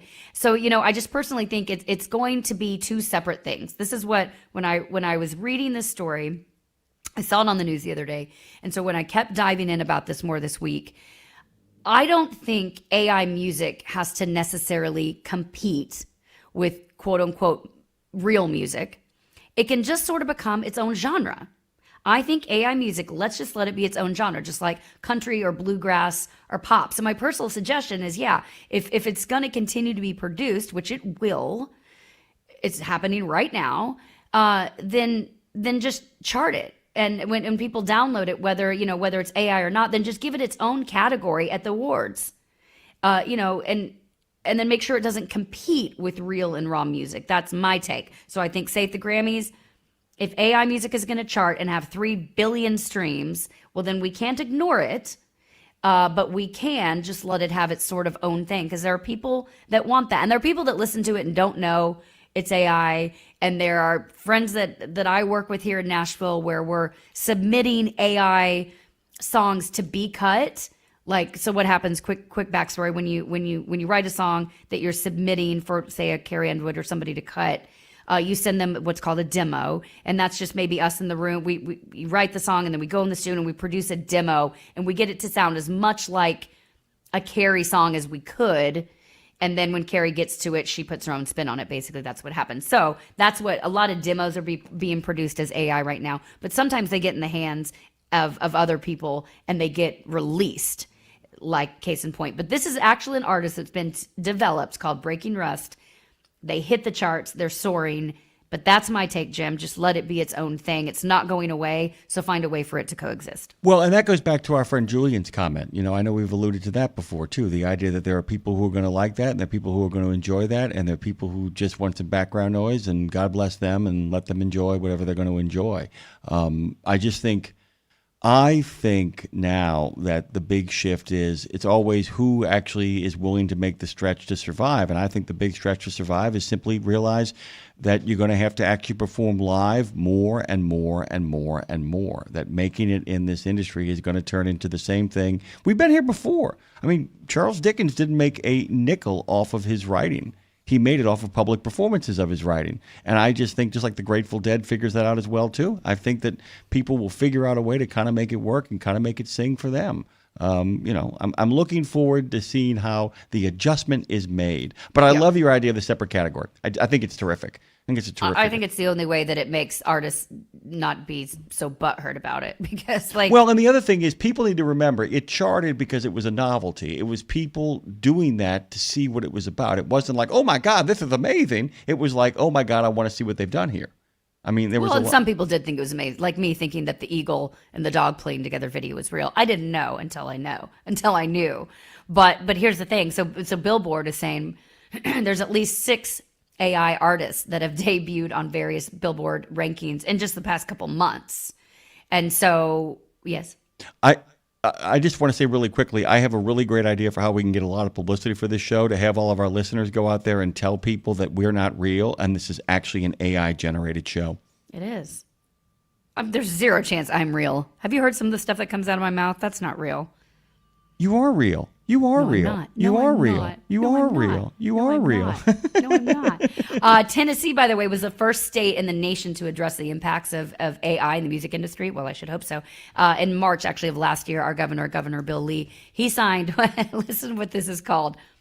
Tell me what you think of when I say this, Jim. Governor Bill Lee signed the Ensuring Likeness, Voice, and Image Security Act. That stands for Elvis, by the way. ELVIS. Oh, you want to know what the likeness, acronym was? Voice, image. So you wouldn't know if you didn't see it in front of you. It's called the Elvis Act. They put it into law. It's Elvis. I don't know if that's on purpose or coincidence, but no, it's on purpose, dude. Yeah, every single bill. Those people sitting in rooms. They're literally. Colin Long has told me people sit in rooms trying to come up with a way to make it drive, a way to make it anything it needs to be. It's the Elvis Act, so that lands. Governor Bill Lee's office said that the bill would expand the Tennessee protection and personal rights law to include protections for musicians against, obviously, the misuse of AI. It came, by the way, as artists were threatened by AI that was using their image and their voice without their permission. So this is like Luke Bryan, a song has been put out with his face and his voice. That's not just us being like, I don't want AI music. That's like, I don't want AI taking my music, my face, my likeness. Hope Zavara ended up a spokesperson for an energy drink and didn't even realize it until I sent it to her. Now that's great. Listen, come on. Hey, whatever works. Wasn't paid. Wasn't paid. No, wasn't paid. The law does protect against the unauthorized use of someone's likeness by including voice protections for the very first time. We didn't know we needed it until we knew we needed it, right? So it was endorsed by leaders at the Recording Academy and the Nashville Songwriters Association International, that's NSAI, who we work with here.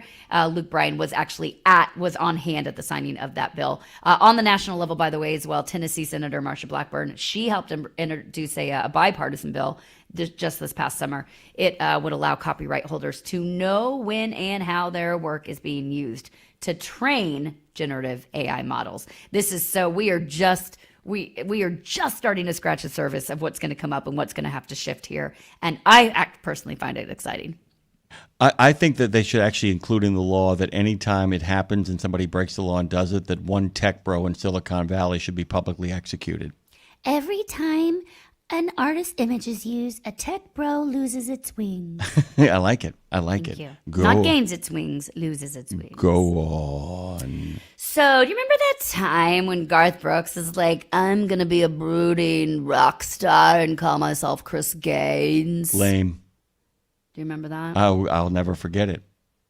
I'll never forget it, so much so that I have I was amazing. there to witness it. I was there to witness it. So I was a witness. So Garth Brooks, he made one of, by the way, the most talked about TV appearances of his career and of maybe all careers, when he hosted Saturday Night Live and brought along his alter ego, the pop rocker Chris Gaines, to be the musical guest. Now, real quick, if you don't know about this, Chris Gaines, it's a one-off fictional rock persona that created, by the way, as a movie character for Garth Brooks to explore his musical style, but like a musical style so far removed from his success as a country singer. And initially, Garth Brooks planned to feature the Chris Gaines persona in The Lamb, which was a motion picture that never materialized, probably a good thing. And back It's in about a falafel restaurant, by the way. Go ahead, please. Back in 1999, Garth Brooks released Garth Brooks in The Life of Chris Gaines. It was his only album as Chris Gaines. Also pretty thankful for that. And the album did produce 2 charting songs, including a hit called Lost in You. I'm putting hit in air quotes. So the Saturday Night Live performance, it aired November 13th. That was yesterday of this year, back in 1999. And Jim, I was there. I thought that was so cool. When I got those notes, Lindsay, I was like, are you kidding me? Because that episode is amazing, by the way. It's so good. I was there. We happened to go. Let's see, 1999. So I was in college. No, 97. Yes, I was a sophomore in college, and my mom and my sister and I went to New York City, and we had a friend whose dad worked for NBC, and so he got us tickets to Saturday Night Live, which is a tough ticket to get. I'm a huge Saturday Night Live fan. I grew up watching it since I was little with my dad, and so it was super. Why did my dad not go though? Anyway, he never gets invited, I guess. To be there when it's Garth Brooks hosting, Chris Gaines is a musical guest, Will Ferrell was still in the cast, and it's one of my favorite episodes ever where, you know, the one where Garth Brooks and Will Ferrell, Garth Brooks is sitting there and he's tinkering on his guitar, and he goes, man, I would sell my soul for a hit record. And poof, Will Ferrell shows up as the devil, and he's like like coughing in his own smoke, and he starts pitching really, really crappy country songs to Garth Brooks to try to get them to hit, like Mondays, boy, I hate Mondays. They ate me so steamed. Weekends, I live for the weekend. Oh. And then he goes, son of a bitch, man, it's really hard to hit that E chord, isn't it? And then Garth Brooks and the devil have this whole conversation. It's so stupid that it's so brilliant. That's all. So some people courage. By the way, that sketch is courage. Let me tell you something, man. Or insanity, or both. I have to tell you, you can always tell when somebody is not going to be good at comedy when the bit isn't working, and you can see the genuine embarrassment drift into their face, or when they give up. That's how you know. That's how they know. Well, it was courage to do it, and I would love to ask Garth at some point, as I'm sure many people have, like, did you really think this would work, or were you? It's kind of like the Joaquin Phoenix when he did the. It's Nightmare Before Christmas. I kid you not. That's the whole point. It's going out and doing something incredibly different to actually discover as an artist, to find out who you are and figure some stuff out, and then bring it back into the place that you actually were. Maybe it works, maybe it doesn't. Most country fans were just confused by the idea that began as a proposed movie role. But basically, by the way, on that skit there, on that episode, there's a skit where Tracy Morgan, he's somewhat going off on Garth Brooks about letting the mascara alt rocker be B's musical guest, and he's like, that dude. I was gonna try to do Tracy Morgan. Stop. That dude's sweet like a bear meat. I don't know. I can't good. do it. That dude's chicken, and he's fat too. That's what he said. He says, if you were that big, they'd be calling you Girth Brooks. Okay, anyway, it didn't last long. He only did the one album. Go check out that episode of Saturday Night Live. It's just so fun. By the way, the album did sell more than 2 million copies, and it landed Garth Brooks his first pop hit with that song, Lost in You. So really quickly, by the way, we have been talking about that show, The Road. It seemed like there were 4 singers that performed in last week's episode. One went home. It was the most likable guy, unfortunately, I think, that went home. But I think what happens in that episode, even though he's super likable, you realize he won't make sense on a Keith Urban tour. And that's why Keith Urban lets him go. Oh, He's been in the painful. bottom 3. Oh, it's painful because painful. he's so sweet and he's a really just lovable human. But Keith Urban realizes it won't work. And not everyone made good choices too. So I just want to mention. What do you here real mean? quickly. People didn't make good choices. What are you talking about? I don't Well, understand. Cassidy I'm going to go Daniels. lower. I'm going to go lower. Sorry. Yeah, Cassidy Daniels, who is the front runner vocally. She's the best singer on the show, hands down. And but she sings a Chris Stapleton song that she even says it's way too low for my register. Why she did it anyway, I don't know. Didn't sound great knowing what she can do, but I'm going to say courage again, because she doesn't always want to be just the big belty blowout singer. So she took a step out there to try something new. Didn't work. She tried it. She's still there because we know she's a killer singer. So check out that show if you want to continue to hear us talking about it. At least what I want to point out about the show The Road, produced by Taylor Sheridan and Blake Shelton, is that they are doing original music. They do a cover and then they do an original song. The commitment to that has been the most inspiring. It's Straight very up. cool that they do that and focus on it. That's because, by the way, she says this on the show, because they're doing their songs. They're those kids, those writers. They're not kids. One guy's 49. They're going to get royalties off this show for their music. So they are getting paid to be on it through their own music. That's a big deal. That doesn't happen these days, especially as it pertains to TV. Okay, finally, on this day in country and Western music history, this is funny, Jim. In 1951. Hank Williams made his first national TV appearance on CBS's The Perry Como Show, and he was going to be performing his song "Hey, Good Looking." The following week, though, Perry Como opened the show by doing his own version of "Hey, Good Looking," like trying to be a one-upper. He had to then go back and apologize to Hank for doing so. But it's his name. It's the Perry Como Show. You got your name, and you can do whatever you want, guys. That's your country and Western music news here on Road Gang Radio. It's been fun. It's been a fun Friday. I hope you enjoyed listening to us as much as we enjoy talking to you. Ditto, right back at you. Repetitive. Fill the space with banter until the show comes to an end. Actually, Trucking with Oida is next. We'll be right back with them. Get home safe. At RadioNemo, we believe in finding your tribe, your people, your gang. But you can't find your gang unless you find yourself, and you can't find yourself unless you're right? Lindsay Lawler's We Should Write is a podcast about the healing power of writing. It dives deep with creatives of all types to discover how putting a pen to paper helps them work their stuff out, and maybe gives you the permission slip to do the same thing. We Should Write, live at noon in the center every Wednesday, and then everywhere you get your podcasts. Go to RadioNemo.com and learn how to write yourself to healing, creativity, and clarity. Right? It's Friday. In a video game, if you get enough experience, you level up. And when you level up, you gain more skill. And with enough skill, you beat the boss and win the game. Sounds a lot like trucking, doesn't it? Except in trucking, you don't beat the boss, you become the boss. And if you want to be the boss, you gotta meet the boss. And that boss? Carrier's Edge boss, Jane Jazrawi. Want your drivers to level up? Carrier's Edge has the training, comprehensive safety, compliance, and best practices on one website. It's a simple subscription with no contract and no commitment. Learn more. Try it out. Level up. CarriersEdge.com. Hey, come on! We're starting the game! All right, I'm coming. Wait for me. CarriersEdge.com. Here's to a mild autumn and clear roads across the U.S. from the Allen Lund Company.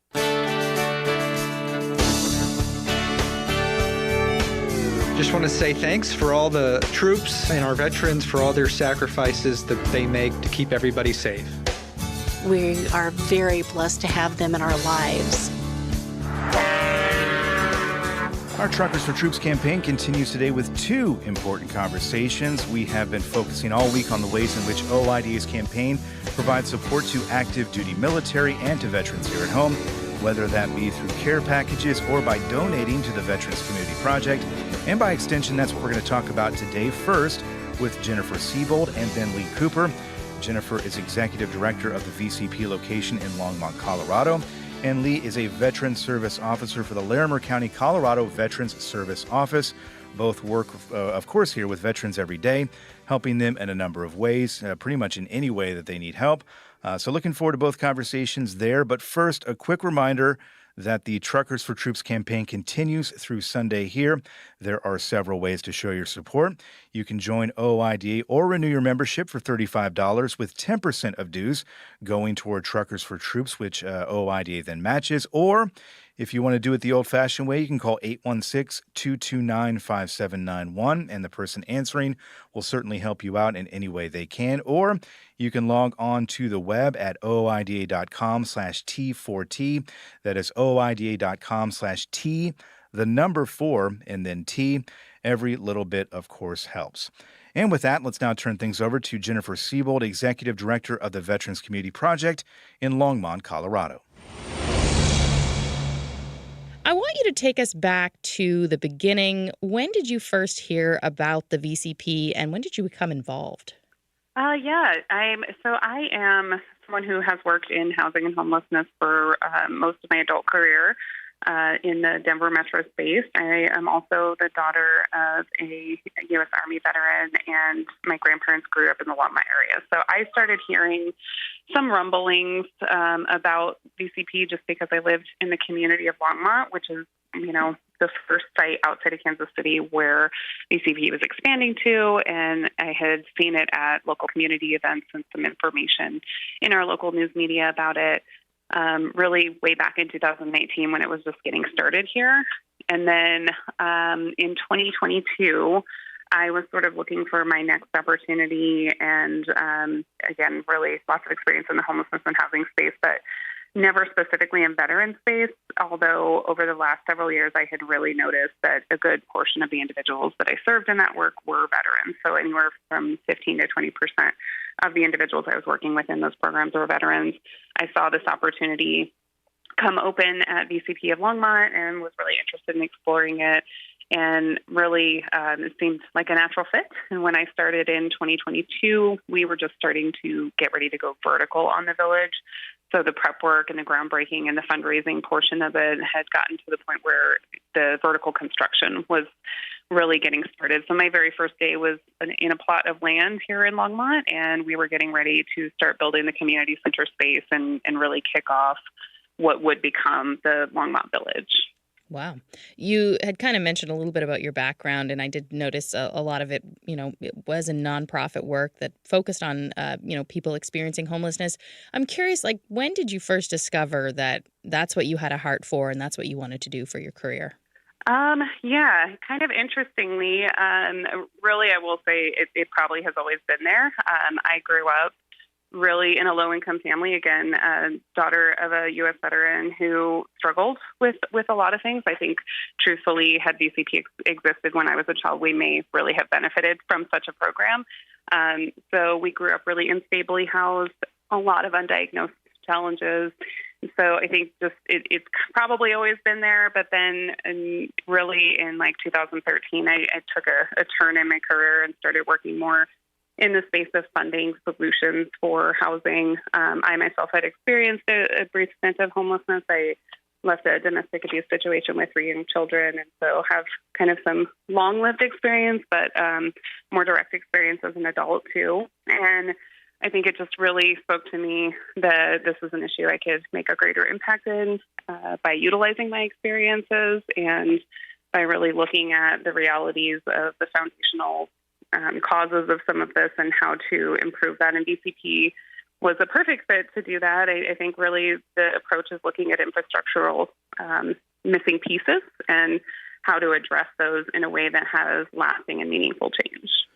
That strikes me, given your background and given the fact that you understand where a lot of these folks are coming from. I imagine that helps you in your position right now in terms of empathizing with what they're going through. You also said something there about kind of the gaps in the system right now. And we've talked with Chris Admire at the VCP here in Kansas City a few times. And he's talked about how VCP is really meeting a need that is not being addressed by the VA system. It's not really being addressed by anyone on a large scale out there. Can you walk us through, for those who are not familiar with VCP, and I think a lot of people know it as the tiny home community, the tiny home village, and it certainly is that, but it's so much more to it. It really is a support system that is not available in so many places, unfortunately. Yeah, absolutely. I sometimes say that the tiny homes are the tiniest part of the work of VCP because it is an all-encompassing program that addresses the needs of individuals at every level. I think really that it is just that. It's intended to fill the gaps in our systematic supports. I mean, the VA does great work, and we rely on them for a lot of things, and they support many veterans. There are also many veterans that cannot access those services or do not qualify for those services. We are here to fill kind of the middle ground and to work with both our government agencies and our nonprofit and private agencies to fill the needs of every veteran. So it really is intended to address anyone who ever raised their right hand in the military, and regardless of discharge status, of time in service, or the type of service that they had, really to fill those gaps for anybody who raise their right hand. So it is kind of utilizing the tools at our hands and getting people access to what they have and what they're eligible for in that government sense, but then also knowing that that doesn't work for everybody and there are a lot of gaps in the system. So what are the other ways that we can fill that? Is it through other nonprofit work? Is it through private funding? And that is really how we do the majority of our work, is private funding. So partnerships are incredibly important in order to tap into the wide array of resources that aren't through the VA. And then I think really what makes VCP unique is that we're looking at the unique individual needs. And so it's not applying a blanket, this is how things should be done for everybody. It's really looking at who is this person, what are their needs, what are their goals, and how can we come alongside them to provide resources and get them connected to the appropriate things that are going to help them to achieve that goal. Yeah, that's great. For those who are unfamiliar with what the Veterans Community Project is, how would you describe it? I would say that we are a nonprofit that is really based in community support, and that comes in all forms. But I always say that VCP doesn't belong to us. It belongs to the community. It is an investment from private funding, from individuals who come out and volunteer, really from everybody in that community, to provide supportive services for veterans who are either currently homeless or at risk for homelessness, or navigating the challenges of the system. So we provide full wraparound system supports, both in an outreach sense, which is, anything from I'm having trouble navigating my VA benefits to I'm sleeping in my car. And then the village side, like I said, is a part of what we do, but it is really reserved for veterans who have a greater need for more support and need more time for housing. We do a lot of housing work that is not connected to the village. Last year, Longmont housed 47 veterans in other ways who never saw the village. So both parts are equally important, and it's really a full wraparound supportive system that is just the community saying, we're behind you and we're here to support you. And no one person comes in there. It's not, you offer so many different things, and there's not a one-size-fits-all approach, I would imagine, to helping the people that come through your doors out. But can you kind of give us maybe a few examples, and obviously you don't have to get into specifics about who they are, but just some examples of maybe some recent, situations that you've seen, some people that have come through your doors that you've helped out. What does that look like for those folks? Yeah, sure. A recent example I can think of is a single parent, female veteran who had lost her job and has 3 kids at home, was really looking for some help in just navigating the gap in work. So she was potentially facing eviction because she couldn't pay her rent during that time and has, 3 young mouths to feed and take care of. So what we can do in that position is help her to bridge the gap. We were able to provide her with some financial assistance to give her a little bit more time, kind of extend that month period for her to get back into a new job, which she was able to do, and get back on her feet. So we're helping people to keep housing. It's a lot easier to maintain somebody's stable housing than it is to find them a new home when they become homeless. So that is a big part of what we do as well, is kind of keeping people in a stable position when life gets tough and something gets thrown their way that's unexpected. Another example, we see a lot of older veterans that come through our program. Colorado is a pretty expensive place to live. a lot of our aging veterans are struggling with the cost of living generally, and there's not a lot of resources. So helping them to tap into what we can to get their income up and greater levels of disability pay, or maybe they can work a part-time job, and trying to connect them to the appropriate resources in housing. Sometimes it's getting creative with housing, it's shared housing spaces, things like that. As people age, sometimes like the loss of a spouse can be really detrimental to somebody's well-being, and even those who own a home are struggling with property taxes and just affordability. So we see a lot of veterans over the age of 65 as well. That's pretty common on our outreach side. And then, some folks who may end up at the village because they need more time. We have some people that have, I will say, like, for example, someone who had some really long-standing ignored health concerns, both mental and physical. He was really working to get his diabetes under control, which was nearly impossible when he was living homeless because he couldn't get his VA medications. He is somebody who gets VA medical care, but couldn't receive those medications without a mailing address. So having a mailing address allowed him to get his physical health under control, which allowed him then to really address some longstanding mental health concerns and have the time to do that, so that he was able then to transition into permanent housing in a healthier space, and knowing that long-term he was going to be able to take care of himself a lot better, having addressed those things. So those are just a few. We see veterans of all ages, all backgrounds. Like you said, there is no like one-size-fits-all model, and we really try to tailor the support to the individual's needs. Wow.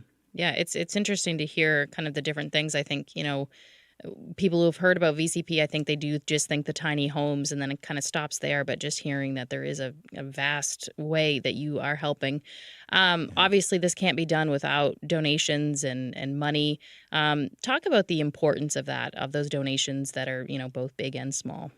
Yeah, really, like I said before, the community is the reason we're able to do all that we do. So donation of time is an incredible thing as well. We have people who donate hours to come out and who helped us construct all of these homes. 70% of the work done on them was done by community volunteers. So anything that didn't require specialized need is built in that way. That continues once we're here in the stable period of it. We're built at this point.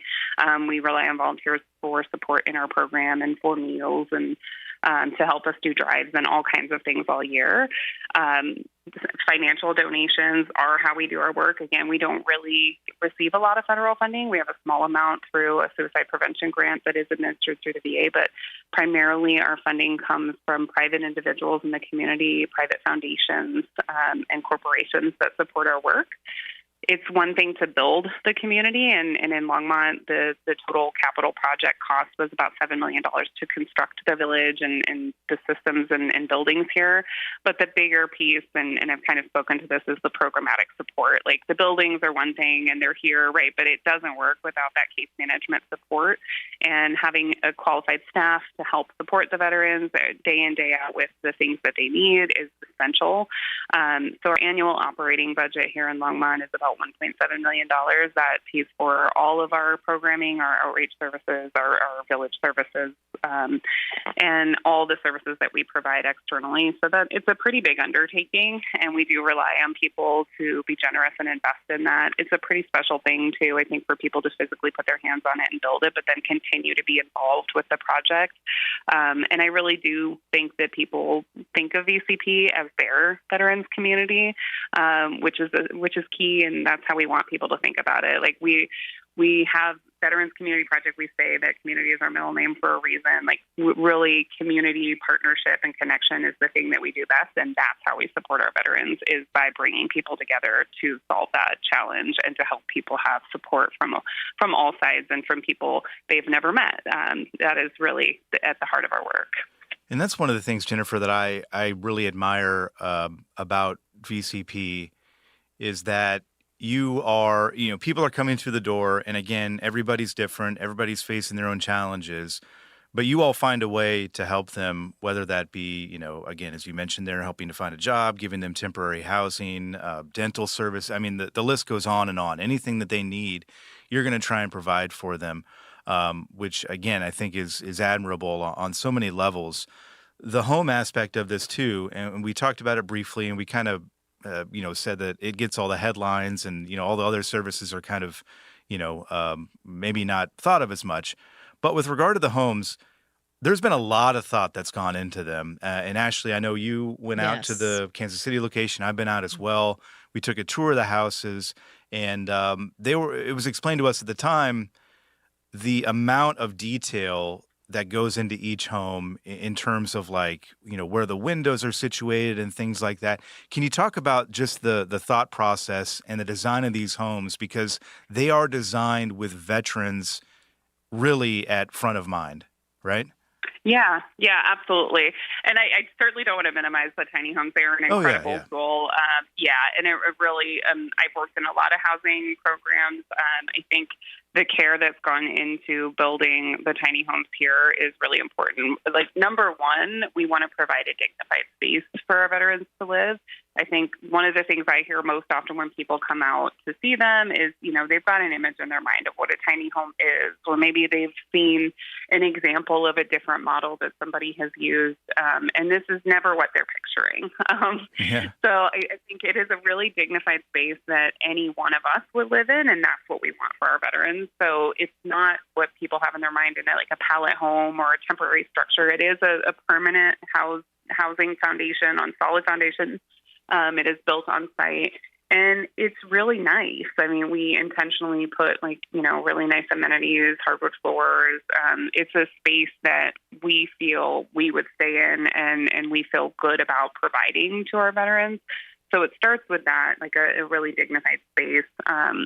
But yeah, then in addition to that, it is really thought out with trauma-informed design. So what that means is that we're really thinking about veterans who might be struggling with PTSD or some kind of behavioral health.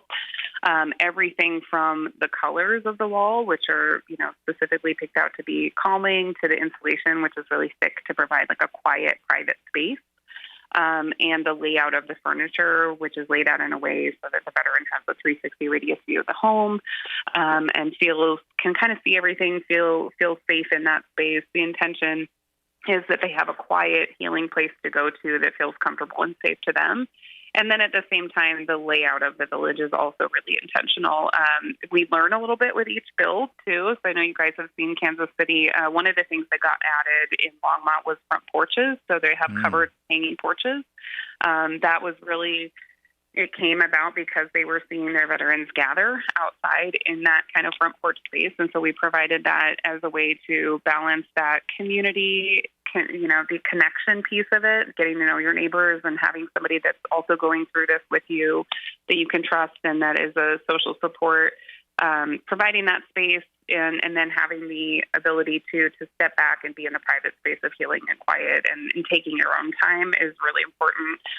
So even the layout of the villages is really thought out. Here in Longmont, we have a very circular design. The back porch is centered in a community space with a fire pit and some grills, so that there is that opportunity for people to have regular community connection with one another and then also have a safe and private space. Yeah. What is it like for you when, a veteran comes to your office and then, 6 months later, a year later, whatever it is, and they've, received the help that they need? What is that like for you? Yeah, it's a pretty amazing thing. I think as somebody that has some lived experiences with the challenges, I think that the really neat gift that I've seen people get from VCP is, yes, there's all this supportive services and it's getting people connected to the self-sufficiency and stability pieces that we want them to be. But one of the really awesome outcomes of VCP is that people get a chance to slow down enough to think about what they want out of their lives. I think that's something we take for granted a lot, like having dreams and aspirations and desires often gets lost when you're just surviving and you're just trying to make it through the day and find your next meal. I recently had a talk with a veteran who's getting ready to transition actually tomorrow. So we have somebody doing a move out celebration tomorrow. And that was one of the big things he hit on is just having grown up in poverty and having grown up in a tough family situation and then joining the military really young, nobody had ever asked him, like, what do you want to do with your life? And what do you dream about? What are the things that give you joy? And so to me, that's one of the things we, don't talk about enough is just that ability to slow down and really be in your own space and find out who you are too. So to me, that's one of my favorite things. One thing that struck me, and I remember this from again talking with Chris Admire at the Kansas City location, and I think I had asked him something to the effect of, you know, would he be okay? Would he be okay not having this job with the understanding that the problem has been fixed essentially? And he said essentially yes. That would be the ideal situation, because that would mean that we've fixed the veteran homeless problem, and we've fixed a number of these other things, or gotten to a much better place. I just hearing you talk, and every time I have this conversation and talk to someone like yourself, I just sit here and I think, how do we get here?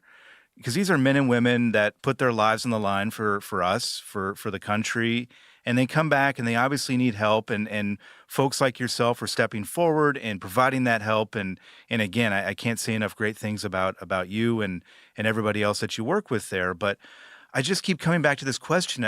How do we get to this point? The VA does a lot of great things, but there are so many gaps. And I'm sure it's a question you've grappled with yourself, and I'm not sure you have the answer. But again, I just sit here and I keep thinking, how did we get here?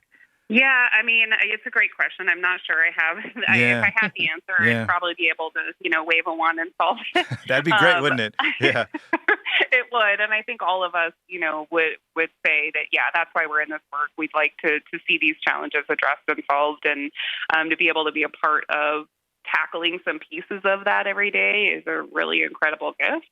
But I do think, personally, working in the space of housing and homelessness for a long period of time, I think there's some questions to be asked even in the more general public around housing and why we're not asking the right questions. I do think we often take a blanket approach to things when we need to take a more individualized look at what's going on. And I know that's true for the veterans that we work with. What works for one person isn't going to work for everybody. And that's tough when a lot of people are struggling. And so I think it's not an easy answer solution, which is, why I think it has been so hard to solve. But I really appreciate the opportunity to get to take an individualized approach with the people that we serve, and really look at everyone like a unique person, because we all have our own struggles and challenges, and we all need different things to be successful. Yeah, absolutely. Yeah. I'm curious, have you had other cities reach out to you asking questions about the VCP or how they could, possibly get one started? Yeah, absolutely. Well, I think, VCP in general gets a lot of requests, which is why we actually have an entire department kind of dedicated to national expansion at this point. So we do have a team of folks that look at, what cities are a good fit, and really like what makes a success as a community that's invested in that success, right? It's an ongoing commitment of people to donate and give.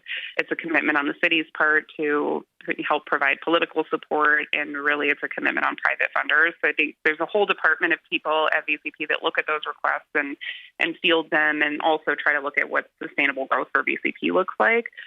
Even in a more local capacity, I hear from a lot of our other Colorado cities that are looking to provide support either for veterans specifically or for, other populations of individuals who are experiencing homelessness. And this is certainly a model that I think people are recognizing as having a very lasting impact, and one that could be replicable to solve a lot of housing challenges. So I do a lot of tours with other cities that are trying to address, challenges of homelessness in their own community and answer questions. I think one of the things VCP is excited about is to be sort of a thought leader in this space as well. And so we've got a lot of people on our team that want to see this go into other spaces, and that our programming can potentially support a lot of people beyond this space. And so that is something we have a team that addresses those things, but all of us get great questions about it. And I think we're all always happy to talk about that. Ashley asked you earlier about how important donations are to your mission there.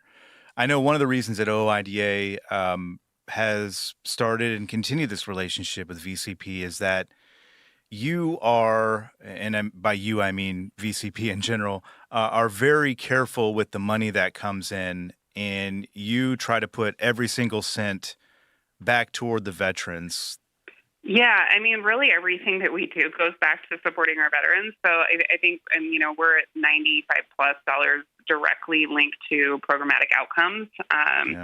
That is our case management programming, the full wraparound services, all of the support systems. So, I definitely think that we're, one, very cautious about the funding we take because we don't want to limit who we can serve, and we want to be able to support people in the way that they need. So, we're thoughtful about that. We're also really thoughtful about the fact that, this is somebody's donated dollars, and we want to do that justice. We want to provide a good quality outcome for them because they're investing in an outcome for our veterans. And so we have a strong sense of responsibility to make sure that those dollars are impactful and make lasting difference in our communities. So it is, something that I feel really strongly about, and I know everyone who works here feels really strongly about it. It's certainly, we don't take any dollar, with any minimization. Every single dollar that we collect counts, and everything that we do relies on our community support. And so we want to be good stewards of that funding as well.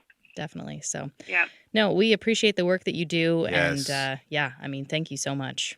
Well, thank you. I appreciate you guys sharing and spreading the word, and we really appreciate what Truckers for Troops has done for not just CCP Longmont, but all of our locations. Right. Jennifer, thank you so Love much. It. Thank you so much, Jennifer. Really appreciate it. Thank you.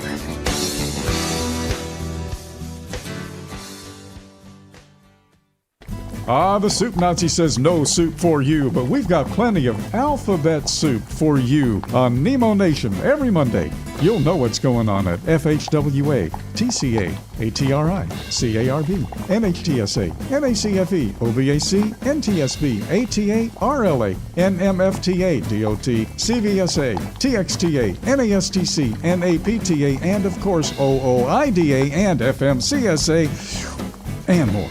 Dave, we're gonna need a bigger bowl.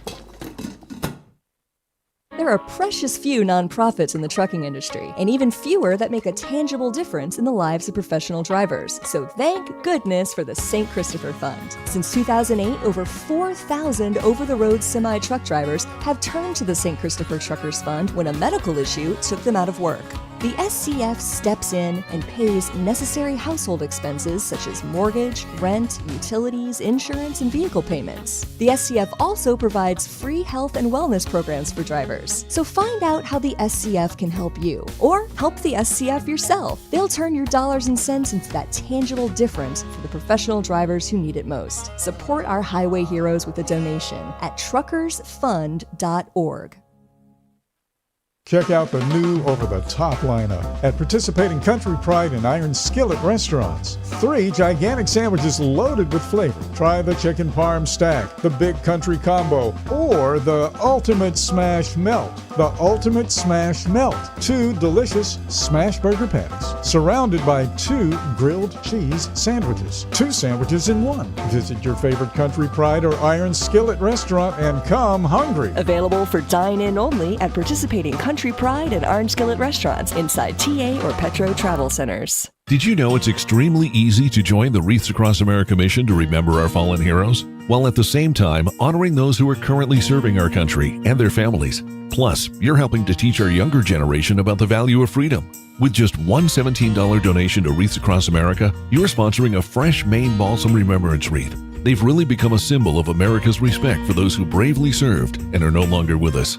To sponsor your wreath, just visit wreathsacrossamerica.org. That's wreathsacrossamerica.org. From all of us here at OOIDA, we appreciate your service. Thank you. We appreciate everything you do. Truckers for Troops Week continues here on Trucking with OOIDA, and we're joined on the line now by Lee Cooper, Veteran Service Officer for the Larimer County, Colorado Veterans Service Office. Lee, thanks for joining us. My pleasure. Always good to talk about veterans. Yes, and I'm looking forward to hearing your perspective on some of this. And we reached out to you. We spoke with Jennifer Siebold earlier in the week. She is with the Veterans Community Project. They are obviously filling a need there, not just in Longmont, Colorado, but in other locations throughout the country. And I certainly want to talk about that and kind of how we got to where we are now, that we need people like VCP kind of stepping up. But before that, if you could just tell us a little bit about yourself and what you do there in Larimer County. Sure. Well, like you said, I am the Veteran Service Officer for Larimer County. Here in Colorado, by state statute, every county has to have an office or function similar to what we do and be available to assist veterans in our state and connect them and advise them with the VA benefits that they've earned as a function of their active duty service. So we work with veterans, we work with next of kin, we work with dependents, spouses, and survivors. So anybody who has to touch fingers with any kind of VA benefit, we're kind of their first stop. Myself, I've been in the job since 2019. I am a U.S. Army veteran. I served from 2005 to 2013. Did 2 deployments, one in Iraq and another one in the Horn of Africa. Anywhere else I can go with this? Yeah, no, I mean, and it's important that you point that out, I think, because this is, you clearly have a stake in this, in helping these folks who are in need of help, because the VA system, I think it is safe to say, can be messy and complicated and difficult to, navigate there.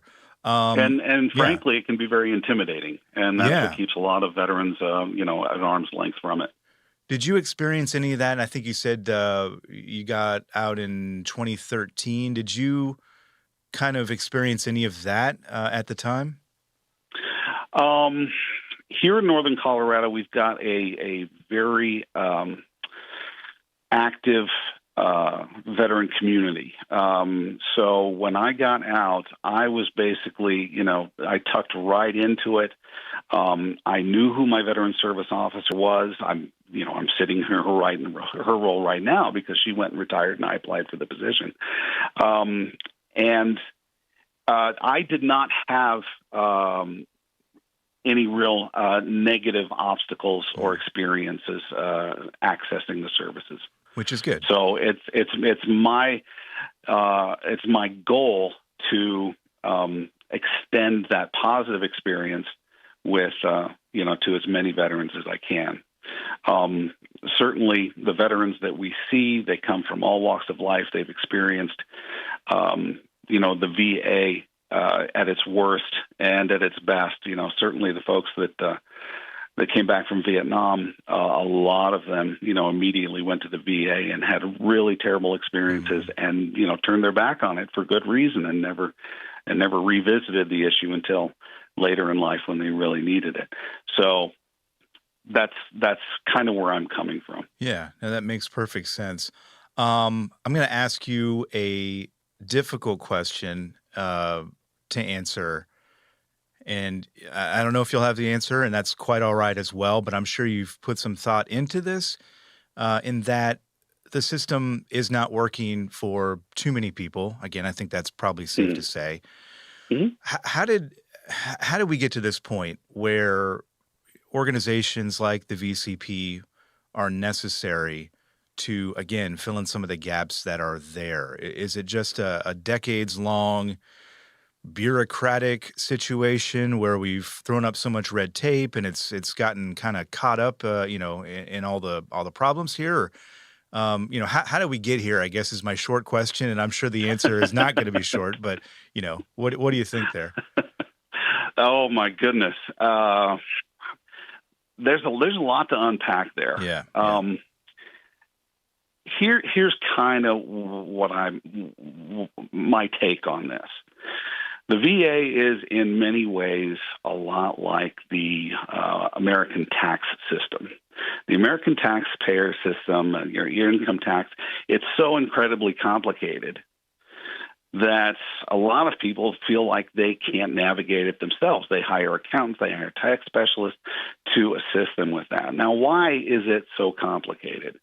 One of the reasons it's so complicated is because Congress has incrementally, over time, tried to make it more fair. They didn't rebuild the whole system. They cobbled it together and tried to tweak it every year, every session, trying to make it accessible and more fair to taxpayers. And the side effect of that is that it got ridiculously complicated. The VA is in many ways like that. So the Congress responds to different needs after every war, after every military conflict, every wave of veterans that enters the system comes from a different space. And so Congress goes in there and they try and tweak it. And they try and make it more fair. And in some cases they do, and some veterans have a better experience, but the next generation comes in with a different point of view, a different history. Everything changes. So Congress is always playing catch up. And I think that's part of the problem. It sounds to me, just from hearing you, express that, and I've heard this elsewhere too, and I think, you share that opinion with quite a lot of folks out there, in that the system does not work. It's not working right now. It sounds like you would be an advocate for maybe just a complete overhaul. Again, I know we're not going to fix the VA system here on the phone today, but I guess, is that what it would take? Would it take an overhaul, just kind of almost starting from scratch to get to where we need to be? I don't think so. No? Okay. I don't think so, because once you do a whole overhaul, and then, boom, in the next couple of decades, God forbid, we get into another war, and you can't foresee the needs of that next generation of veterans. You do your best, but I don't think that's the problem. I think a more reasonable, a more likely solution, I don't know if it's a solution you're looking for, but a more effective approach is more engagement with the communities. And I think that's where folks like VCP kind of step in. I don't think it's necessarily the role of the Department of Defense to take care of soldiers after they get home. We've established the VA to try and do that as best we can. But fundamentally, I don't think it's the government's role, but I think society, the country as a whole, has an obligation to the veterans, instead of just pushing it off to, we pay our taxes, let the government do this. And that is why, our office, I really attempt to engage the community, nonprofits, volunteers, as often as I can, because they're the stakeholders in the community. The VA is not really a stakeholder in our local community here in northern Colorado. They're a major player, but they're not a stakeholder. Yeah. The community is. And so I think we need to engage the country. Yeah, that's Does that interesting. make sense? Yeah, no, it does. It makes perfect sense. And as I hear you talking there, I think back to, you mentioned the Vietnam War, and those folks who came home at that time were treated horribly. Sure. Across the board, and that feels in a way like maybe a turning point to a degree, and then it feels like maybe we haven't gotten back to where we need to be in terms of taking care of these men and women who sacrificed their lives and sacrificed so much. Which is it's a shame. I mean, the country has come a long way since the Vietnam era, and certainly my generation owes a tremendous debt to the Vietnam veterans, because they suffered through this. And we, my generation of veterans benefited from the turmoil that they went through. But it took a long time for the country to come to terms with how poorly it had treated its warfighters. Yeah. You talk about the community engagement. I would imagine that when you do reach out, you get a pretty positive response from folks. Yes. I mean, almost universally. Yeah. What, let's talk about your day-to-day. And I know every day is going to be different, and every veteran who comes to you looking for some assistance is going to be different, and everybody has their own, different issues and things that they need help with. But what are some of the more common problems, I suppose, that you are hearing about day in and day out? Well, I play a rather unique role in the Colorado VSO system, in that in our county, I'm appointed by our county commissioners, but we've restructured our office in that my role is almost exclusively outreach and community liaison for our office. So I maintain an accreditation. I go through all the training. I have weekly meetings with our team, but I personally don't do claims issues. Gotcha. So that, my community interaction actually frees up our staff. We got 4 full-time people in our office, and that's what they do. And so they don't have to split their time between trying to get to the VFW meetings, the American Legion meetings, hit up the universities and the schools and make sure you're touching as many different, segments of the area where you're going to run into veterans as you can. And that's a model that's worked really well for us, but nobody else in Colorado is operating under that model. Is that right? That being said, in terms of some of the issues that we see on a regular basis, unfortunately, some of the most difficult issues that our office engages with are when we have a spouse who comes in and says that my husband is in hospice, or my spouse just passed away. He was in the military. He never talked to the VA. He never did anything. What was he entitled to? Or if he's in hospice or he's in the hospital now, he was in the Army in the 90s, I think. Is he entitled to VA health care? And those are really, really hard because in many cases, because of the time it takes to get people into the system, I don't want to say it's too late, but it can make it very, very difficult. Yeah. And it's especially heartbreaking when a veteran or a spouse comes in who might be entitled to survivor benefits, but the veteran never touched with the VA, and he may have left his surviving wife, high and dry because he didn't do what he was supposed to have done, right, when he could. So, that's a big part of our message and my message when I'm out there in the community to the veterans themselves. It's like, you may feel like you don't deserve it, but by God, your family does. Yeah. Take the burden off of them. Do everything you can to help your family by helping yourself. I imagine they respond to that pretty well. Oh, yeah. You see the light bulbs come on. Yeah. Absolutely. It's not just about me. It's about my loved ones. Yep. Yeah, and taking care of them. So much. Let's talk about the Veterans Community Project a little bit. Yep. And obviously we are, we've got this campaign going on, raising money for them. They do great work. They do. You talk about the community engagement. I imagine VCP is part of that equation. Can you just talk a little bit about what your relationship is with VCP and kind of how they're stepping in and helping fill a need? Oh, absolutely. When a veteran family or a family comes into our office and we can assist them with VA-related benefits, that's great. We do everything we can. But frequently they come in with additional, needs that the VA just doesn't cover. And sometimes it's housing. Sometimes it's a car repair, it's groceries, it's something relatively small to get them over a hump, in their lives. It's like, I need my car to go to work, but the transmission's going out, the tires are going bald, whatever the case may be.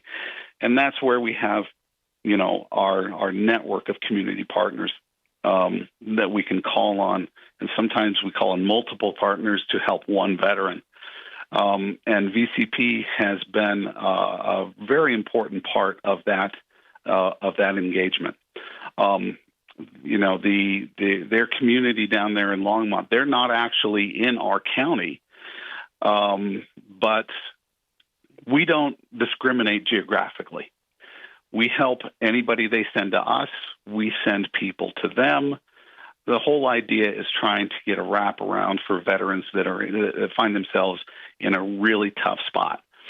And, that's how it works. Yeah.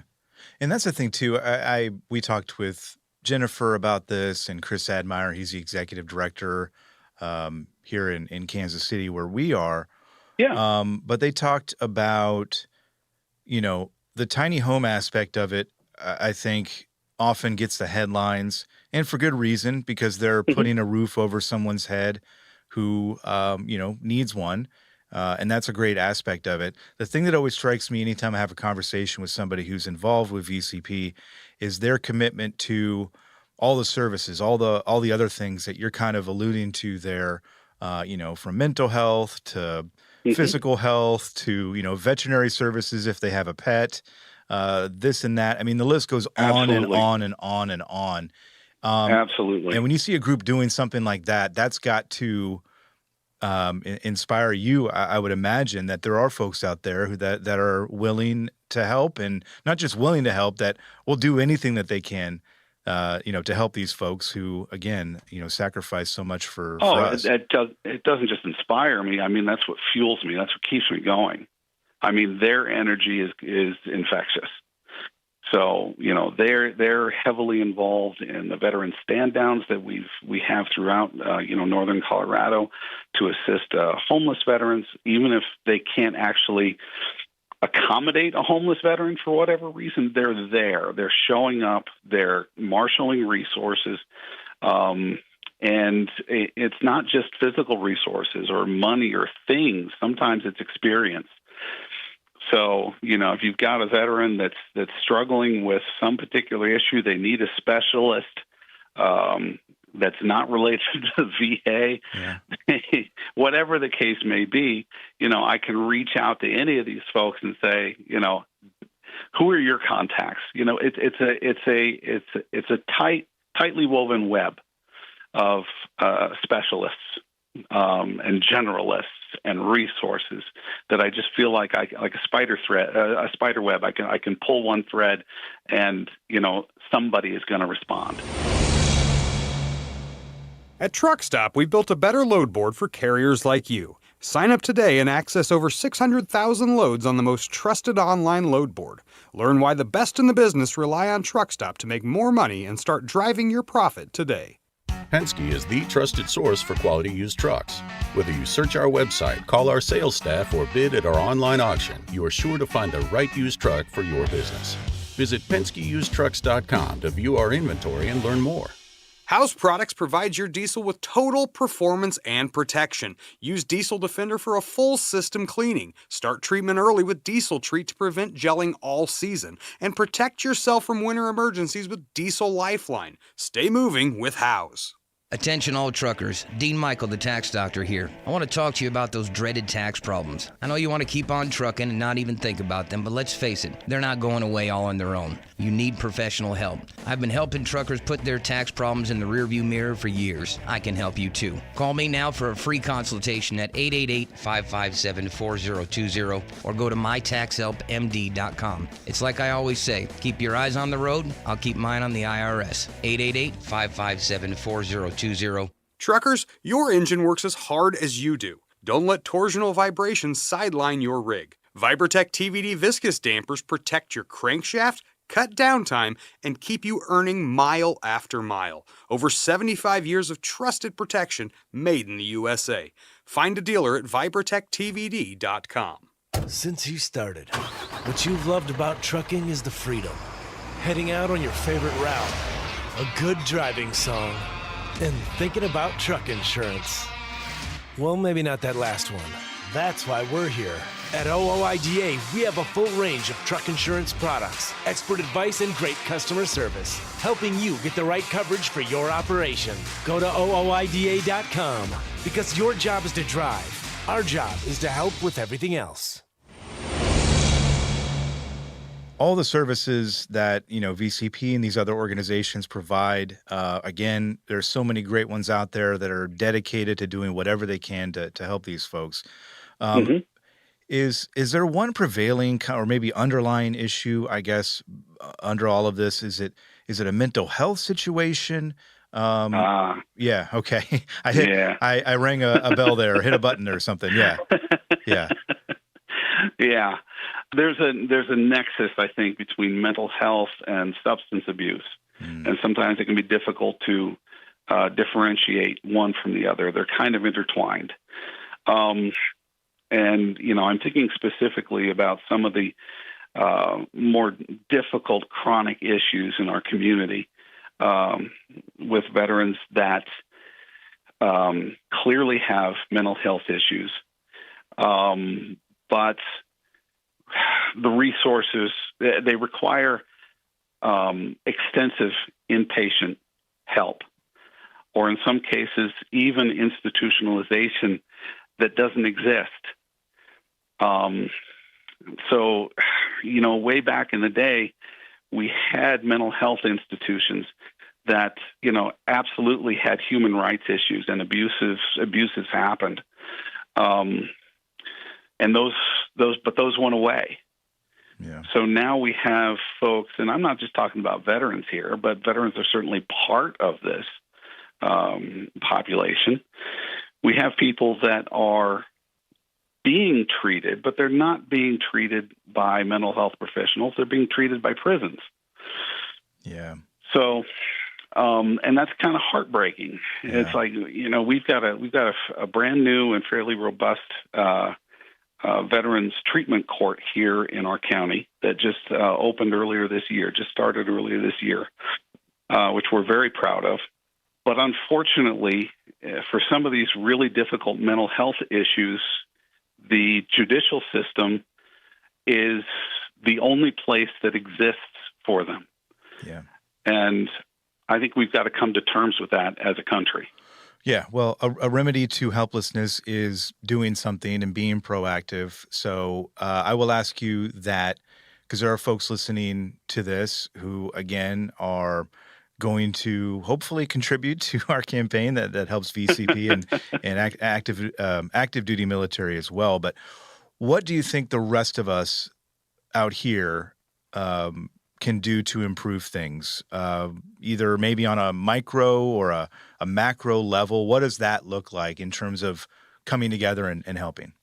Well, this is something, it boils down to the individual. What do you have follow your passion, find some way to give back to your community in some way, no matter how small.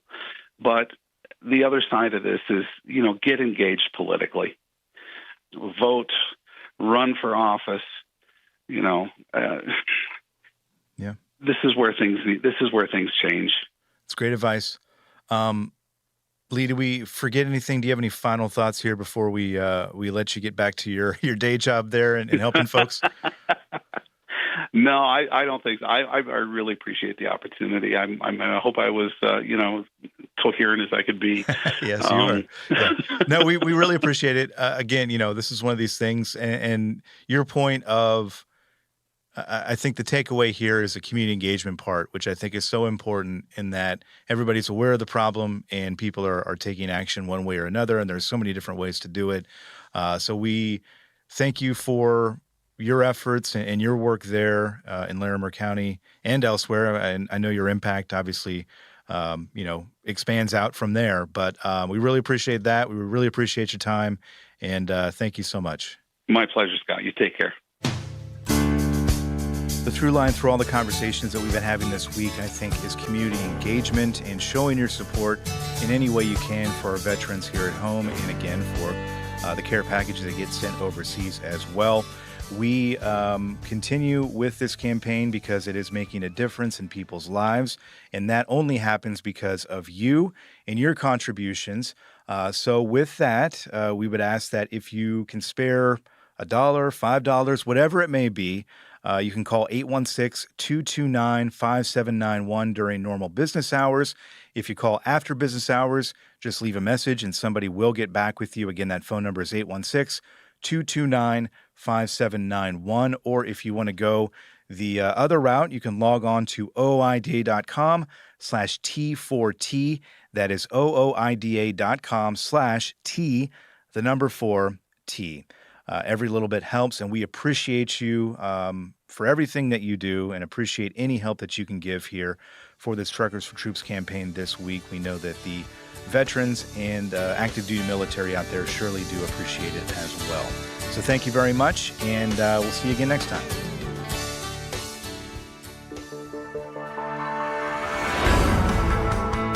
Thanks for listening. Today's episode of Trucking with OOIDA was brought to you by a dedicated team of people.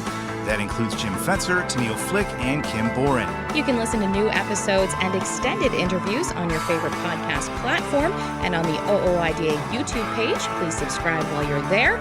If you've got thoughts, we'd love to hear them. Call us at 1-800-324-6856 and leave a message, or send us an email to podcast@ooida.com, and we might include it on the show.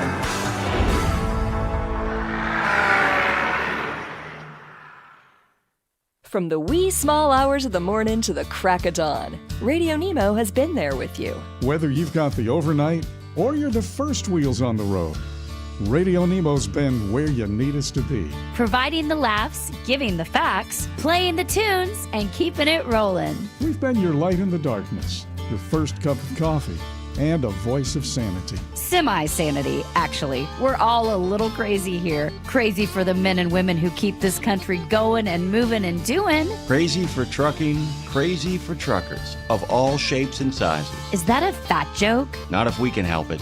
Because it isn't just about the rules and regs. It isn't just about the day-to-day. It's about your health, your homes, and your hearts. So we wanted to say thank you. Thank you. Thank you. Thank you from everyone at RadioNemo for sticking with us, standing by us, and keeping the traditions rolling into the future.